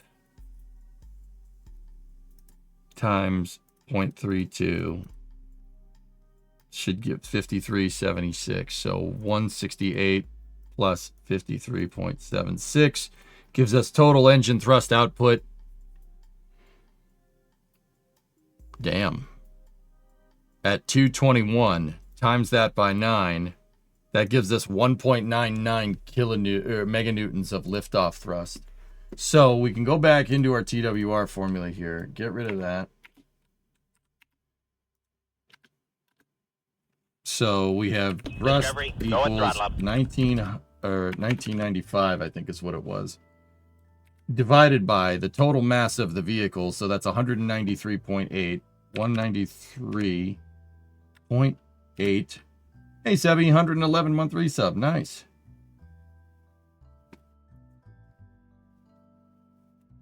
Times 9.81 meters a second. Copy that. Okay.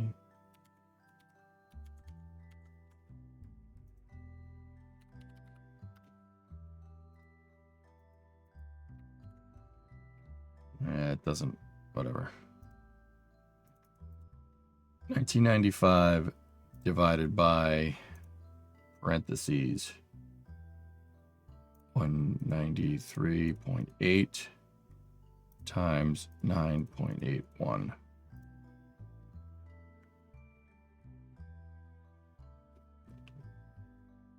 .05 off the pad. Yeah, that's no good. That's not good enough. These engines got to go further than that.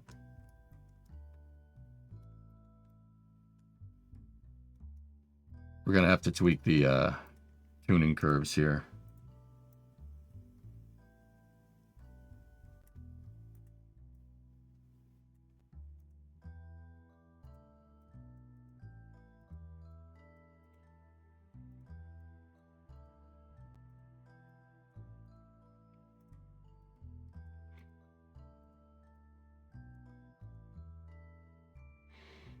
$150. Yeah, let's try that. Do the same math out. 168 times 0.5, 84. So 168 plus 84 equals. Yep. Calculator sucks. 168. Plus 84 equals 252 times 9. 2268. So we'll figure that into our new formula here. Or a new equation. 2268. So basically what I'm trying to do is dial in the right engine thrust to be able to make sure the rocket goes up when it takes off. Kind of important. Got to go up. That's what this calculation is.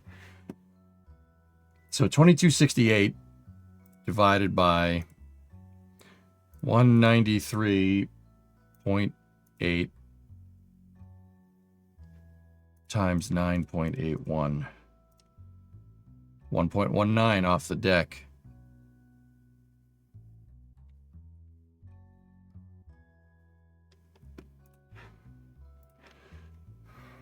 Yeah, copy that. 2, 3, 4, 5, 6, 7, 8, 9.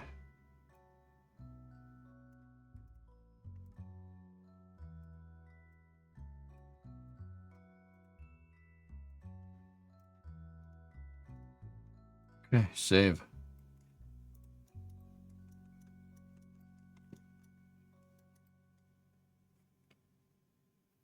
Why did it says you have 254 out of 30 parts? You're supposed to only have 30 parts because I'm designing in the SPH. We'll move it over to the VAB where 255 is our part count limit.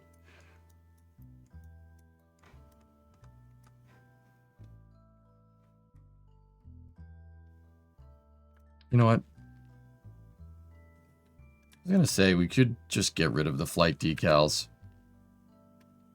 But it doesn't, you know what? I'd rather have the flight decals. Screw it.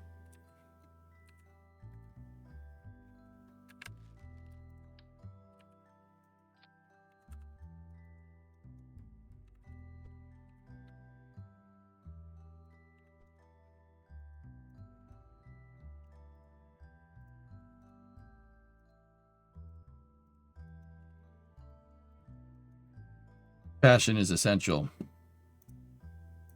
True that.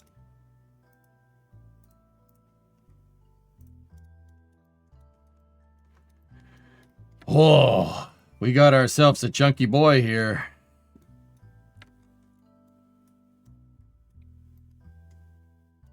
$20 was the last flight, Tessa. The Minmus lander that we just did. Technically.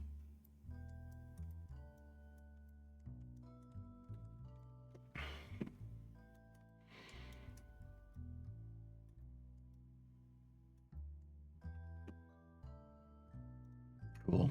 All right. Okay. Shut that off. Cool.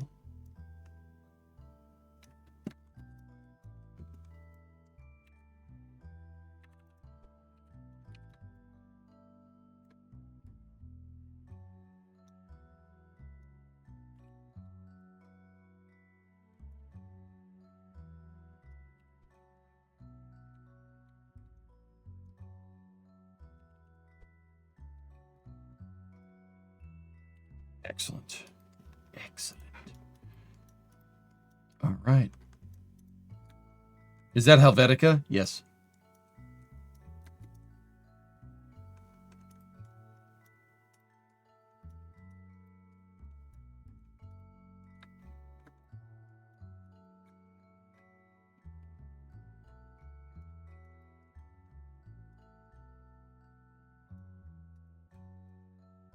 Not Comic Sans, man. Hell no.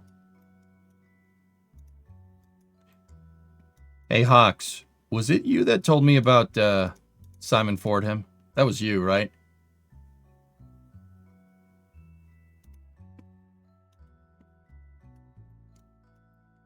The YouTube channel? Fordman? Yes, sir. Good, yeah, because now I got addicted to that too, so appreciate that. Yeah. You watch the Chevelle one? It was pretty good. It's pretty good. It's pretty good rest though, considering.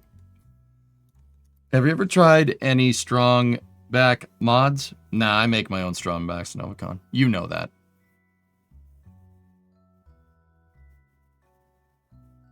Sorry, not sorry. As soon as I was introduced to his stuff, I knew it had passed the addiction on. Yeah, and I passed addiction. I passed it on to everybody here. Damn, that kid's good, dude. He's real good. Real good. Dude, you know what I do when I'm working on the cars? Just have it on in the background, man.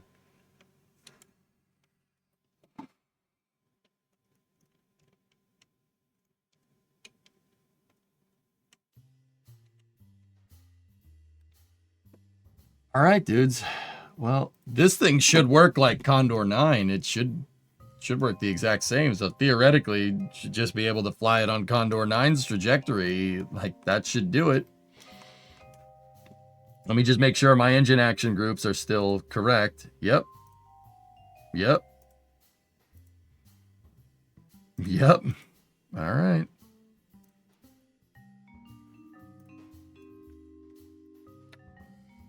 I'm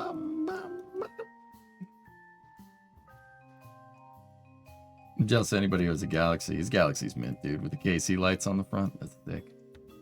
Thick.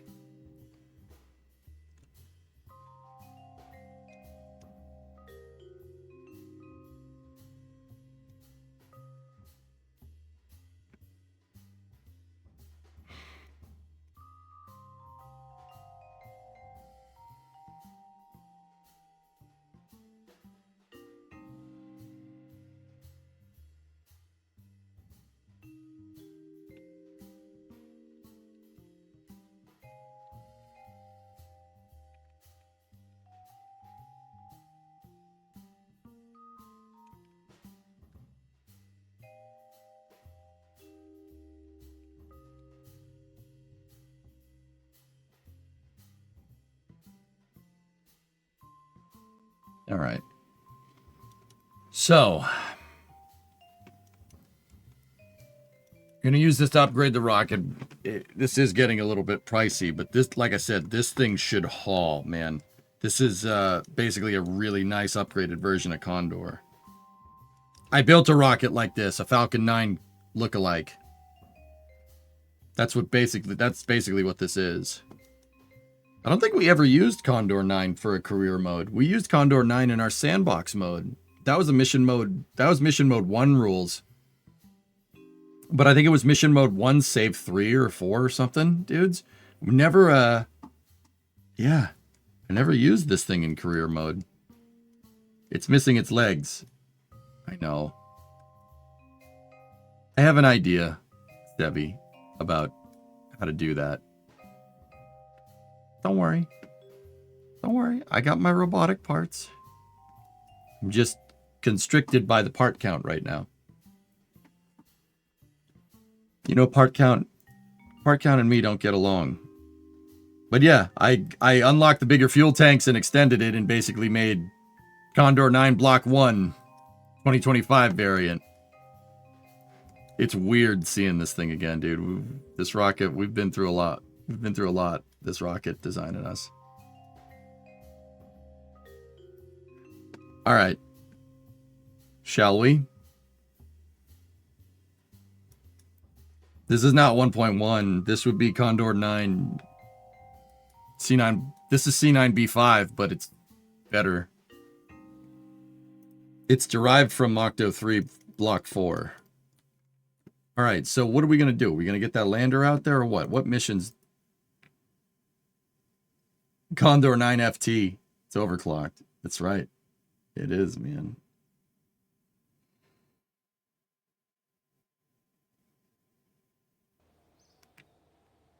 Why do we like Condor 9? Money! Oh yeah, we could use it to position a satellite. Yeah, we could send this one out to the moon. 138. Okay. 81K, yeah, but we get the first, well, of course, we will get the first stage back with this thing. I will get it back. At least I'm pretty sure I will.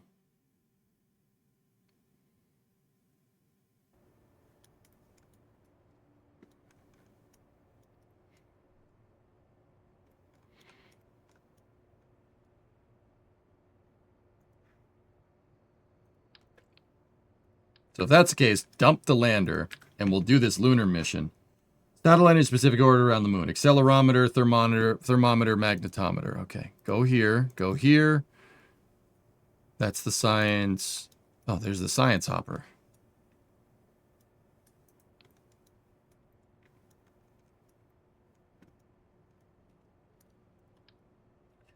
Keep landing gear off of it.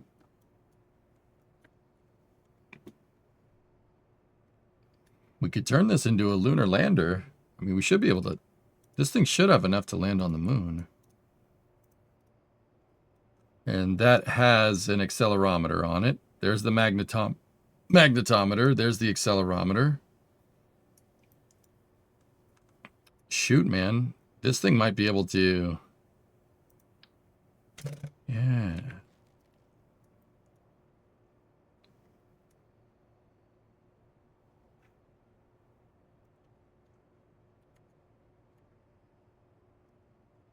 Does it have a thermometer? It should have all the science equipment on it. Yeah, there's the thermometer. It's right next to the seismometer. So that has everything, and we could land that on the moon. We could land it in a crater, get some science, and then do the return science.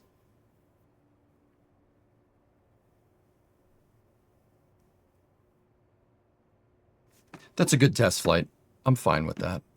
It'd be good to evaluate the lander anyway.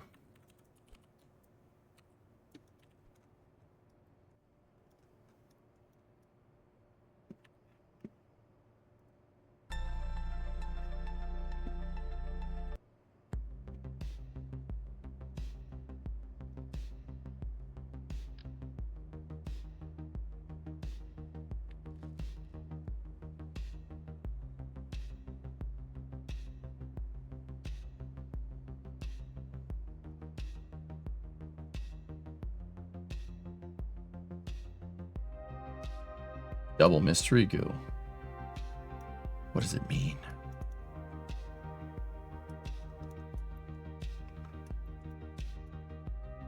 Okay.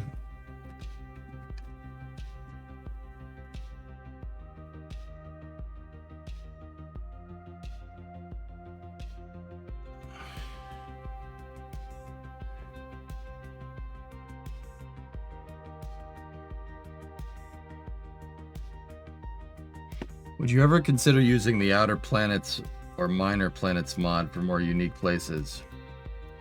Let's explore the planets that are in the game first, dude.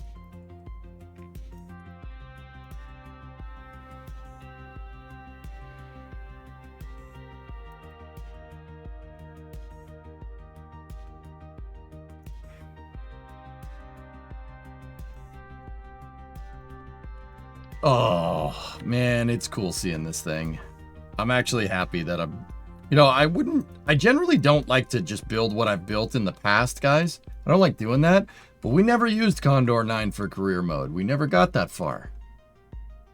Or I never did it. I always did something else. Like, one time I used for the last career mode save, guys, what I did was use the Saturn 1B and the Saturn 5, and I put those things to work, which was actually really fun. That was cool.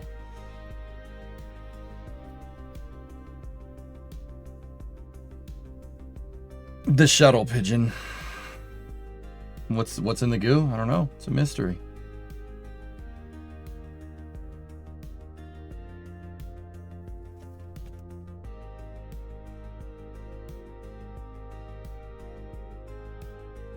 It's a return vehicle, Phenos. The lander has a return vehicle with a heat shield on it.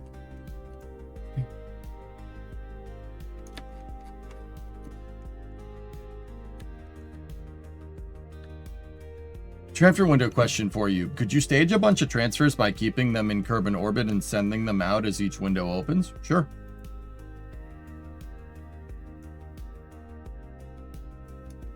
Condor 9 will have a chance to strut its stuff. I don't have a chance to do something, man. You know what's going to be really strange, Nova? A Falcon 9 with an Orion capsule on top of it. That's going to look really strange. But we're going to do it, aren't we?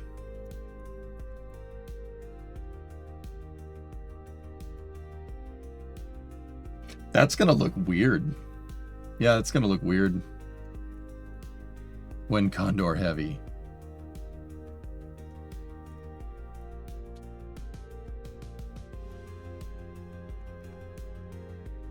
Oh, boy. Would that be doable in real life? So, Oculix, you could. Yes, long story short. I'd be worried a little bit about loads on the second stage. Could Falcon 9 get Orion to low Earth orbit? Yes, absolutely. Sure, why not?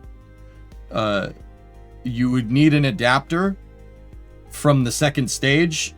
So you'd need to find a way to adapt the Orion service adapter, service module adapter, which is for a 5.4 meter diameter, if I'm recalling correctly. You would need a conic adapter to adapt Falcon 9's 3.7 core. So I don't think that's like undoable. Like, I'm pretty sure that's fine. It would take a second to get it right, but yeah, you could do that. And Orion would have to fire its service propulsion system to do the insertion burn. So basically, Falcon 9 can move it. It could move 20. The Orion capsule with the service module is 25 tons. It's a heavy capsule. With the launch abort system, it's even more. But Falcon 9 should be able to get that thing up in the air, jettison the abort system, etc., right? And the second stage will pretty much have to burn out on a suborbital trajectory. Not a problem. Whatever. And the service propulsion system would have to finish the burn. Especially if you wanted to get the stage back. If you wanted to get the stage back, the SPS would be... Orion would basically be able to get into Leo, maybe get to the ISS, and then the SPS you'd have to fire the surface propulsion system more for the deorbit. It could do it. It could do it. Falcon 9 would have to do a downrange drone ship landing. It's not doing an RTLS with an Orion capsule up there. But yeah, it's doable, dude. Sure. On Falcon Heavy, it'd be easy. Falcon Heavy could push that thing right up into space. Falcon Heavy could push it on a free return trajectory. Like this. Let me see.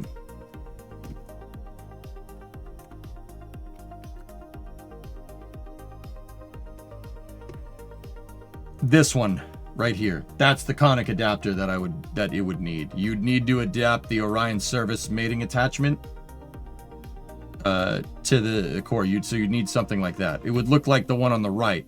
But Falcon 9 could do it. You don't need Falcon Heavy. Falcon 9 could put it into low Earth orbit. In fact, I think it should, if you want my honest opinion. Been saying this for a number of years now. Falcon 9 could get Orion into Leo, and then you could get a lot more data on that heat shield. But yeah, I don't know. You could do it with Vulcan too, for what it's worth. We checked for all probe cores in places. Yeah, this is all fine and dandy, dude.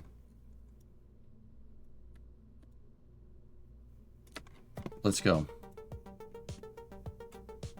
Let me check the staging.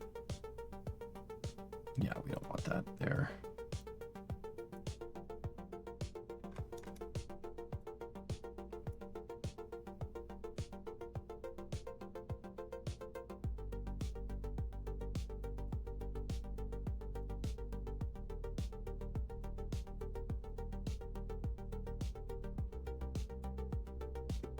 Cool.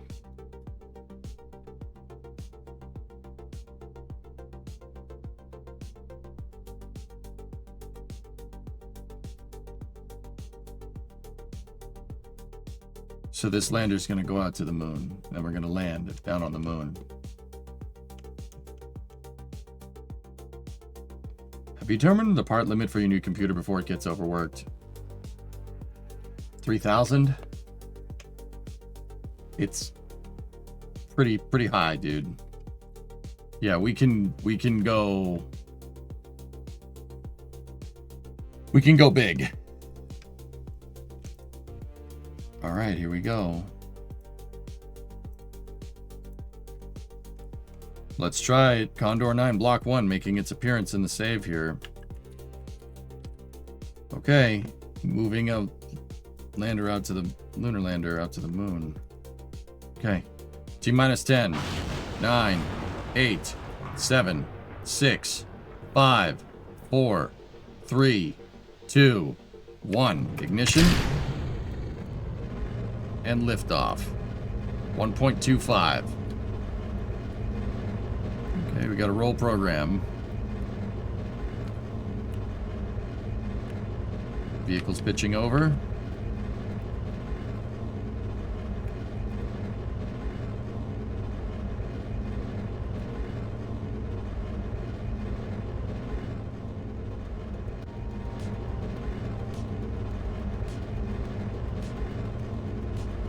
Rates look good.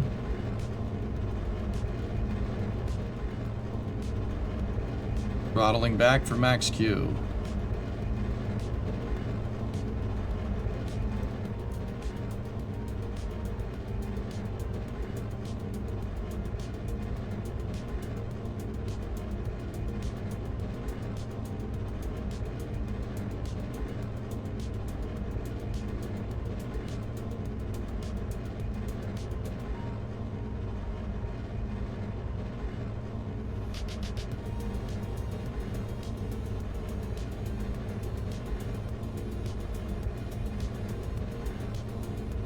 Max Q.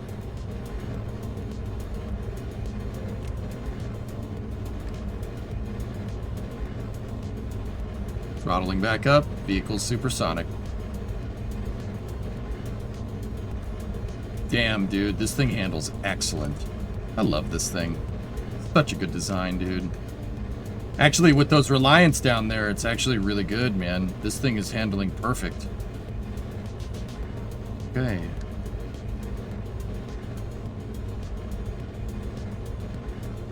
Yeah, my building techniques have gotten a lot better since the last time we attempted to build a Condor 9, so...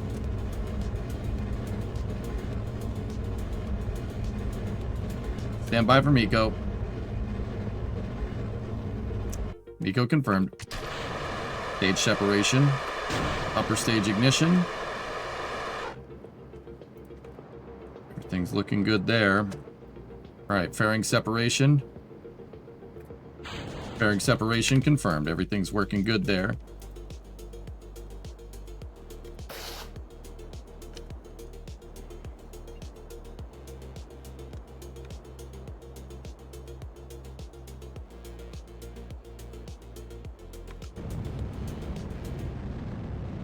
Boost back.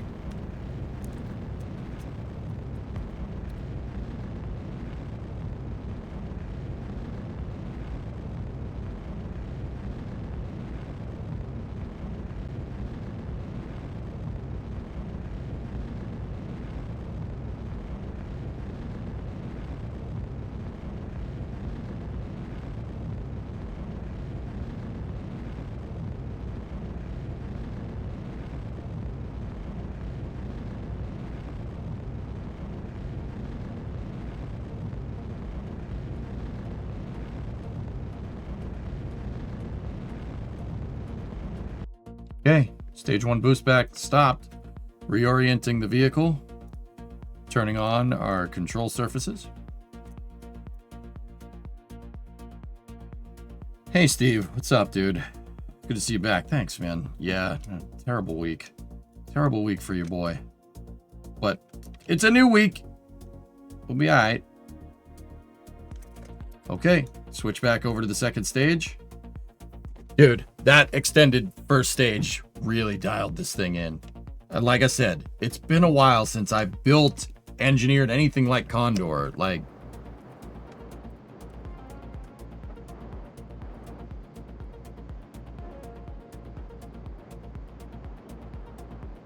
this, I mean, it's a good lifter.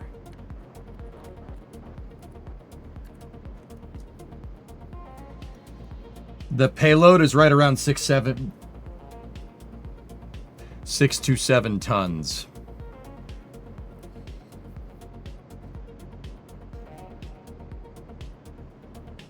I'm not kidding.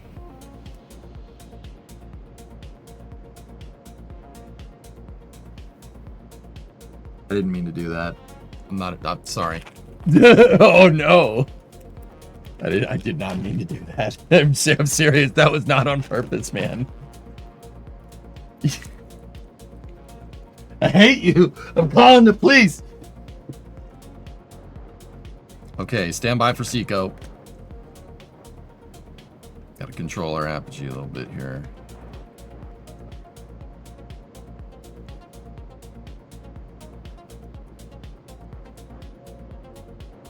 Discovery, go and throttle up.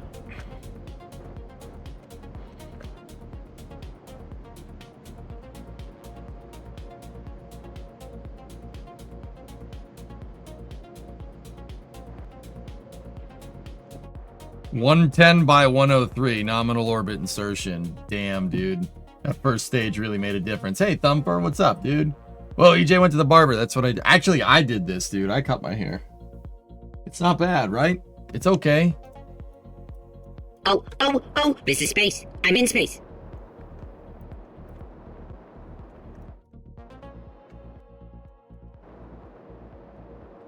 Decent.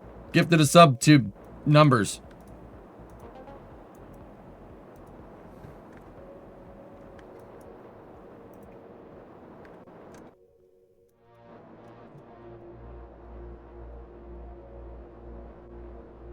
Not much longer, Wraith.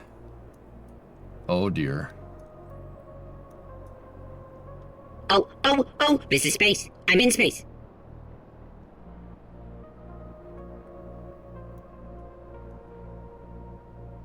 Okay, start the landing burn.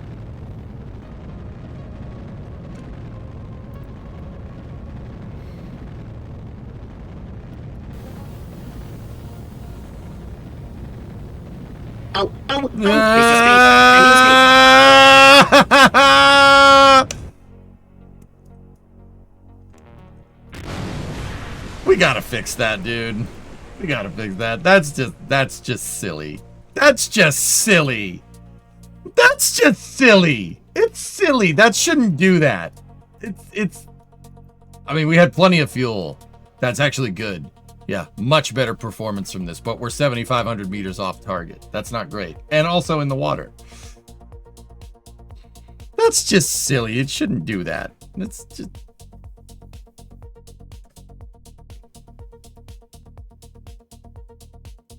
That freaking jelly water, man.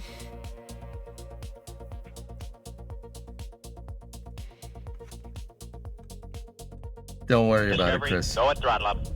It's a me! 36-month resub. Thanks. Yeah, with the Reliance, dude. So the previous versions of Condor's Ordon were using Bobcat engines, much higher thrust. This thing is, these are using Reliance, but they're really overclocked Reliance. They do make a lot of thrust, but yeah, dude, you gotta be careful with that thing. Dude, I'm thinking start the landing burn 5 kilometers up, which kind of does jive with Falcon 9. If you look at the altitude that Falcon 9 actually starts doing its landing burn, it's quite high.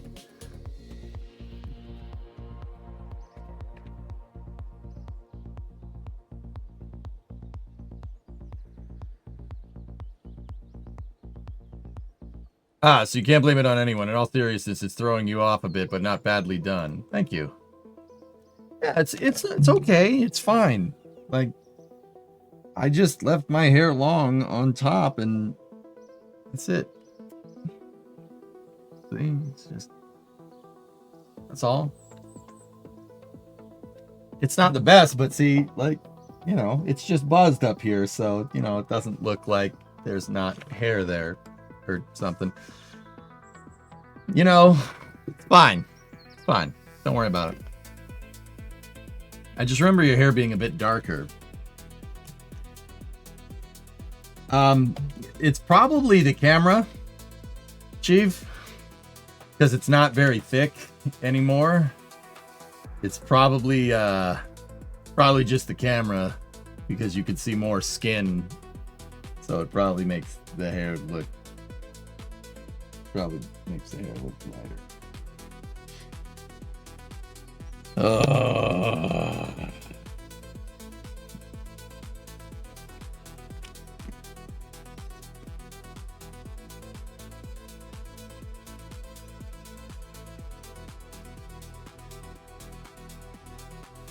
Yeah, it's him. Yeah, no, you get it.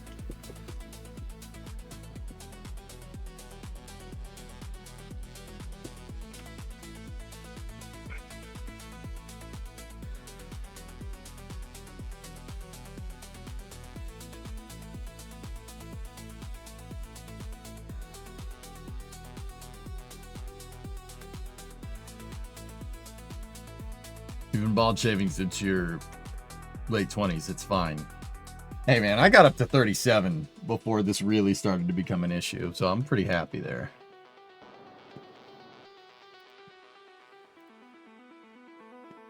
$11.83 left on this thing. Man. All right, let's shoot the moon, dude. I forgot how much of a crazy upgrade that actually is.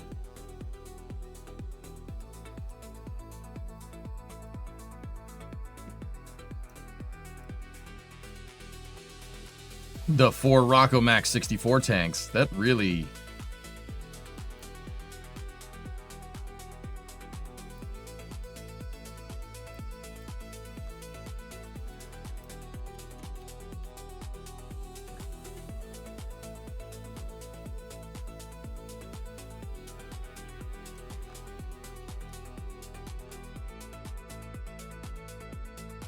Discovery, go at throttle up. That's really where we need to be.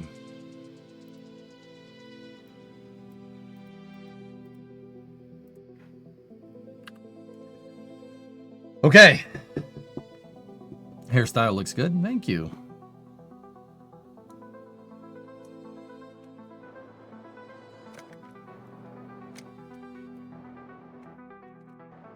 All I see is Zorg playing KSP. John Baptiste Emmanuel Zorg.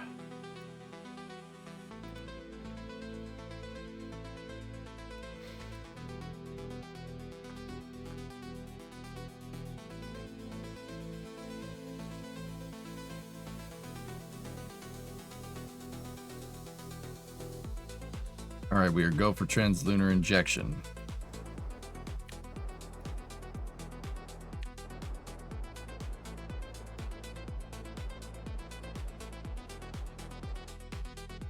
"54-second burn," so we burn at about 30 seconds. So 5.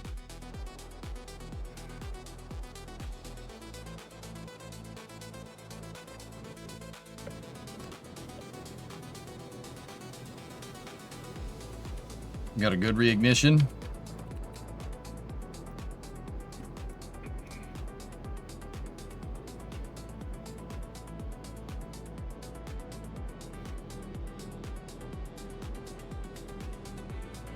Yeah, Peter, that makes sense. What engine is that?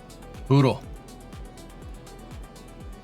350-second specific impulse. It's quite good.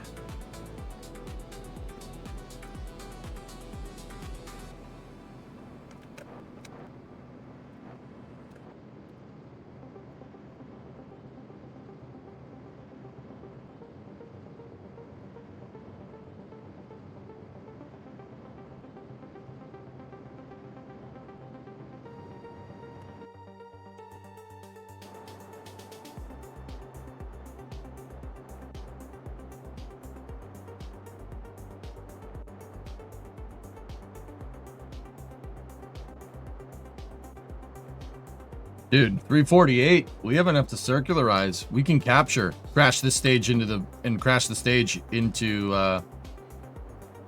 planet.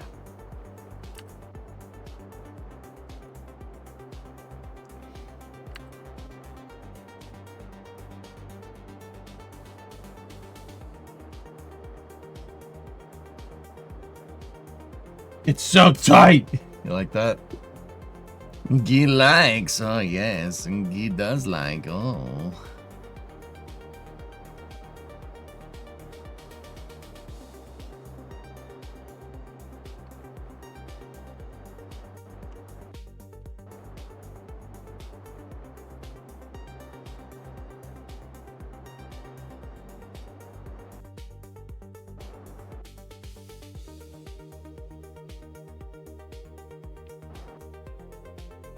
Okay, good enough.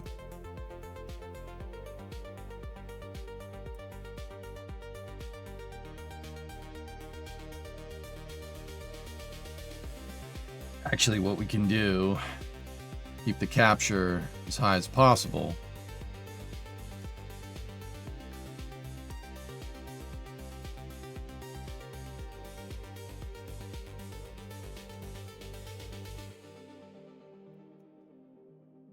There we go. Line the P and the AP up like this. It'll be easier to do our inclination change at AP because we'll be going slower. There we go. That should be good. All right, let's realign the stage. Actually, what I really want to do, we don't want to realign to the maneuver node. We want to realign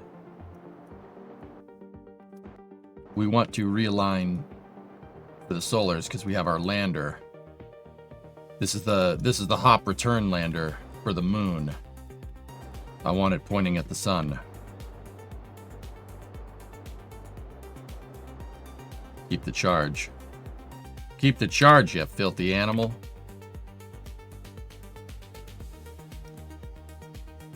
Okay. And just like that, we are out at the moon.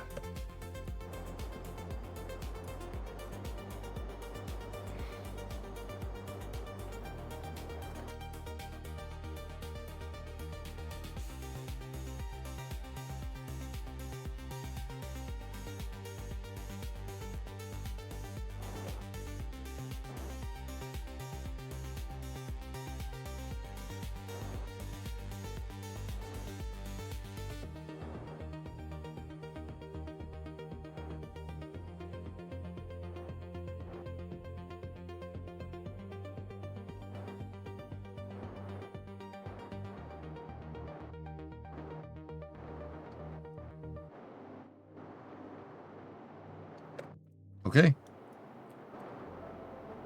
Stand by for capture.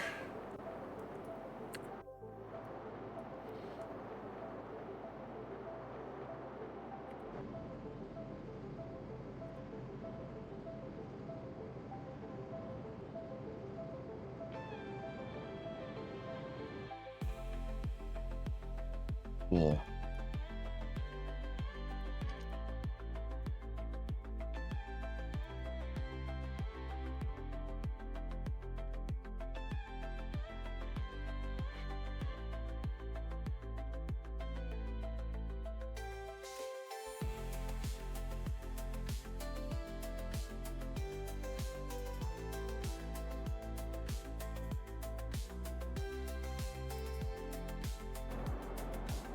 Okay. 4 hours. Yeah, that should be enough, dude. Yeah.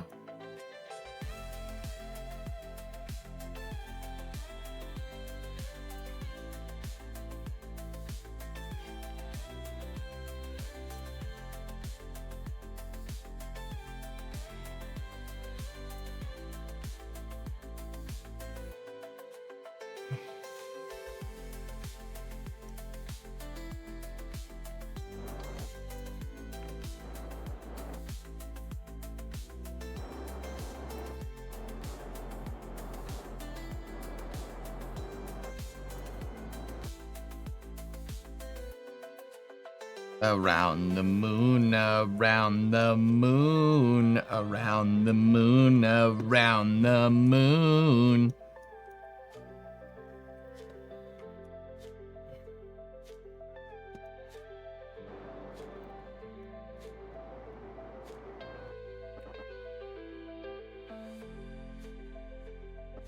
Okay, let's go.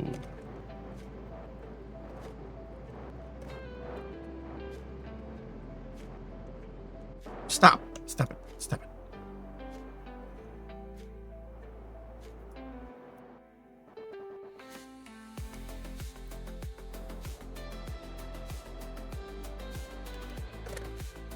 Gotta flip it over. I burned it a little too far.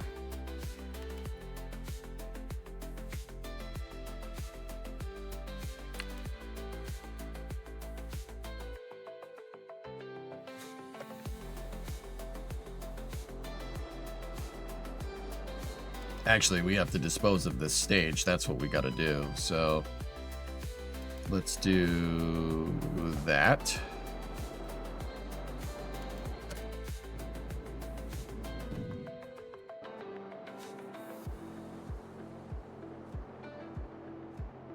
Oh, balls. Oh, balls. Yeah, that thing doesn't have enough to do that. All right, let's just separate the payload and we will go. We are go for payload deploy. There we go. I don't know what shot out the front of that thing, but I'm just going to pretend I didn't see it.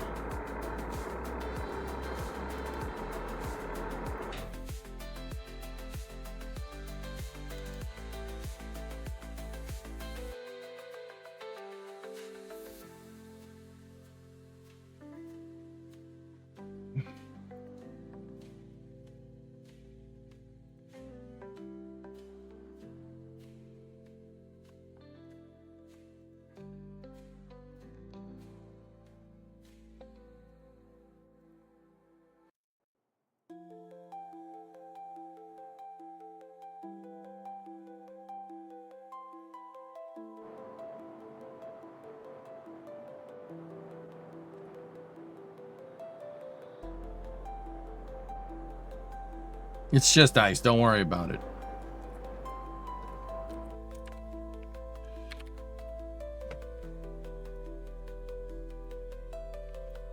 C9,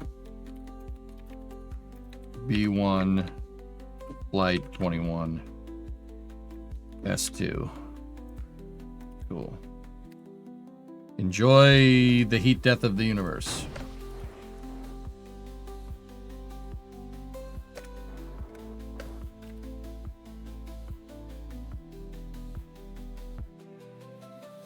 Bye-bye.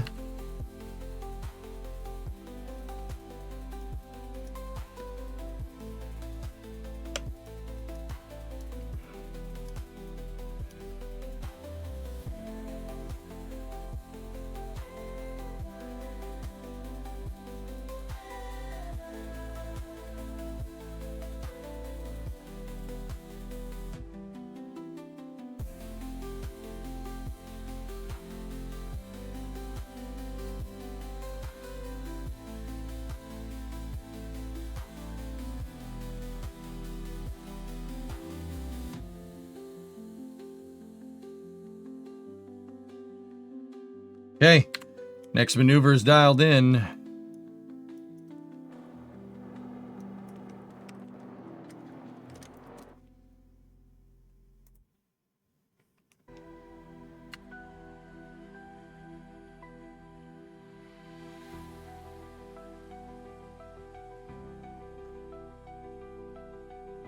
Would it deorbit faster without the payload? Yeah, we can dispose of that thing later.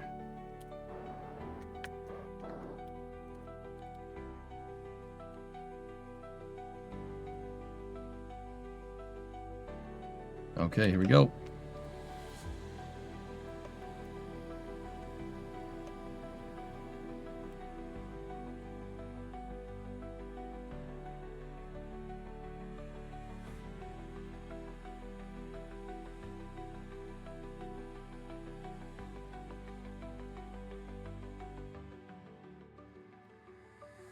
We didn't get it exact.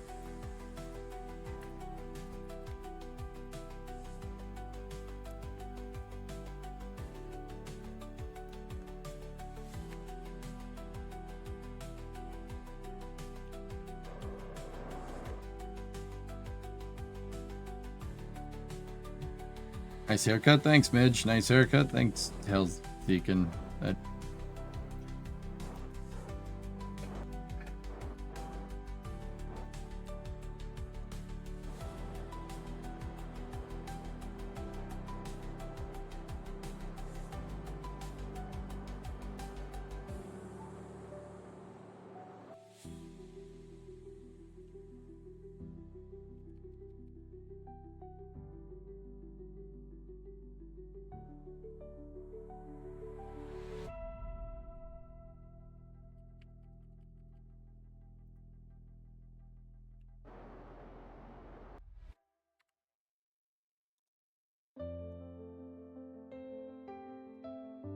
You're thinking more Zorg?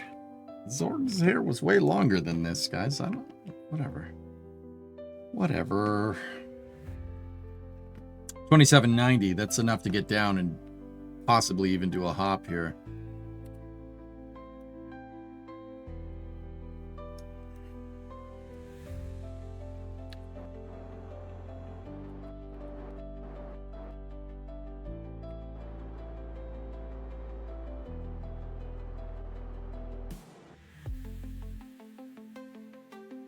Wait, P needs to go down.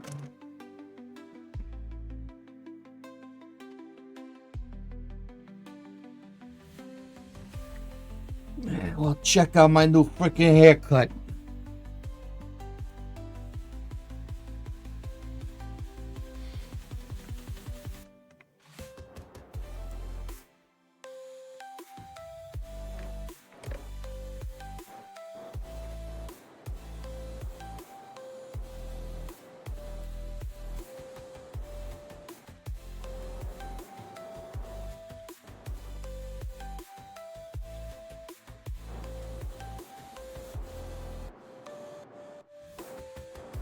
Yeah, one of the RCS wasn't on. Sure, that would have been just fine. Okay, cool. There it is. There's the contract. We got to maintain stability and go. Go. Ah, there it is. All right, cool. Got a good amount of science from that. 1.2 mil. All right. Shall we go down to the surface, chat?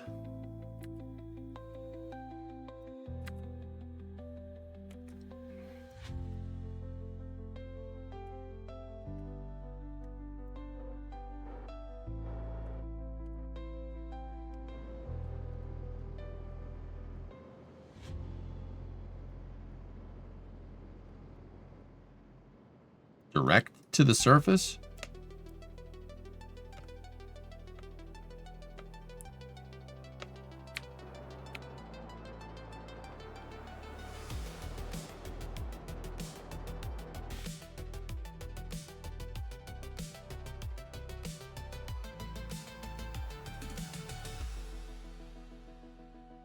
Is there a profit in descending? Well, science, dude. I was gonna go hop and science the snot out of this. We could also run the magnetometer up here.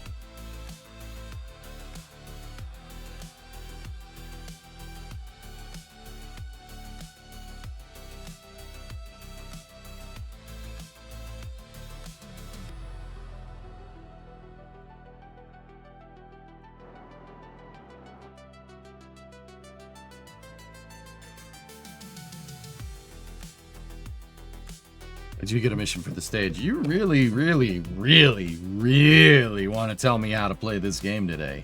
Why is it, Tessa, that I say what a mission that I want this thing to do, and you are trying to change the mission at every single turn? Why is this? You know that's like really bad practice for spaceflight. You don't change the mission on the fly.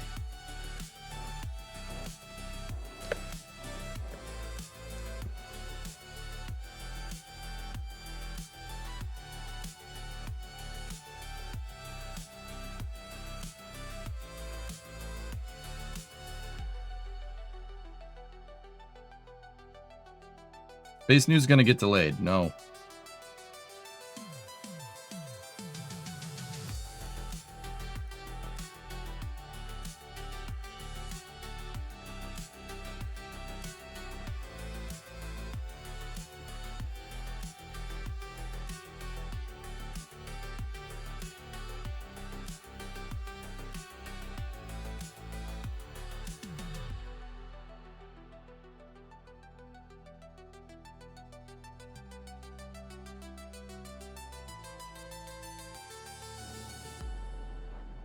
We just get this thing down to the surface, and then we'll stop. And then I'll bring it home tomorrow.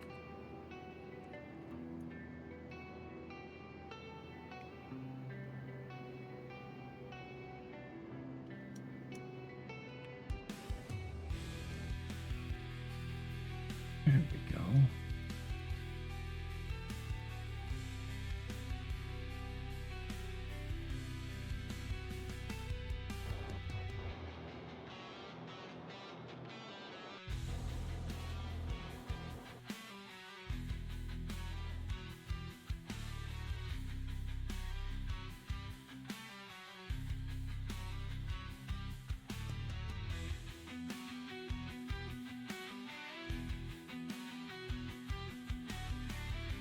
Not litho break. I want litho break, dude. Don't worry about it. We good.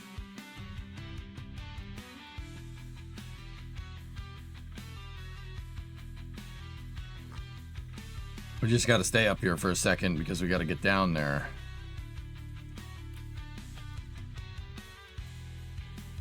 We got to get down there in the daylight. Well in line of sight to Kerbin.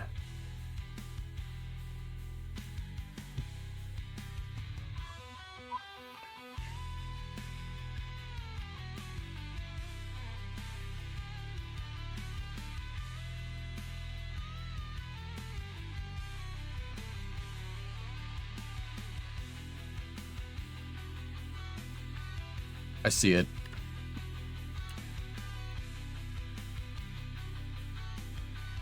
Oh no, come on. Come on, regain that signal.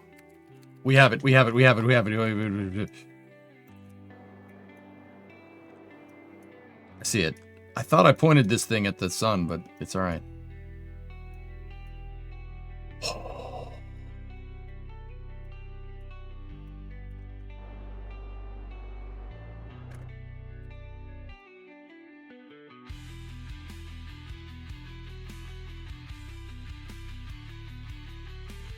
That was weird.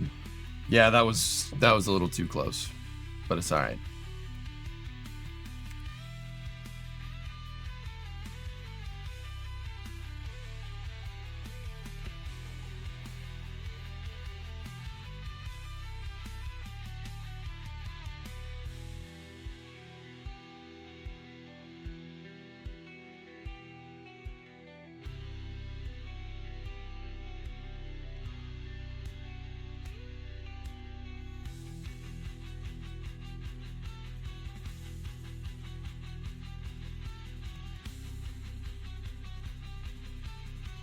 Nah, you know what? We've landed there. Let's land somewhere else. Let's keep going.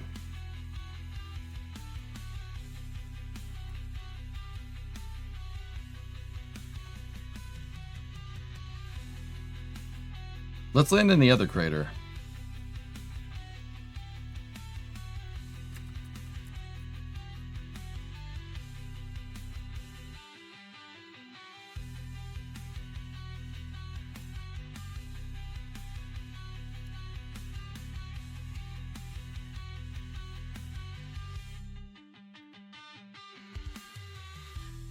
Yeah, dead center in that thing. Let's go.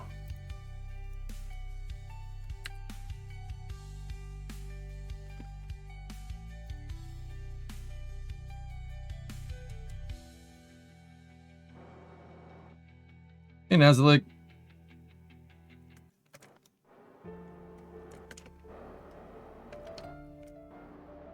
All right. Engage powered descent, and then we will get us some space news, dudes.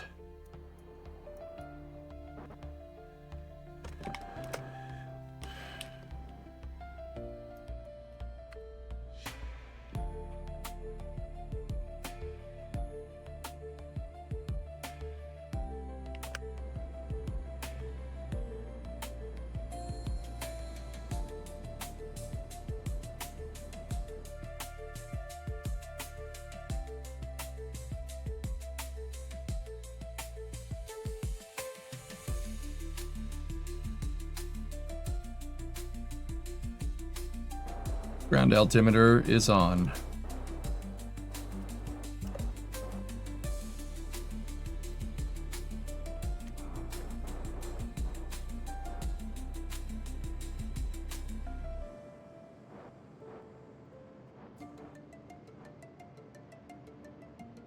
Let's land in this crater. Should be good.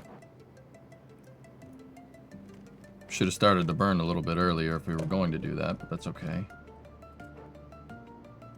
Sorry to derail, but apparently there's an MSC online mod. Yeah, it's... eh.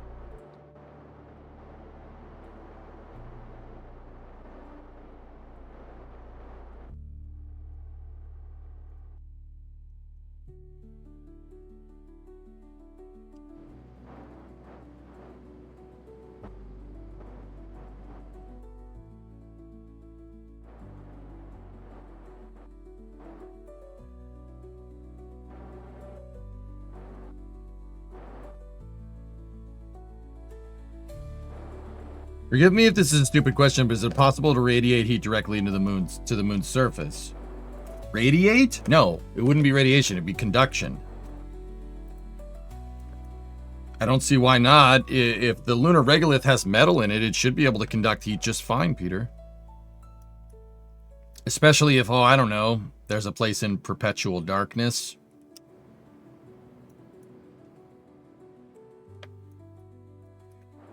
Picking up what I'm laying down, dude?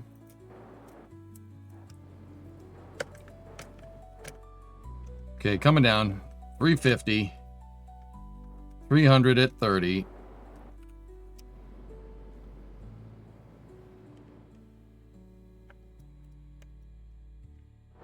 Okay.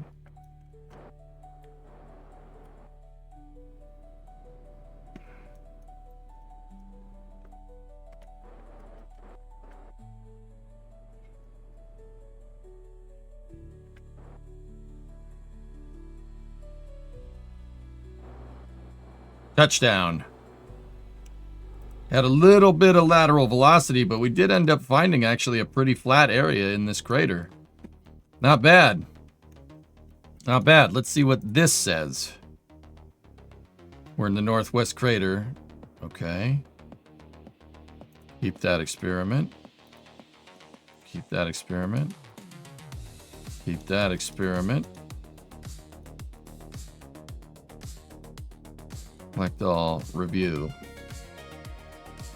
21, 13, so that's 35, 38, 42, 50, 68-ish, 72, 78,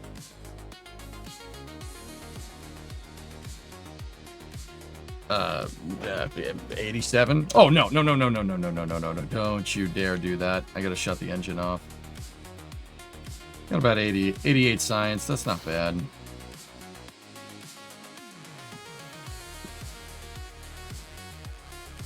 This is mostly cleaning up.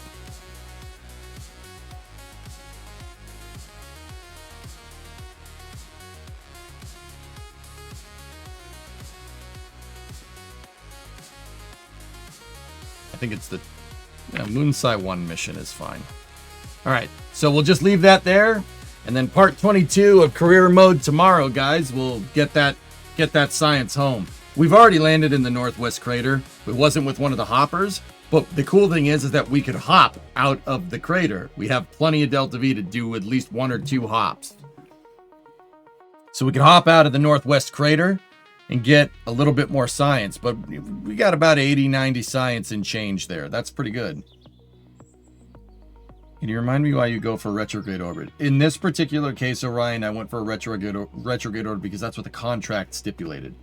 The satellite placement for the contract that paid out 200 grand wanted a retrograde orbit. All right, let's just check the missions here. Science data from the surface of Minmus. That's an easy one. Surface outpost on the moon.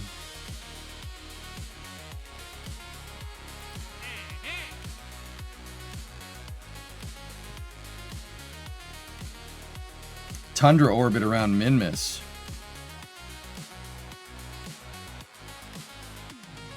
Yo, that pays, dude. That pays really good. I'm gonna get that mission.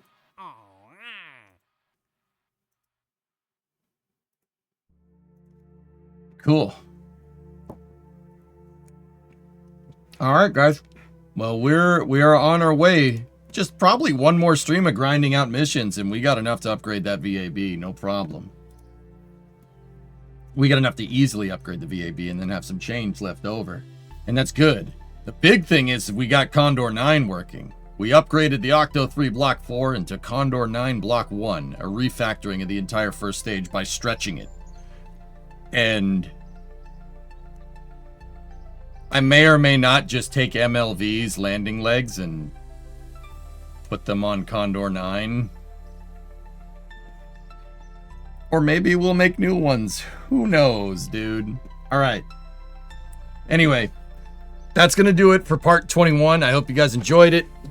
Part 22 is happening tomorrow.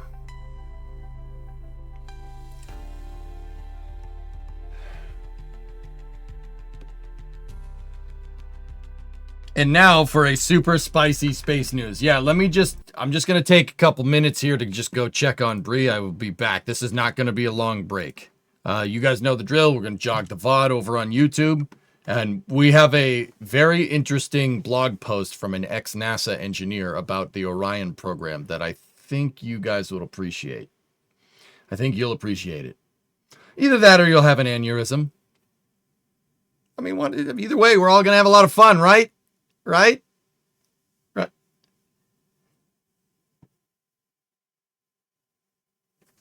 All right. Anyway, I'll be back in let's start space news at past. So that's about 15 minutes from now. So I will see you in a moment. Stay tuned on YouTube, Stand by for a momentary loss of signal, as expected.